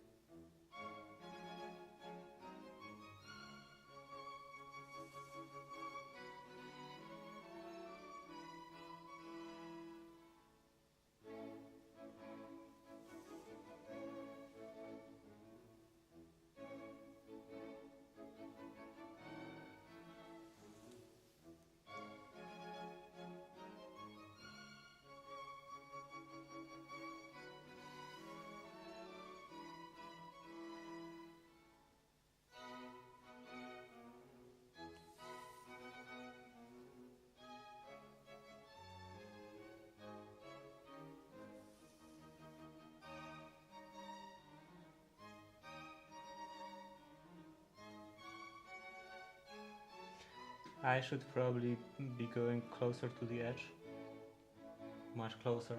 Actually, I will even redo this side, this seam.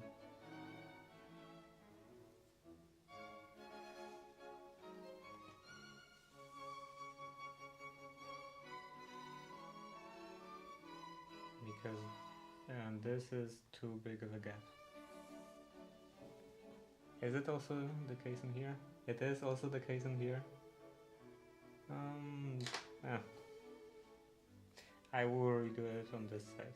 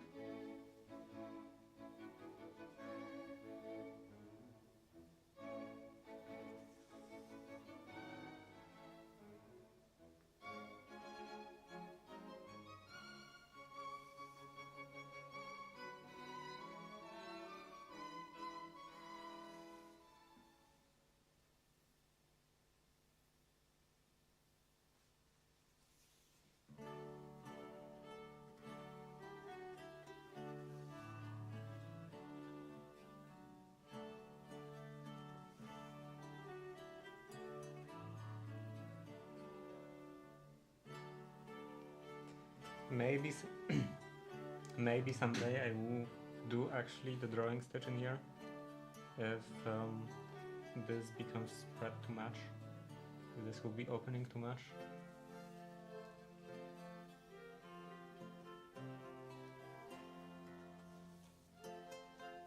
But for now I think it's fine.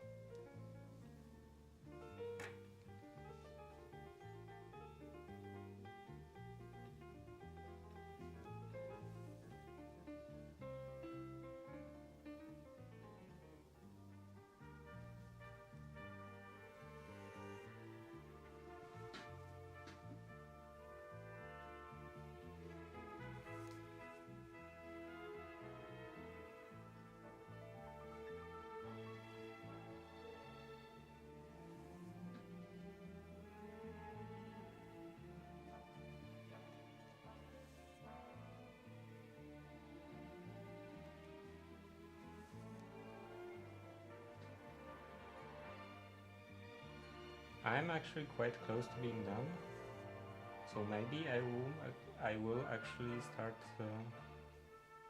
putting those cuffs in, attaching them to the sleeves.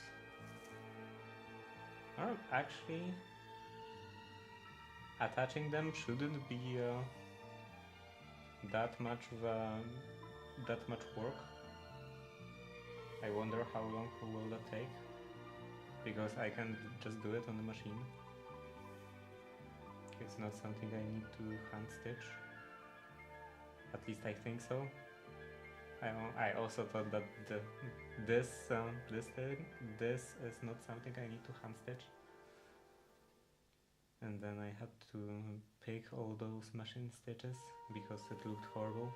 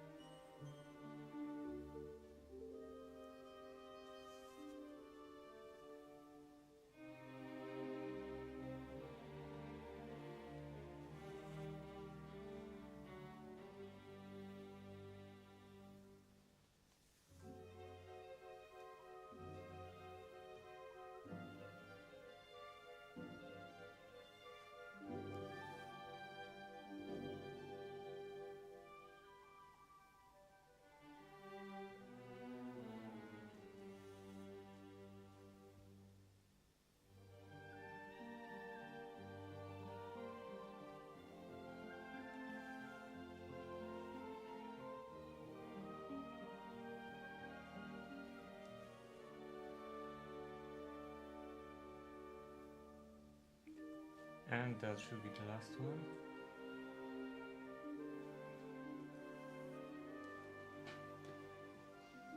Now let's go to this side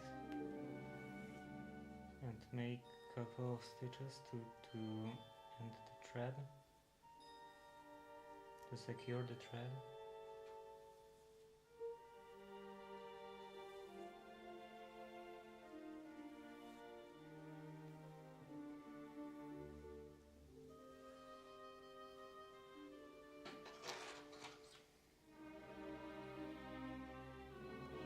That is enough.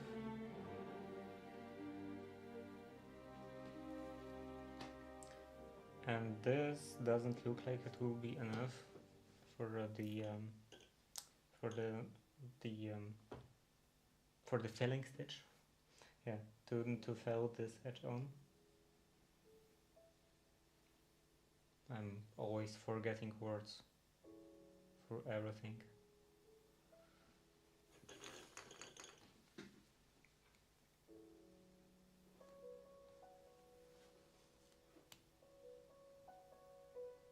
What happened in here? First of all, this is twisting too much.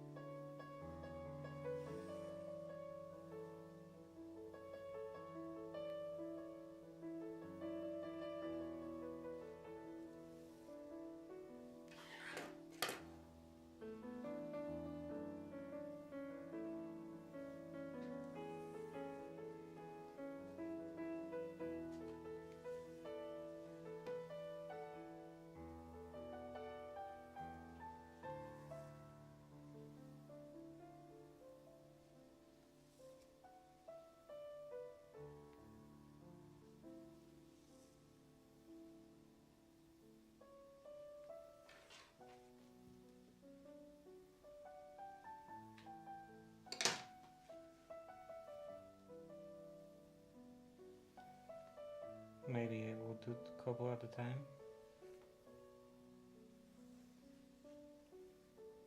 Maybe actually not. It's harder to pull.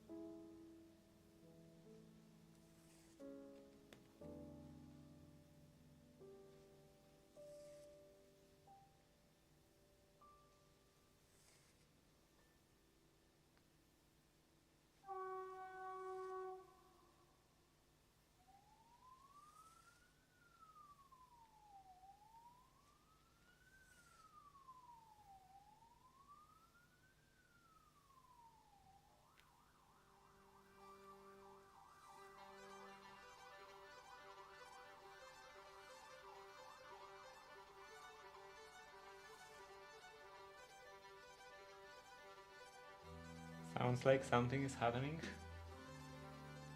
I don't know if that was audible, but yeah, I could hear sirens.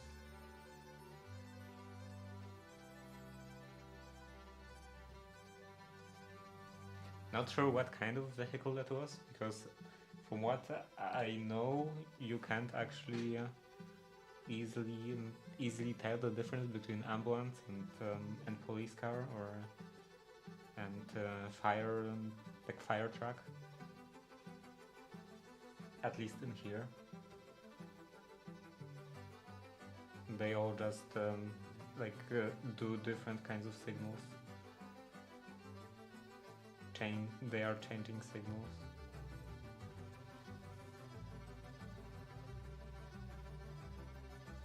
And I don't know if they have the same set of signals, or maybe each has like slightly different set. Some differences. But I don't know why would I, because if it's so hard to tell, then it's kind of pointless if people wouldn't be able to easily tell them apart anyway.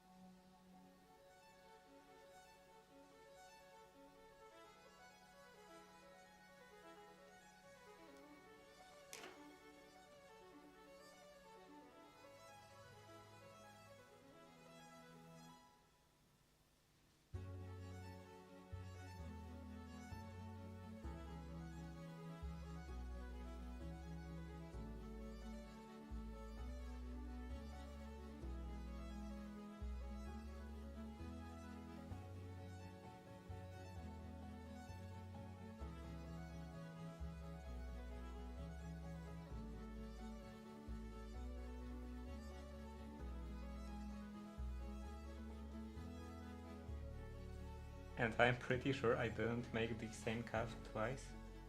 Yeah, it's different. Okay. Like it's mirror image.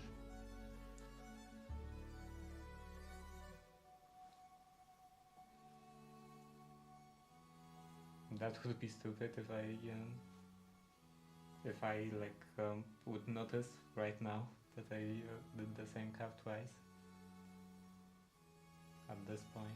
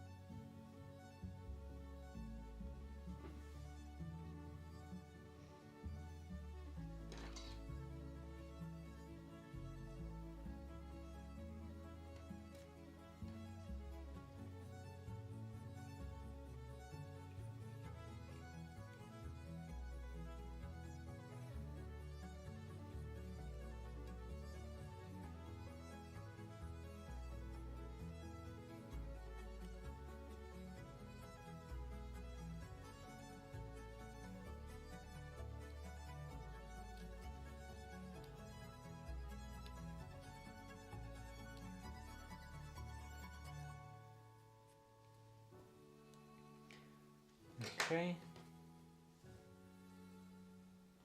And then I can make this outer stitch on the machine.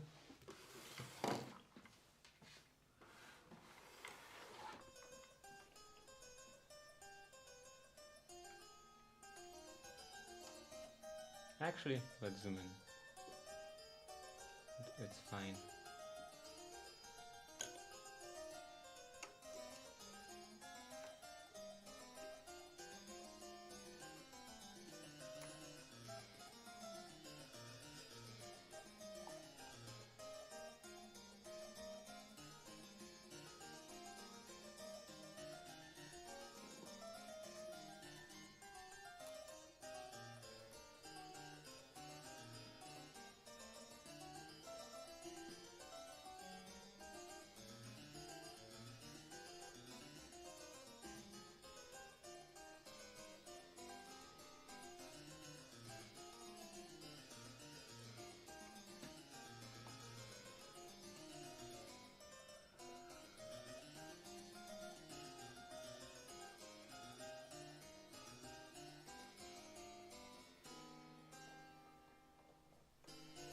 Now it's completely tangled. I hate putting the thread on the needle. And specifically on the needle and the sewing machine. Add starts in 40 seconds.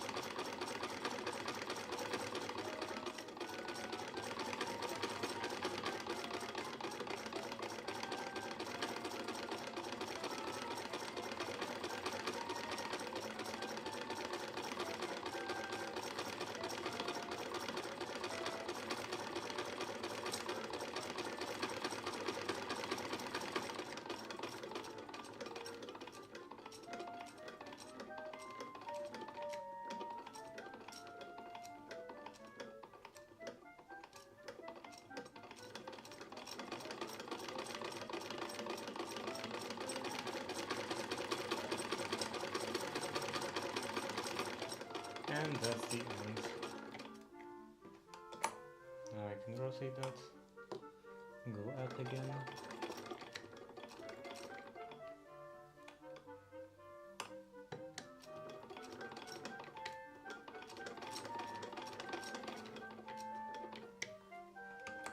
And down.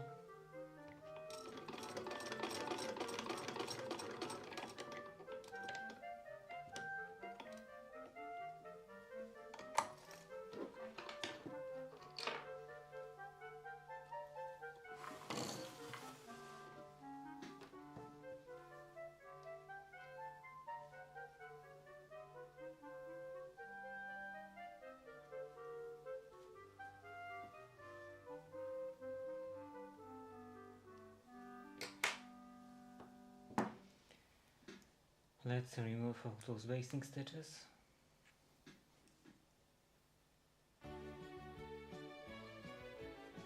It looks like in here I will have to press this a bit more aggressive.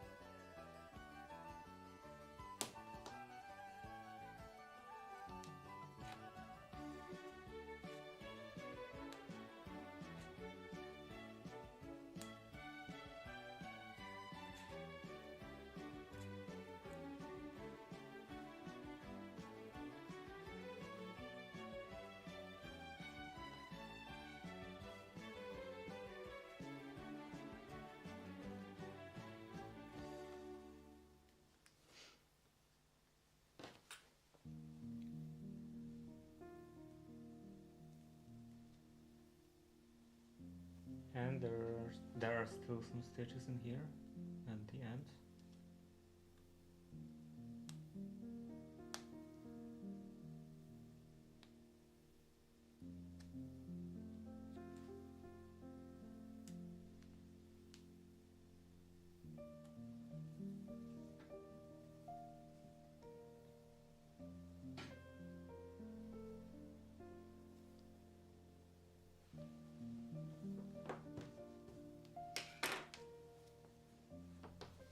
So I have two sides for two sleeves,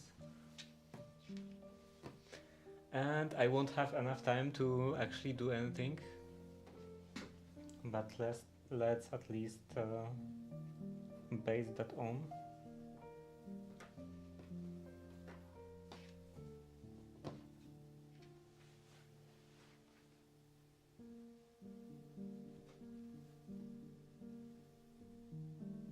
So this will go onto here,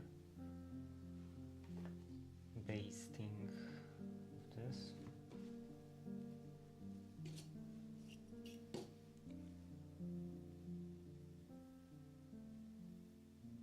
They look great, thank you.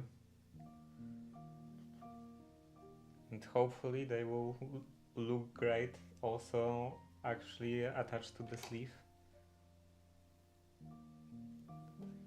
I'm a bit worried that maybe they are slightly too thick, that they will look more like overcoat sleeves.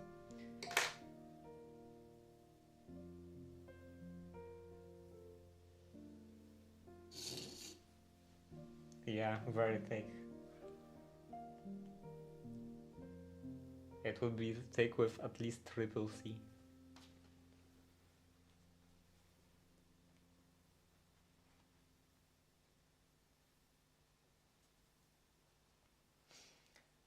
Oh, let's pin this.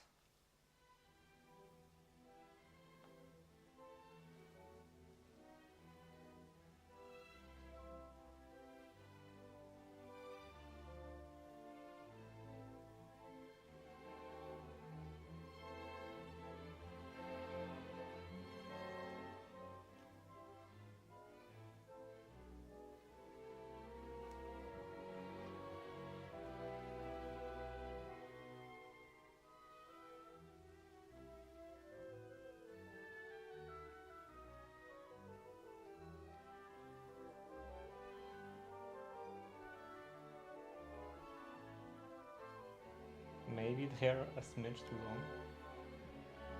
Quarter of an inch too long. I should be able to spread that.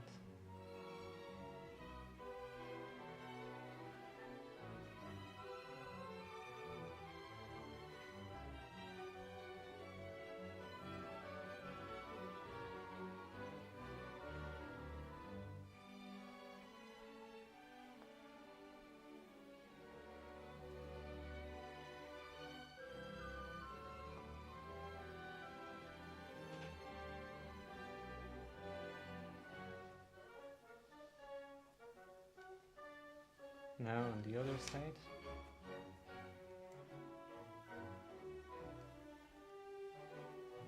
And that's the time to end the stream.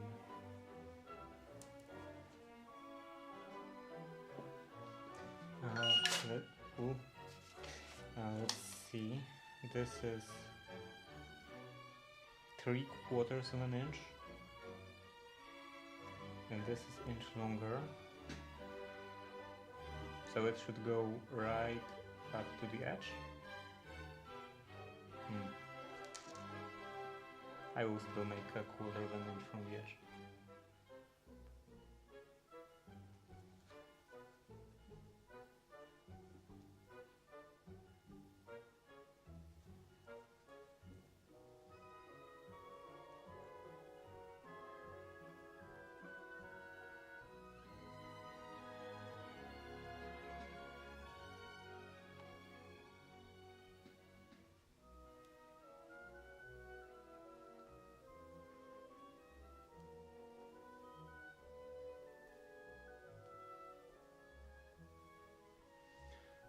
should give DJ quick a try tonight. Oh, I don't know. Maybe I will base that on. Yeah, I want to see how will that look. So let's just quickly go through this edge, see how it looks, and then I will end the stream.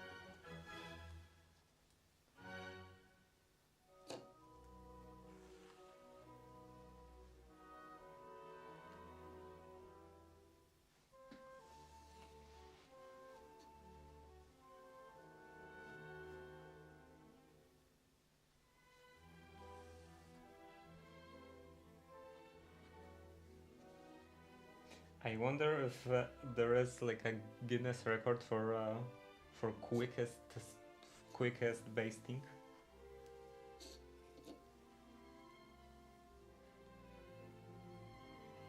Who's the fastest baster? Very clever writing. You may not be into it.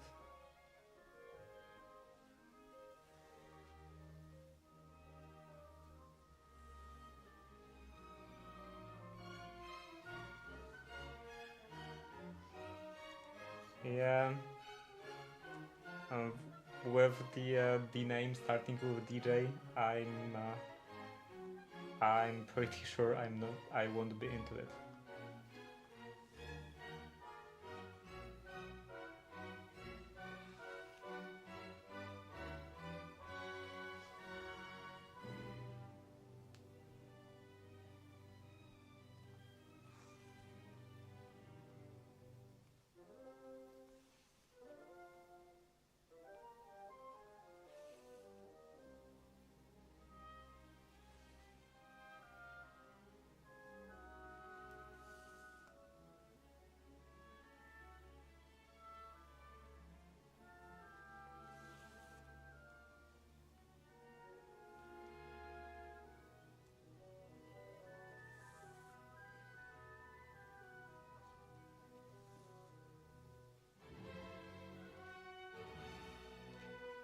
Okay, that's almost done.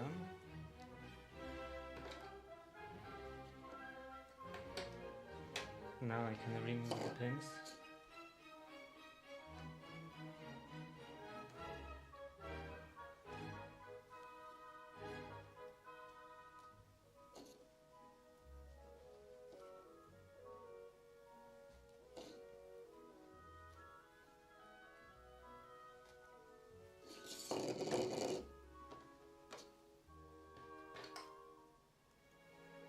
And let's see how it looks.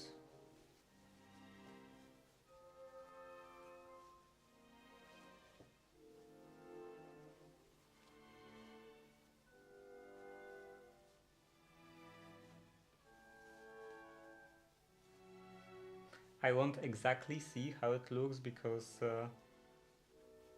this is hard to turn and it's not a crisp edge on turn. But yeah, something would be something like this. So I think it's good enough. Feels a bit thick, but maybe that won't be that big of an issue.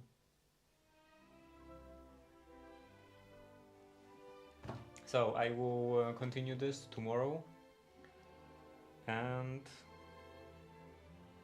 that's it. See you tomorrow. Bye. Not this. This.